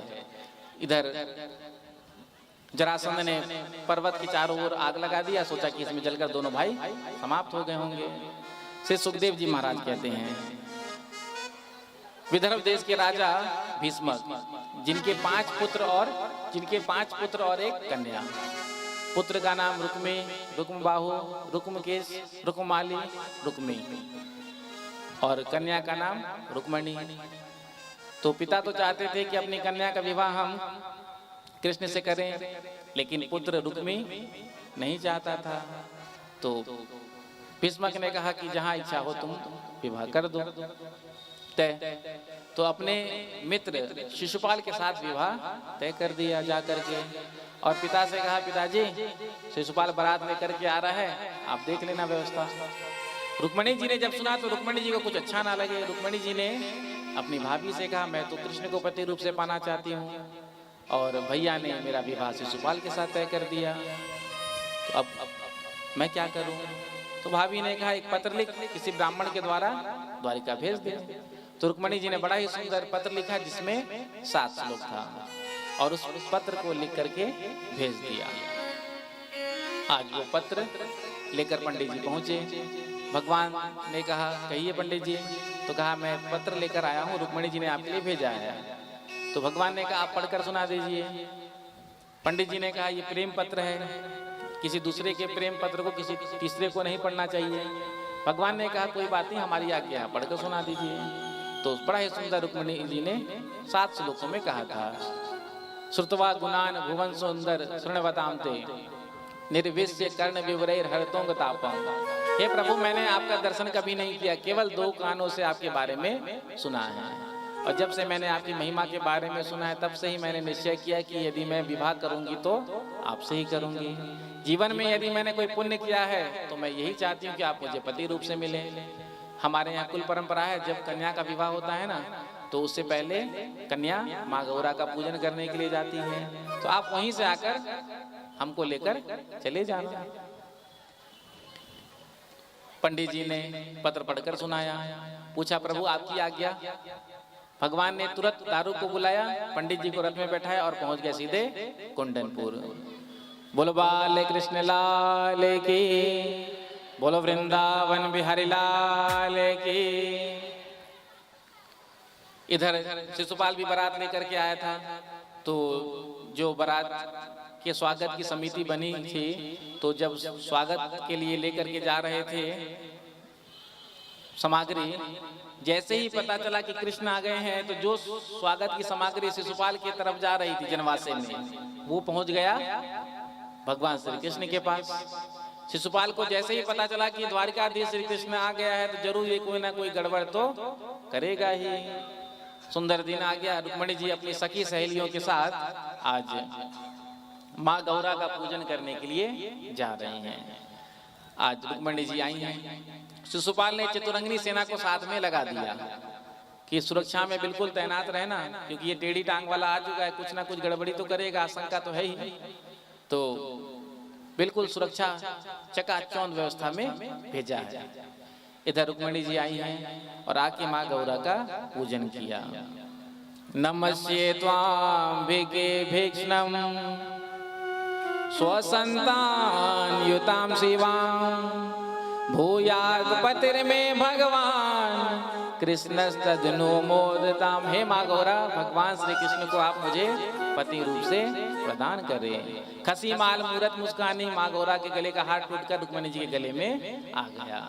रुक्मिणी जी ने सोचा आए तो जरूर होंगे, लेकिन हर काम चोरी से करने की आदत है ना, तो हो सकता है कहीं चोरी से खड़े होंगे। प्रेम से कहो श्री राधा।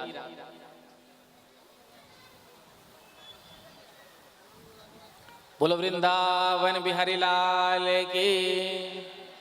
तो आज रुक्मिणी जी माँ गौरा का पूजन करके निकली है। आइए 2 मिनट, बड़ा ही सुंदर भाव है। रुक्मिणी जी गा रही हैं। हो मोहे अपनी दुल्हन बना ले, हो मोहे अपनी दुल्हन बना ले, श्याम तेरी दीवानी हुई मैं। मोहे अपनी दुल्हन बना ले, श्याम तेरी दीवानी हुई है। ओ मोहे अपनी दुल्हन बना ले, मोहे अपनी दुल्हन बना ले, श्याम तेरी दीवानी हुई मैं। मोहे अपनी दुल्हन बना ले, श्याम तेरी दीवानी हुई है। दीवानी दीवानी दीवानी दीवानी मैं दीवानी मैं दीवानी मैं दीवानी। हो मोहे अपनी दुल्हन बना ले, श्याम तेरी दीवानी होई। मोहे अपनी दुल्हन बना ले, श्याम तेरी दीवानी हुई। दोनों हाथ लगा ताली जमा करते हुए।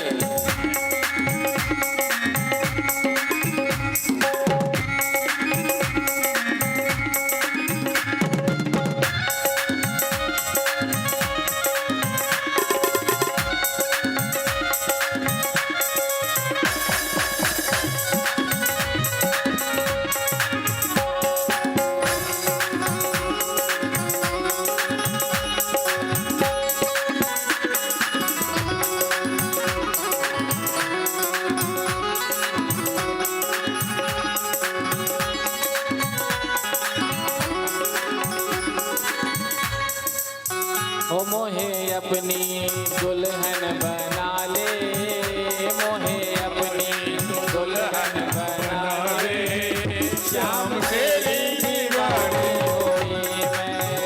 मोहे अपनी दीवानी होई मैं।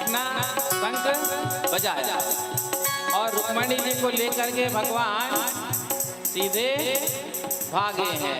सैनिक सब उड़ गए शंख बजने के साथ ही। तो सैनिकों ने कहा हम यहाँ क्यों खड़े हैं? कहा रुक्मणी जी की सुरक्षा के लिए आए थे। रुक्मणी जी कहाँ हैं? रुकिए कहा वो तो भाग गई, ले गयो ले गयो ले गयो। सैनिकों ने कहा अब क्या करता है भैया, देर न हो जाए कहीं, देर न हो। रह गयो रह गयो रह गयो। अब रुक्मणी जी और भगवान श्री कृष्ण का सुंदर जयमाला का दर्शन करेंगे और उनका पूजन करने के बाद हम सब उत्सव मनाएंगे। प्रेम से कहो श्री राधे राधे राधे। आज की कथा यहीं विश्राम। सहनाइयों की कल कथा का विश्राम दिवस है और ऐसा कहते हैं जो 6 दिन की कथा नहीं सुन सके हैं, यदि 7वें दिन की कथा सुन लेते हैं पूरी, तो उनको पूरी कथा सुनने का पुण्य मिलता है। तो कल सुंदर सुदामा चरित्र होगा। हम सब फूल होली का भी दर्शन करेंगे विश्राम में। तो कल कथा का समय कितने बजे है मिश्रा जी? कल कथा का समय 2। कल कथा का समय 2 बजे से है। विश्राम दिवस है थोड़ा सा, इसीलिए क्योंकि साथियों को भी निकलना है। तो कल कथा का विश्राम दिवस है, तो आप सब कोई आए और आकर के कथा का लाभ लें। सहनाइयों की सदा कह रही है। सबसे पहले रुक्मणी जी भगवान श्री कृष्ण के गले में माल्यार्पण करेंगी।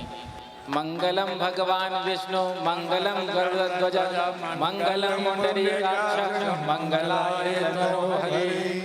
अब भगवान श्री कृष्ण माल्यार्पण करेंगे जोरदार ताली से। जय हो। बोलो रुक्मणी रमन भगवान की। अब आप सब बैठ जाइए स्थान पर। जब उत्सव मनाएंगे तो आप सब खड़े हो जाएं। अभी आप 5 मिनट पूजन होगा, तब तक बैठे रहें। कुछ बोल रुक्मणी रमन भगवान की जय। बोलो वृंदावन बिहारी लाल की जय हो। श्रीमद् भागवत महापुराण की जय। श्री हनुमान जी महाराज की जय हो। जय जय श्री राधे जय जय श्री राधे। जय जय श्री राधे जय जय श्री राधे। जय जय श्री राधे।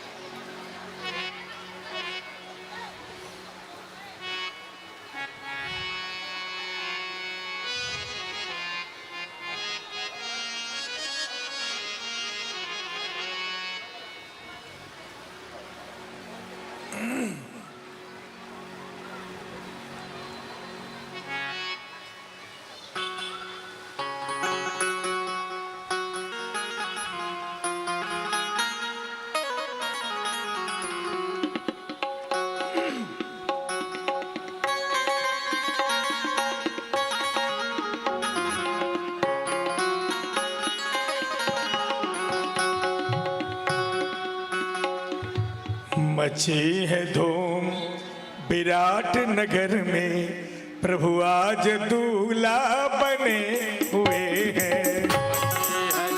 आज विराट नगर में प्रभु आज दूल्हा बने हुए हैं। मची है धूम विराट नगर में, प्रभु आज दूल्हा बने हुए हैं।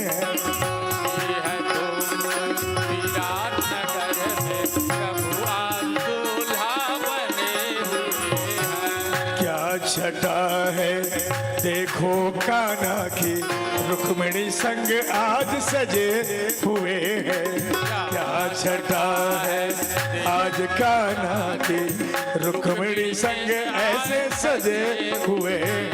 मची है धूम विराट नगर में, प्रभु आज दूल्हा बने हुए हैं।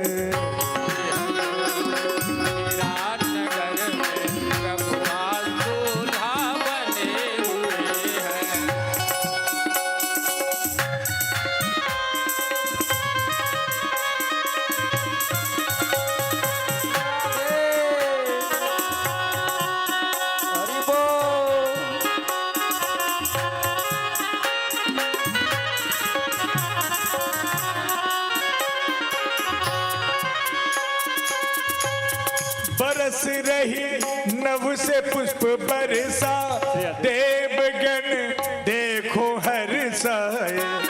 बरस रही नभ से पुष्प बरसा, देवगण हर्षाए। देख छटा कान्हा की बनी है, देख छटा कान्हा की बनी है। रुक्मिणी संग आज सजे हुए हैं, सची है धूम विराट नगर में, प्रभु आज दूल्हा बने हुए। जो भी माताएं पूजन करना चाहती हैं भगवान माता रुक्मिणी भगवान श्री कृष्ण का, वो आकर के पूजन कर सकते हैं। जो भी माताएं बहन भाई जो भी हैं इच्छा जिसकी है वो आकर के पूजन कर सकते हैं। बोलो रुक्मिणी रमन भगवान की जय, बोलो वृंदावन बिहारी लाल की जय। जय जय श्री राधे, जय जय श्री राधे।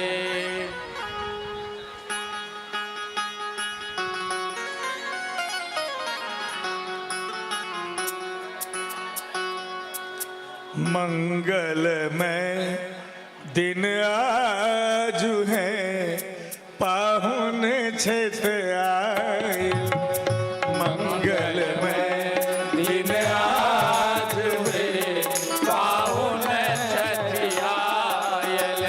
धन धन भागल, धन धन जागल भाग है, मन कमल भुलायल। धन धन जागल भाग है, मन कमल फुलायल। मंगलमय दिन आज है, पाहुन छठ आयल। मंगलमय दिन आज है, पाहुन छठ आयल।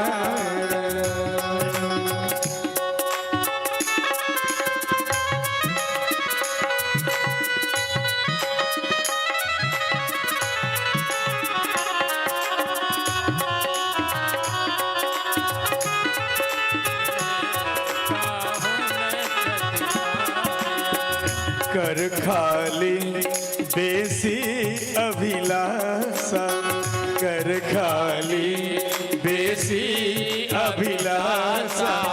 द्वेभ धान पे अगबे आशा, द्वेभ धान पे अगबे आशा। मान बढ़ा बोल पाग है, इनका सिर डालब। मान बढ़ा बोल पाग है, इनका सिर डालब। मंगलमय दिन आज है, पाहुन छठ आए। मंगल दिन आज है, पाहुन छठ आए।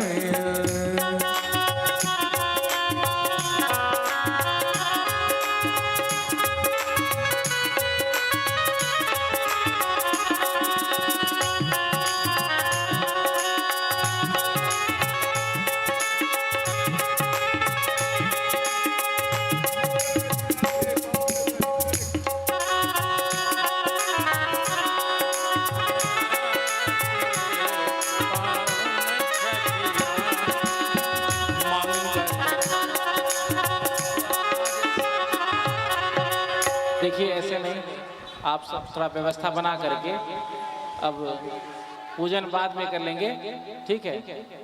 आरती करके प्रसाद लेकर पूजन आरती के बाद आप लोग कर लीजिएगा। बोल रुक्मिणी रमन भगवान की। आरती के बाद पूजन जिनको करना है कर लेना, है ना? क्योंकि आप सब धैर्य का परिचय थोड़ा कम देते हैं, प्रेम से कहो श्री राधे। सबको अवसर मिलेगा, लेकिन थोड़ा सा समय का प्रतीक्षा करना। जो पूजन क लै छी से कनिए साइड भ जाइयो आ दोसरों के अवसर दियो। एके ठाम सब क्यों खड़ा नहीं रह जाइयो, दूसरों का अवसर दियो। जिनकर भगेल से कनिए बगल होत जाओ और दूसरों का अवसर दियो।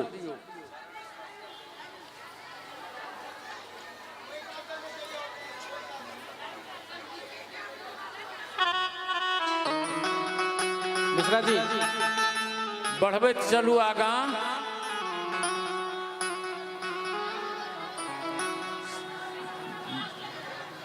सबका बढ़बे बोल चलू भगवानी आगा। रमन भगवान की जय। बोल वृंदावन बिहारी लाल की जय। श्रीमद् भागवत महापुराण की जय। जय श्री राधे, जय जय श्री राधे, जय श्री राधे, जय जय श्री राधे। तो राम जी का तो परिचय हुआ ही था, मिथिला में कन्हैया जी आए हैं तो उनका भी परिचय हो ही जाए। डाले हाँ जी जी अवश्य अवश्य हो जाए। बाद में पूजन करा लेंगे मिश्रा जी। मिश्रा जी बाद में आरती के बाद पूजन करवा लेंगे, उनको ले हाँ ऊपर ले आइए। जिनका हो गया ठीक है बाद में करेंगे। हाँ ऊपर ले हाँ। आरती हो जाए। कन्हैया के नैना रसीला है, चलो परछन सखिया। कन्हैया के नैना रसीला है, चल परछन सखिया। कन्हैया के नैना रसीला है, चलो परछन सखिया। कन्हैया के नैना रसीला है, चल परछन सखिया। धन राजा भीष्म, धन राजा भीष्म कुंडनपुर वासी।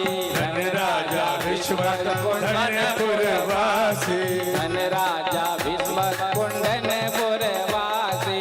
धन राजा कुंडनपुर वासी। धन धन रुक्मणी रानी है, चलो परछन सखिया। धन धन रुक्मणी रानी है, चलो परिजन सखिया। कन्हैया के नैना रसीला है, चलो परछन सखिया। कन्हैया के नैना रसीला है, चलो परिजन सखिया। दोनों हाथ में झूमते हुए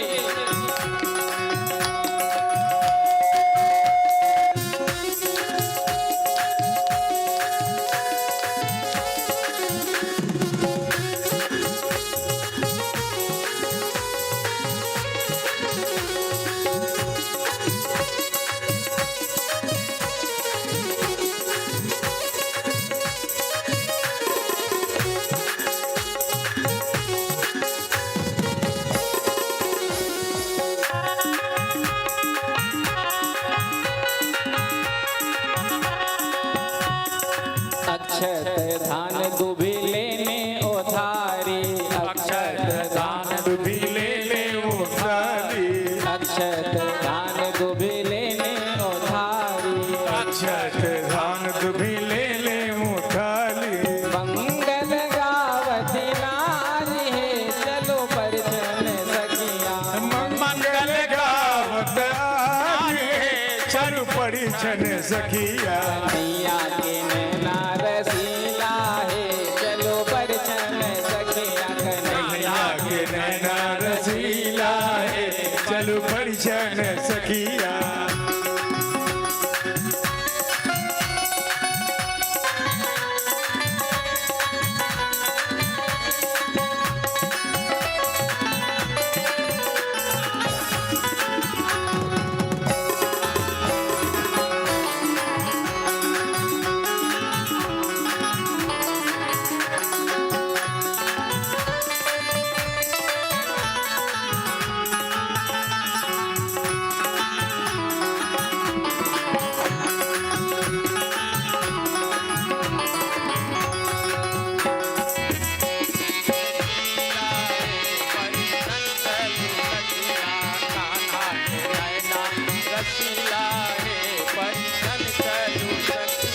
कंचन धार कपूर के बाती।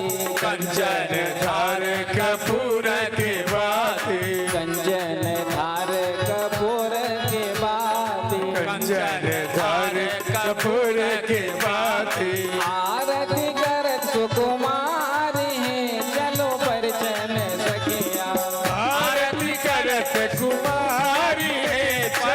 परिछन सखिया कन्हैया के नैना रसीला है चलो परिछन सखिया दुल्हा के नैना रसीला है चलो परिछन सखिया कन्हैया के नैना रसीला है चलो परिछन सखिया दुल्हा के नैना रसीला है चलो परिछन सखिया परिछन सखिया चलो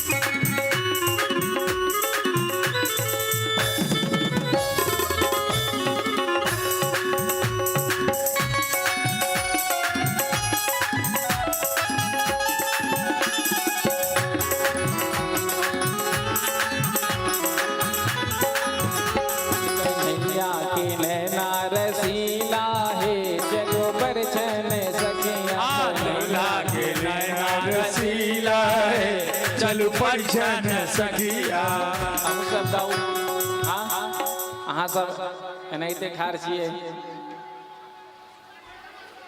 दोनों हाथ उठाकर थपड़ी बजाकर हाँ प्रेम से प्रेम से अहूँ सब कहियो कन्हैया के नैना रसीला है चलो परिछन सखिया कन्हैया के नैना रसीला है चलो परिछन सखिया कन्हैया के नैना रसीला है चलो परिछन सखिया कन्हैया के नैना रसीला है चलो परिछन सखिया कन्हैया कन्हैया कन्हैया कन्हैया कन्हैया कन्हैया कन्हैया कन्हैया के नैना रसीला है चलो परिछन सखिया कन्हैया के नैना रसीला है चलो परिछन सखिया कन्हैया के नैना रसीला है चलो परिछन सखिया कन्हैया के नैना रसीला है चलो परिछन सखिया अब आरती करके प्रसाद लेके सब प्रस्थान करेंगे बोल रुक्मणी रमन भगवान की जय हो एकटा शंकर भगवान के हेतै न आज मेरे श्याम की शादी है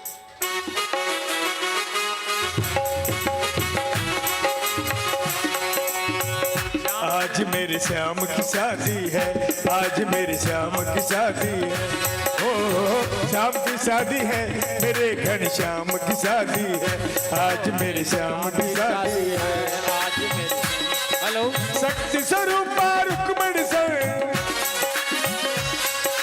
शक्ति स्वरूपा रुक्मिणी सब घन श्याम की शादी है आज मेरे श्याम की शादी है आज मेरे श्याम की शादी है ओ श्याम की शादी है मेरे भगवान की शादी है आज मेरे श्याम की शादी है आज मेरे श्याम की शादी है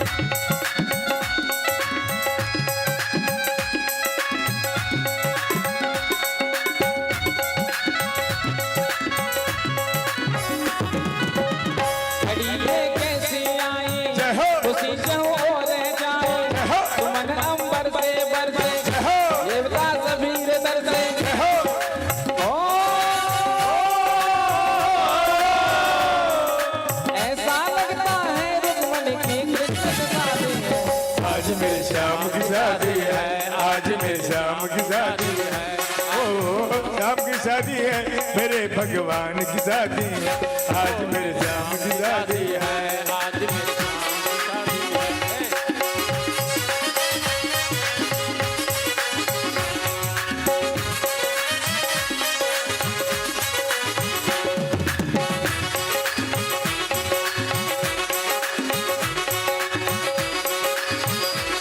ताड़ तोड़ तोड़ लाओ फूल छेड़ सजाओ सजाओ मवाल के।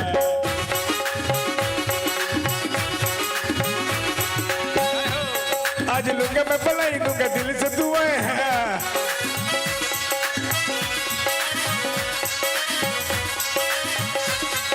हो शक्ति स्वरूप लक्ष्मी संग भगवान की शादी है। आज मेरे श्याम की शादी है, आज मेरे श्याम की शादी है। हो श्याम की शादी है, मेरे भगवान की शादी है। आज मेरे श्याम की शादी है, आज मेरे श्याम की शादी है, आज मेरे श्याम है। हेलो जी बोल रुक्मणी रमन भगवान की जय हो। आरती जलाइए। हेलो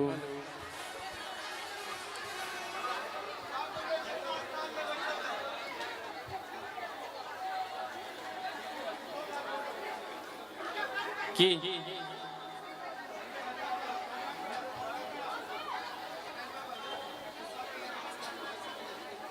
हाँ, अपना अपना स्थान पर बैठ जाओ सब क्यों अपना अपना स्थान पर बैस जाओ।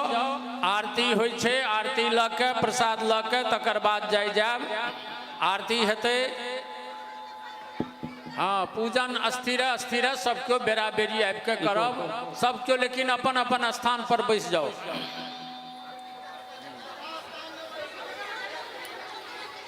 आरती के बाद में जाबे अपने सब पूजन करबे ताबे बरू एकटा शंकर भगवान के सेहो हेतनि। अहाँ सब पहने अपन अपन स्थान पर बैस जाओ, बेरा बेरी आबि के आरती के बादो पूजन कर सकै छी। बोलो रुक्मणी रमन भगवान की जय। आरती कुंज बिहारी की श्री गिरिधर कृष्ण मुरारी की। आरती कुंज बिहारी की श्री गिरिधर कृष्ण मुरारी की। आरती कुंज बिहारी की श्री गिरिधर कृष्ण मुरारी की। आरती कुंज बिहारी की श्री गिरिधर कृष्ण मुरारी की।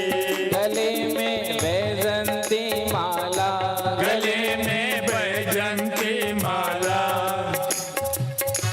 गले में बैजंती माला, गले में बैजंती माला।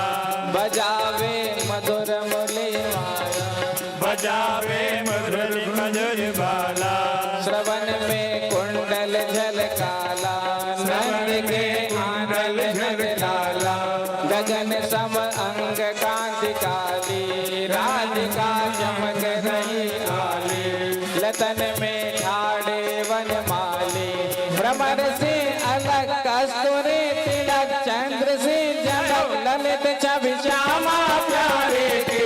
गिरिधर कुंज बिहारी की आरती कुंज बिहारी के श्री गिरिधर कृष्ण मुरारी के। जहाँ ते प्रकट भई गंगा, जलुष करे हार श्री गंगा। स्मरण ते होत मोह भंगा, बसे शिव से जटा के बीच। हरे अध के चरण छब श्री वनवारी के। श्री गिरिधर कृष्ण मुरारी के। आरती कुंज बिहारी की श्री गिरिधर कृष्ण मुरारी के। कनक में मोर मुकुट बिल से, देवता दर्शन को तरसे। गगन सो सुमन राशि बरसे, बजे मोर चंग मधुर मृदंग। ग्वालिनी संग अतुल रथ गोप कुमारी के।